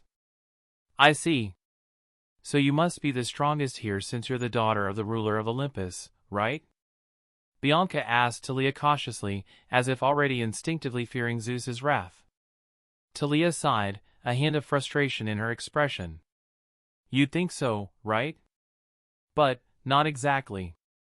Seriously? Nico's eyes widened in surprise. Then who's the strongest? Annabeth's gaze shifted to Lucian, her voice carrying a mix of admiration and respect. You two are lucky. In this generation, there's no demigod stronger than Lucian. He's practically our generation's Hercules. Chapter 177, Sharon the Ferryman. The car ride towards Santa Monica stretched until sunset, bathing the sky in a gradient of deepening oranges and purples.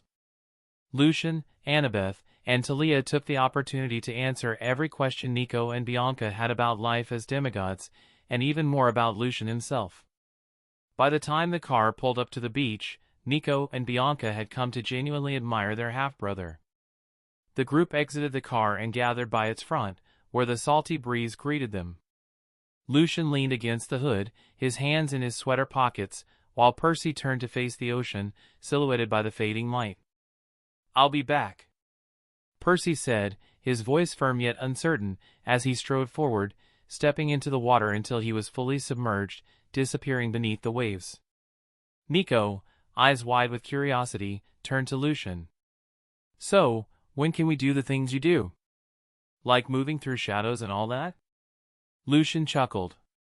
You already can, in a way. But if you want, I can help you find where your ability's power is centered. It'll make it easier for you to tap into it. Yes, please! Nico and Bianca chorused, excitement flickering in their eyes. Stepping closer, Lucian placed a hand on each of their midsections, his touch gentle yet firm. This might feel weird, and, fair warning, it's going to hurt. Before they could respond, a pulling, twisting sensation shot through Nico and Bianca's stomachs. They doubled over, clutching their torsos as if a knot were tightening within, drawing something unseen from deep inside them. They gritted their teeth, the discomfort slowly fading. That feeling, Lucian explained, his voice steady, is what it's like to access your abilities. Normally, it's less painful and more, well, unnatural. He stopped abruptly, a chill running down his spine, as if an icy hand had brushed the back of his neck. He shivered involuntarily and glanced around, seeing the others react in the same way, holding their arms against the sudden cold. Lucian's gaze landed on Bianca, eyes wide with a mix of disbelief. "What?" Bianca asked, looking around at the others, who were giving her similar looks of astonishment. "There's no F," Lucian caught himself, glancing at Nico and muttering, flipping way. "You actually have that ability. I call, bull. BS. Annabeth smirked at his struggle. "Having a hard time, Lucian?"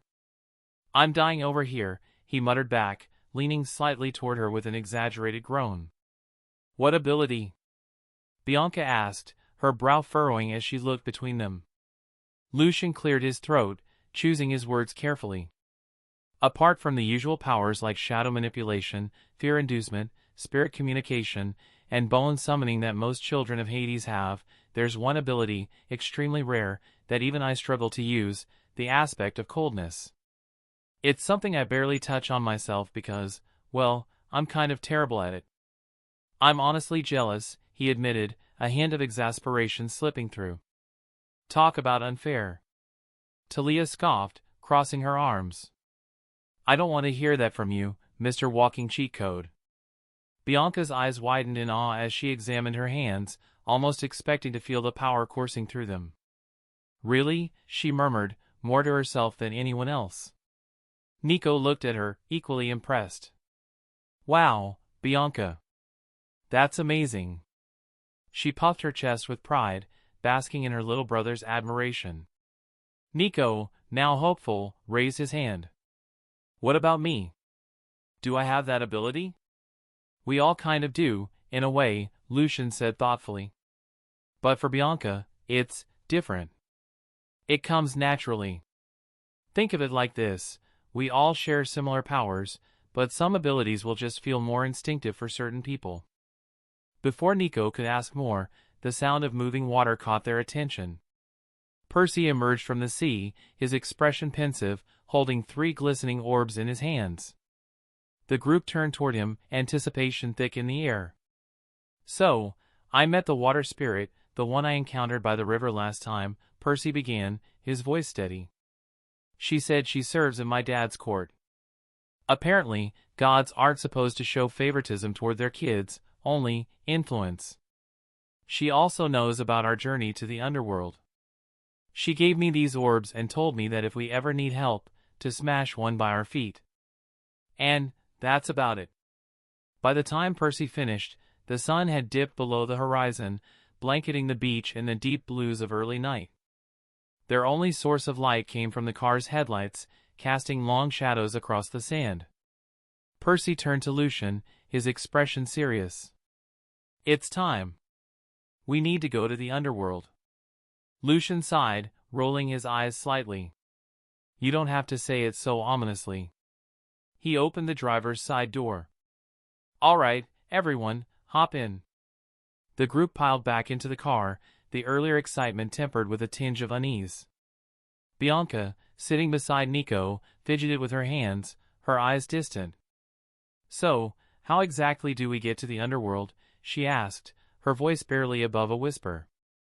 Though eager to meet her father, a hint of anxiety colored her tone. "Since I'm technically bringing uninvited, living guests, we'll have to go through the main entrance," Lucian explained, his gaze fixed on the road ahead. He offered them a reassuring smile in the rearview mirror. "Don't worry. You'll see when we get there."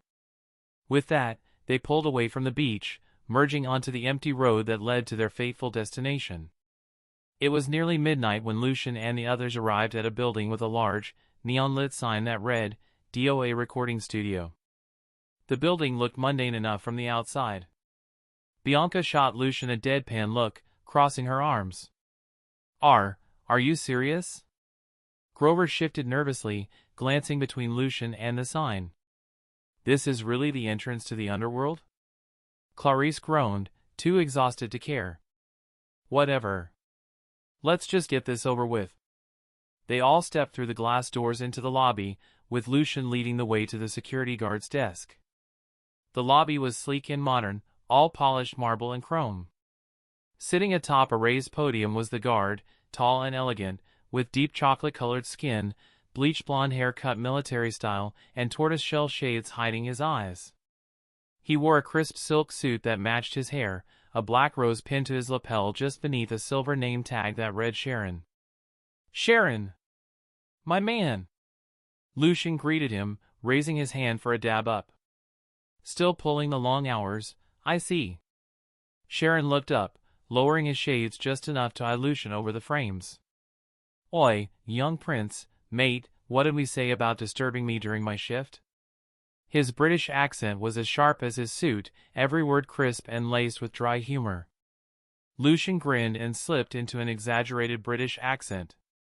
"Ah, but surely I'm not interrupting your late-night biscuits and crumpets break, am I?" Sharon huffed, but there was a glint of amusement in his eyes. "Nice to see you're still a cheeky prick. And it's nice to see you still have no respect for your superiors," Lucian teased back, barely hiding his smirk. The others exchanged glances, bewildered by the oddly friendly banter. Annabeth and Talia, however, seemed entertained, small smiles tugging at their lips. Sharon finally straightened, resting his hands on the desk. "So, what can I do for you, young prince?" "Let me guess, this'll cost me a nice stack of drachmas, eh?" Lucian raised an eyebrow, feigning insult. "Come on, I got you that raise. That should set me up for life. Can't you help a guy out?" "Not that it isn't appreciated, mate, but that's old news," Sharon shot back, rubbing his fingers together in the universal symbol for cash. "We live in the present, and I have taxes to think about. Besides, they're alive as the Queen of England. Taking the living across costs a bit extra, I'm afraid." Lucian chuckled and leaned in, a mischievous glint in his eyes. "Or, I could just tell my dad that you're keeping him from meeting his other kids. You know he's been anxiously waiting. Who knows? Might even consider firing you for your greed." Sharon paused, blinking as he finally took a closer look at Nico and Bianca. His eyes widened in recognition. "Bloody hell, mate! Led with that next time, would you? Are you trying to get me killed?" Lucian leaned back, arms crossed smugly. "So, do we still have to pay?" Sharon sighed in exasperation but waved a hand dismissively. "It's on the house, you bloody extortionist. But you owe me a good word with Lord Hades. No one says no to a second raise, yeah? Now, come along, little godlings." He slid off his desk and began leading them down a hallway, the polished floors beneath their feet giving way to an ominous, shadow-filled passageway. As they followed Sharon, the atmosphere changed, growing colder and heavier with each step. The sounds of the lobby faded, replaced by the distant echoes of whispers and soft wails that seemed to come from nowhere and everywhere at once. They reached a door marked "Employees Only," and Sharon unlocked it with a dramatic flair. Beyond it was a narrow passage that led down to the murky banks of the river Styx. An ancient ferry waited in the gloom. Sharon gestured them toward the ferry. "All aboard, little godlings," he said, sounding half resigned, half amused. "Mind your step, and watch out for the occasional soul or two floating by, big grabby, those ones." He gave Lucian a knowing look. "And remember, young prince, you owe me." Lucian smirked but gave a nod of gratitude. Wouldn't have it any other way. Chapter 178, Papa's Home. As they descended into the underworld, a strange transformation overtook Sharon. His form began to shift, his tailored suit melting away, replaced by a dark, tattered robe that draped over him like shadows spilling into the air. His face grew translucent, revealing the ghostly hollows beneath, and his wire-rimmed glasses dissolved, leaving behind two empty orbs, deep and dark as the abyss. As Lucian, Annabeth, and Tia settled into the boat, an eerie chill settled over them, the stillness pressing in like the heavy presence of death itself, making them almost forget they were still among the living. Nico stumbled into the boat, instinctively clutching Lucian's sleeve as his body shook with a sense of dread, and surprisingly, Bianca gravitated toward Lucian, clinging to him for reassurance as if it were second nature. It's so polluted," Percy muttered, eyes fixed on the murky, oily waters. The river Styx sloshed thickly beneath them, filled with bones, dead fish, cracked plastic dolls, and torn scraps of paper that floated on its black surface, remnants of forgotten dreams and discarded wishes. Percy noticed Clarice standing stiffly near the edge, hands gripping the boat's side with white-knuckled intensity as though she feared tumbling into the river. Without thinking, Percy reached over, covering her hand with his own. Clarice flinched, her eyes flashing with irritation, but when she met Percy's gaze, her expression softened. She turned her hand, pressing her palm against his, leaning closer to him as if he were an anchor grounding her to life. Sharon let out a low, scornful laugh. "Of course, the river Styx is polluted. For centuries, humans have tossed in everything they wish to forget, hopes, dreams, promises never kept. It's a dumping ground of mortal carelessness," he said, rowing with a quiet strength that disturbed only the top layer of the Styx's dark surface. Finally, the shadowed shoreline of the underworld emerged from the mist. Jagged rocks and black volcanic sand stretched out from the water's edge, leading up to a high stone wall that loomed in both directions, vanishing into the dim horizon. As they disembarked, a distant howl echoed through the dense fog, chilling them to the bone. Sharon chuckled ominously, his voice gravelly. "Someone's hungry. Good luck, little godlings. And remember, little prince," he added, nodding to Lucian, "put in a good word for me." With that, Sharon began to row backward into the fog, his eerie laughter lingering in the air long after he disappeared. As they made their way past the shore, they came upon a fork in the path leading in 3 different directions. Lucian, walking ahead, turned to the group, his expression serious. "Cover your ears." Annabeth and Tia obeyed instantly, but Nico and the others hesitated, casting him puzzled looks. "Huh? Why should we?" Nico asked, eyebrows raised. Lucian sighed, rolling his eyes. "Just trust me. Cover your ears unless you want them ringing for days." With a shrug, Nico and the rest followed suit, hands pressed over their ears. Lucian took a deep breath, filling his lungs, and brought his fingers to his mouth. He blew an ear-piercing whistle that echoed across the barren landscape, so loud that even with their ears covered, the group winced at the sharpness of the sound. Birds and other unseen creatures scattered in the distance, frightened off by the sheer force of the call. As the last echoes faded, Bianca eyed Lucian curiously. "What was that about?" Lucian smirked, crossing his arms and looking ahead. "You'll see soon enough." Tia took a step back, glancing at the others. "I wouldn't stand too close to him if I were you." Just then, the ground began to shake, sending tremors through their legs.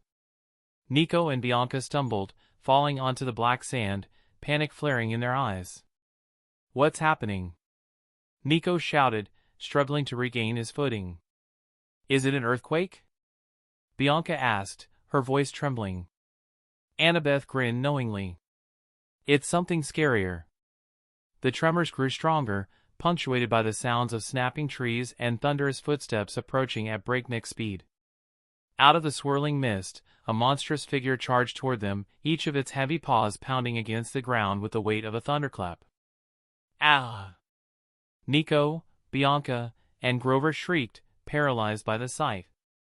A gigantic, 3-headed hound bounded into view, each head bearing a long, slobbering tongue that flapped in the rush of wind. Lucian held out a steady hand, commanding the beast's attention. Cerberus skidded to a halt just before him, sending a wave of sand cascading over the group in a choking cloud. They coughed, brushing the sand from their faces, and when the dust cleared, they saw Cerberus sitting obediently, its 3 heads panting with unrestrained excitement. Its tail wagged so fast it sent small bursts of sand flying behind it. Lucian spread his arms, grinning widely. "Papa's home!" Without warning, Cerberus lunged forward, licking Lucian with all three of its enormous tongues, covering him in a thick layer of slobber. Lucian laughed, wiping his face in mock disgust. Ugh! I appreciate the love, big guy, but that's a bit much. The three heads whimpered, their ears drooping in disappointment, which only made Lucian sigh fondly. Ah, I can't stay mad at you, you big softies. Come here. He wrapped his arms around each head in turn, petting and cooing. Who's a good boy? Is it you? Maybe it's you? Or you? Yes, you're all such good boys. He punctuated his words with kisses on each snout, baby-talking the enormous hound without a hint of fear. Percy and the others exchanged horrified glances, unsure which was more unsettling, the monstrous three-headed hound or Lucian's doting, affectionate behavior. Bianca raised an eyebrow, muttering under her breath, "This is supposed to be the strongest demigod of our generation?" "Roo-row, Raggy," Lucian said, his voice dropping into a perfect Scooby-Doo impression, a mischievous grin spreading across his face as he scratched behind the ears of the massive, three-headed dog. "Looks like all three of you have been good boys." "Lucian," Tia called out, a touch of exasperation in her voice. Lucian looked over, still enthusiastically petting each of Cerberus' heads, but he caught her unimpressed expression. Her raised eyebrows clearly said, "Can we get this over with?" "Oh, right. Sorry, I got a little carried away." Clearing his throat, Lucian gestured grandly at the towering, hulking guardian beside him. "Everyone, meet Spots, the most formidable guard dog of the Underworld." He turned to Cerberus, patting the middle head with affection. "Spots, meet some new friends I picked up along the way." Nico's eyes sparkled with excitement as he took in the enormous hound. Can I pet him?" Lucian smirked and nodded. "Go ahead, he doesn't bite." Nico stepped forward cautiously, extending his small hand toward the middle head, gaze fixed upward with awe. As he reached out, Bianca hesitated, her brow furrowed with worry, but Lucian gave her a reassuring look, and she held back. Cerberus leaned down, his middle snout sniffing Nico's outstretched palm. Slowly, Cerberus pressed his nose into Nico's hand, allowing him to stroke the wet snout that was letting out steam of air. This is the best day of my life," Nico murmured, his face lighting up as he carefully petted Cerberus, who rumbled contentedly. Lucian chuckled, looking back at the group. "Everyone, buckle up, because this bad boy is going to be our ride to the Underworld." Cerberus let out a soft whimper, his ears flattening. One of his heads nudged Lucian gently, while the other two lowered in a sad display. "Oh no, no, no, I didn't mean bad boy like that," Lucian protested, realizing his choice of words had hurt the enormous creature's feelings. But it was too late. Cerberus was on the ground, covering one head with a massive paw and letting out small, pitiful whines. "You're a good boy. The best boy," Lucian said emphatically, scratching each head affectionately to reassure his statement. "No, the greatest boy in all the realms." Cerberus's mood brightened immediately. He leapt back up, tail wagging so hard it could have knocked down some of the signs, each head bearing a wide, toothy grin. As Lucian grinned, amused by the giant dog's joy, Annabeth pulled out her phone and turned to Tia, showing her the screen with a mischievous smile. Talia's eyes widened in realization, and she nodded, sharing the grin as they approached Lucian from behind. Each tapped him on the shoulder. He turned around, confused. "What's up, you two?" Without a word, Annabeth and Talia moved to either side of him, both leaning in and planting a big old kiss on his cheeks. "Happy birthday, Lucian!" they chimed together. "Eh?" Lucian froze, his face blank with surprise. "Wait, is today really my birthday?" Annabeth held up her phone, showing him the time, 12 a.m., June 20th. The moment the clock struck midnight, 13 years ago Lucian was born. Chapter 179, Revelations. "Wait, is it really your birthday?" Bianca asked, her eyes narrowing slightly. "How old are you turning?" "Not turning.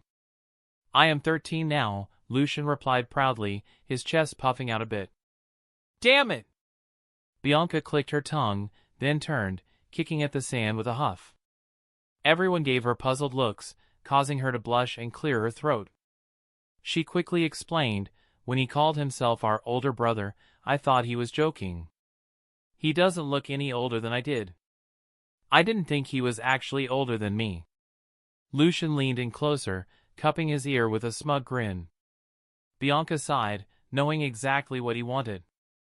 Her shoulders slumped, but a tiny smile crept onto her face as she shook her head in resignation.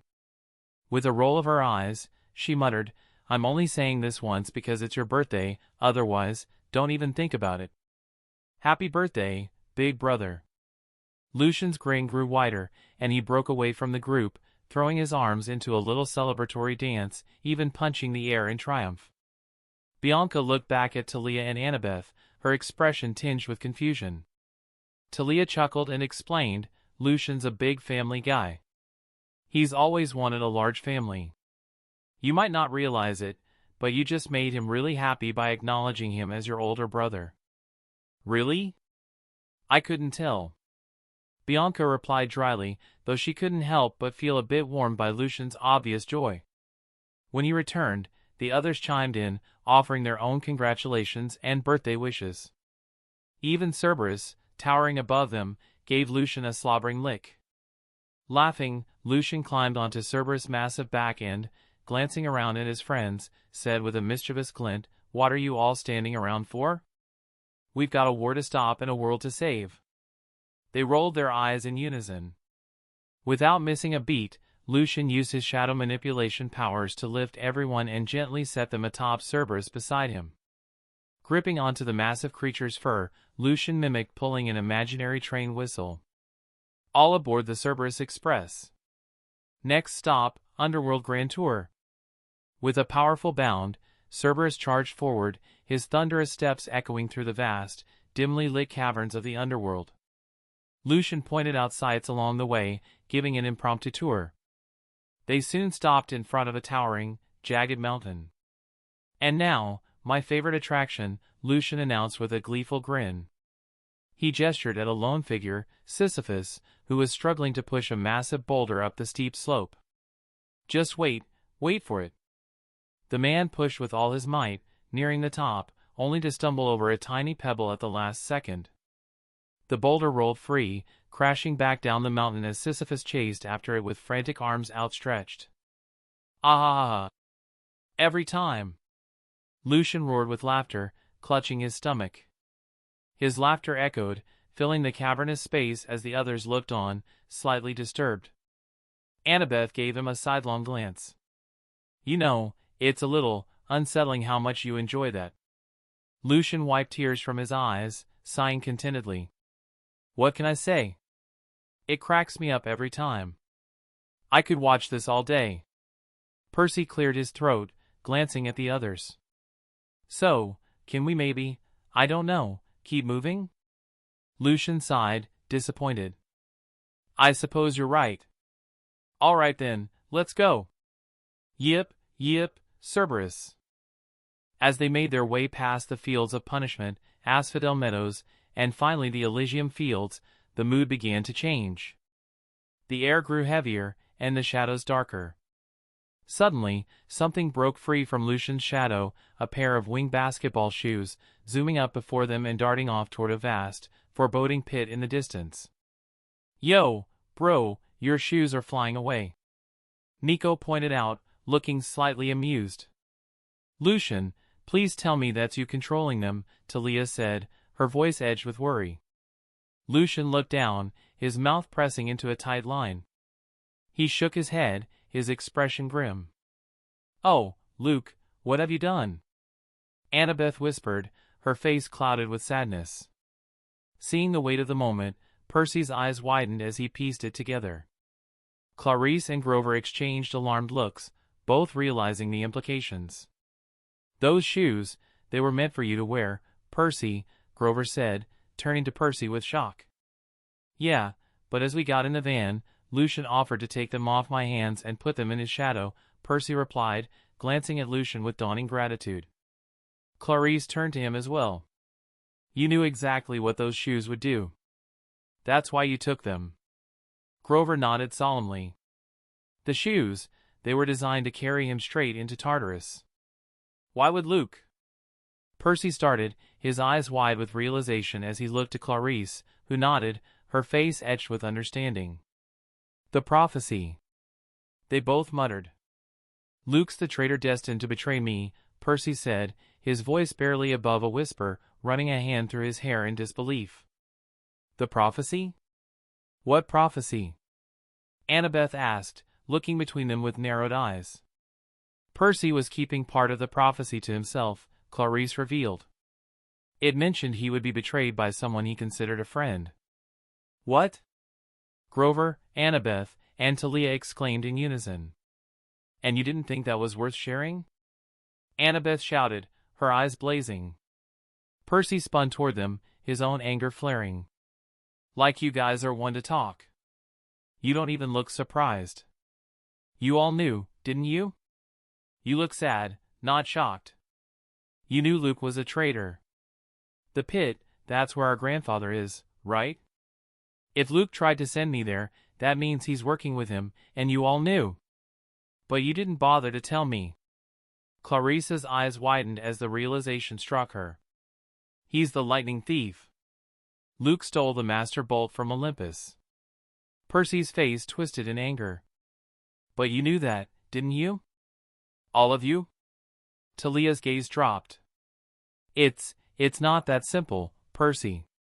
Not that simple? Percy's voice shook with fury. You knew who the real traitor was. Because of that, I had to pay the price. You know my mom is being held prisoner, right? They took her because you didn't turn him in. Talia's voice was thick with emotion as she replied, they would have killed him, Percy. Do you understand? If we'd told the gods about Luke, my father wouldn't have hesitated. They'd have executed him on the spot. After everything we've been through with Luke. We had no choice. Annabeth nodded, gripping the fur of Cerberus tightly, her voice breaking slightly. We're sorry, Percy. We had no idea this would affect you so deeply. But Talia's right. He's like family. We'd do anything to protect him. Percy bit his lip in frustration, the anger giving way to bitter understanding. His fatal flaw was his loyalty, his willingness to sacrifice for his friends. Deep down, he understood their reasons, but it didn't make it hurt any less. He sighed heavily, crossing his legs as he sat back down on Cerberus. Fine. Let's just finish this. We'll drop Bianca and Nico off, rescue my mom, retrieve the bolt from Luke, and I'll be done with this stupid quest. Lucian, who had been silent until now, scratched the back of his neck, looking sheepish. About that. Percy's eyes snapped open, irritation flaring again. What else are you hiding, Lucian? We, already have the master bolt. What? They all shouted, whipping around to stare at Lucian in shock. Percy fixed Lucian with a murderous glare. Where is it? Lucian pointed at the bag slung across Percy's shoulders, trying to look as nonchalant as possible. It's in there, gifted to you by Clarice's father. Eyes wide, Percy quickly swung the bag around, unzipping it. A radiant golden glow flooded out, illuminating their faces as they stared, stunned, at the master bolt nestled inside. Percy slowly zipped the bag shut, closed his eyes, and took a deep, steadying breath. Lucian. Yeah? Percy's eyes snapped open, blazing with irritation. I am literally going to kill you. Chapter 180, Your son has returned. Anything else you'd like to share with the class, Lucian? Percy's brow arched as he eyed Lucian, his tone a mixture of sarcasm and curiosity, almost goading him to reveal any more secrets he might have kept hidden. Lucian's lips curled slightly, his eyes narrowing in thought before he shook his head with a half-smile. No, that's about it. I think? You think? Percy repeated, squinting with suspicion. He sighed, giving up, and waved a hand dismissively. Forget it. Let's just get this over with. Lucian nodded, reaching down to pat Cerberus, who immediately took off with a deep, thunderous growl, bounding forward toward a looming, dark castle in the distance. As they approached the massive iron gates, Cerberus skidded to a halt, kicking up a cloud of ash and dust. Lucian turned to the group. Everyone, grab on. One by one, they each placed a hand on Lucian. With a subtle nod, Lucian activated his power, pulling them all into his shadow and using Shadow Blink. In an instant, they reappeared beside Cerberus, black wisps of shadow curling off their bodies like smoke dissipating in the air. Bianca and Nico stumbled slightly, their faces distorted in disorientation. "Please, teach me how to do that," Nico asked, eyes wide with admiration. Lucian smiled, ruffling Nico's hair with a hand. "Don't worry, little bro. I'll teach both you and Bianca everything I know." "Awesome," Nico said, pumping a fist with excitement. They continued toward the towering gates, and Lucian pushed them open with ease. The iron creaked ominously, echoing through the entrance of the garden, which they needed to pass through to get towards the castle. "Come on. My father's waiting for us in the throne room." "How do you know?" Percy asked, eyebrows raised. Lucian glanced at him with a smirk. "Because he just told me to bring you all to the throne room. He's waiting." "Of course," Grover muttered with a slight chuckle. As they moved deeper inside, Grover looked around in awe at the surroundings, which included the lush greenery of Persephone's garden. "I thought everything was supposed to be dead in the underworld." Lucian, Annabeth simply answered as she didn't need to say any more, casting a knowing glance his way. "Ah," Grover nodded in understanding. "All right, I got it." Bianca, however, looked at the exchange in confusion. "What does that mean?" Lucian turned to her with a confident grin. "When you're as strong and skilled as me, my name alone is the answer to everything." Bianca rolled her eyes but paused as she noticed Nico wandering toward a nearby tree, his gaze fixated on the glossy, ripe pomegranates hanging from its branches. Lucian noticed just in time, swiftly reaching over and lifting Nico by the waist. Nico dangled helplessly in his grasp, his feet kicking in protest. "What are you doing?" Nico asked, looking up at Lucian in confusion. "You were about to eat a pomegranate," Lucian chided gently. "And that, my little brother, would be a big mistake. Eating anything here would mean you can't leave the underworld." Nico's face fell in disappointment. "Ah, what a bummer. What's the point of having tasty-looking fruit if you can't eat it?" Lucian just chuckled, setting Nico back down as they pressed forward through the rest of the garden and into the castle. Shadows slithered along the walls as they walked, and the air grew colder. Finally, they arrived before a pair of massive black doors. Nico glanced at Bianca nervously, and she offered him a shaky, reassuring smile, reaching out to hold his hand.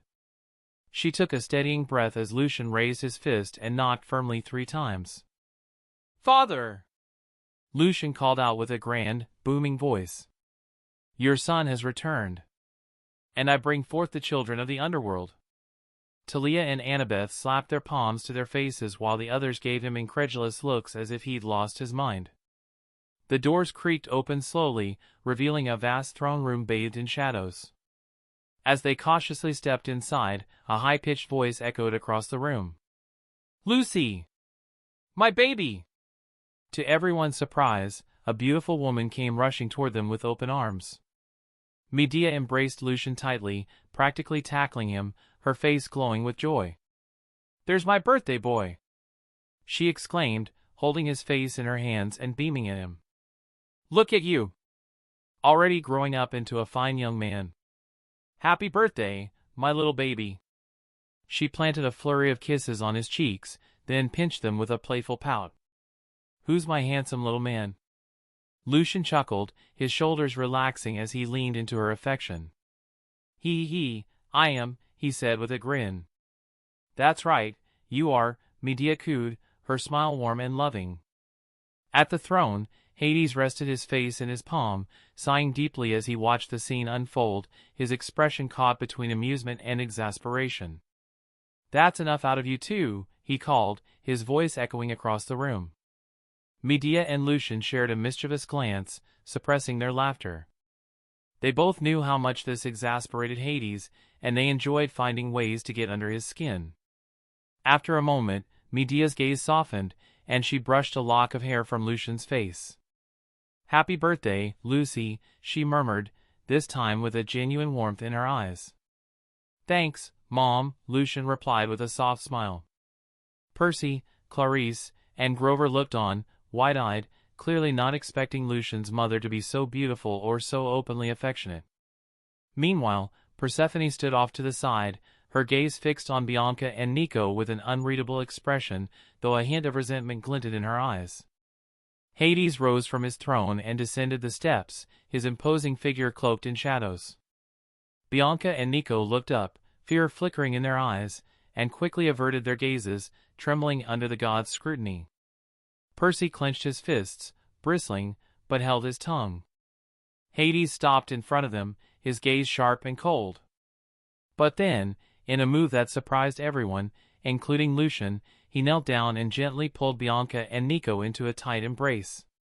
His hands rested on the backs of their heads, offering a rare, silent comfort. "Forgive me," he murmured, his voice a deep, quiet rumble, "for leading you two all alone. But I did what I had to keep you safe." Bianca and Nico's eyes widened in surprise, their lips trembling as they slowly returned the embrace, resting their heads on his shoulders. Hades held them close, the weight of his words lingering in the silent throne room. Persephone watched the scene with a conflicted expression. Though she resented the existence of Hades' children, seeing his compassion, even as the Lord of the Dead, reminded her of one of the many reasons as to why she had fallen in love with him. As Hades withdrew from his embrace with Nico and Bianca, he turned to the other demigods with a hardened expression.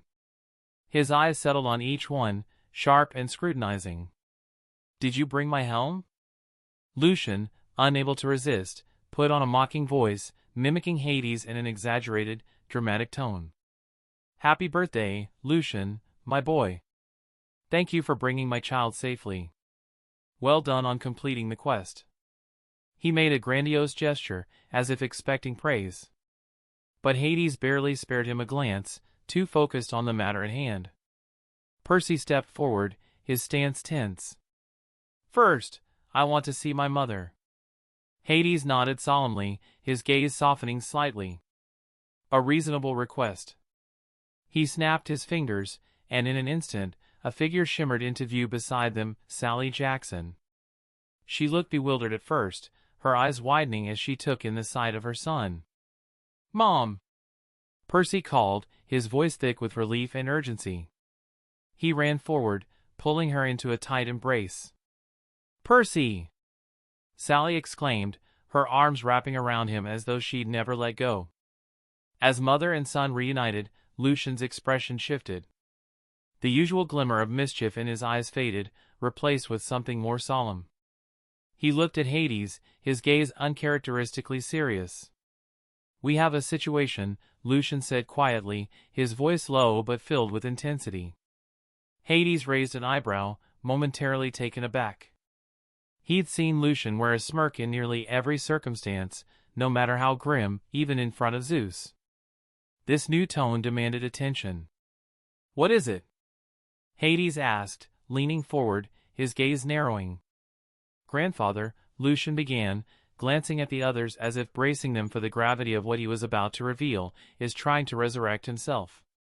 He's been manipulating everything from the shadows, getting others to steal the master bolt, your helm, anything to fuel discord between you gods and make you weaken each other. A shocked silence followed. Medea gasped, clutching her hands to her mouth as her eyes widened. "No, it can't be." Persephone's hand instinctively moved to her chest as if the news had physically struck her. "Of all beings, not him," she whispered, her face pale. Hades looked visibly shaken. The color drained from his already pale face, his jaw tightening as he struggled to process this news. His horror was unmistakable, a rare chink in the armor of the Lord of the Dead. He muttered, almost to himself, "No, anyone but him."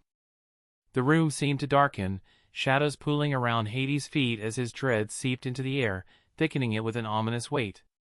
The flickering torches cast eerie shapes on the stone walls, their flames seeming to dim under the gravity of the revelation. That's the end of this tale for now. Thank you for watching, and I'll see you in part 7. Peace.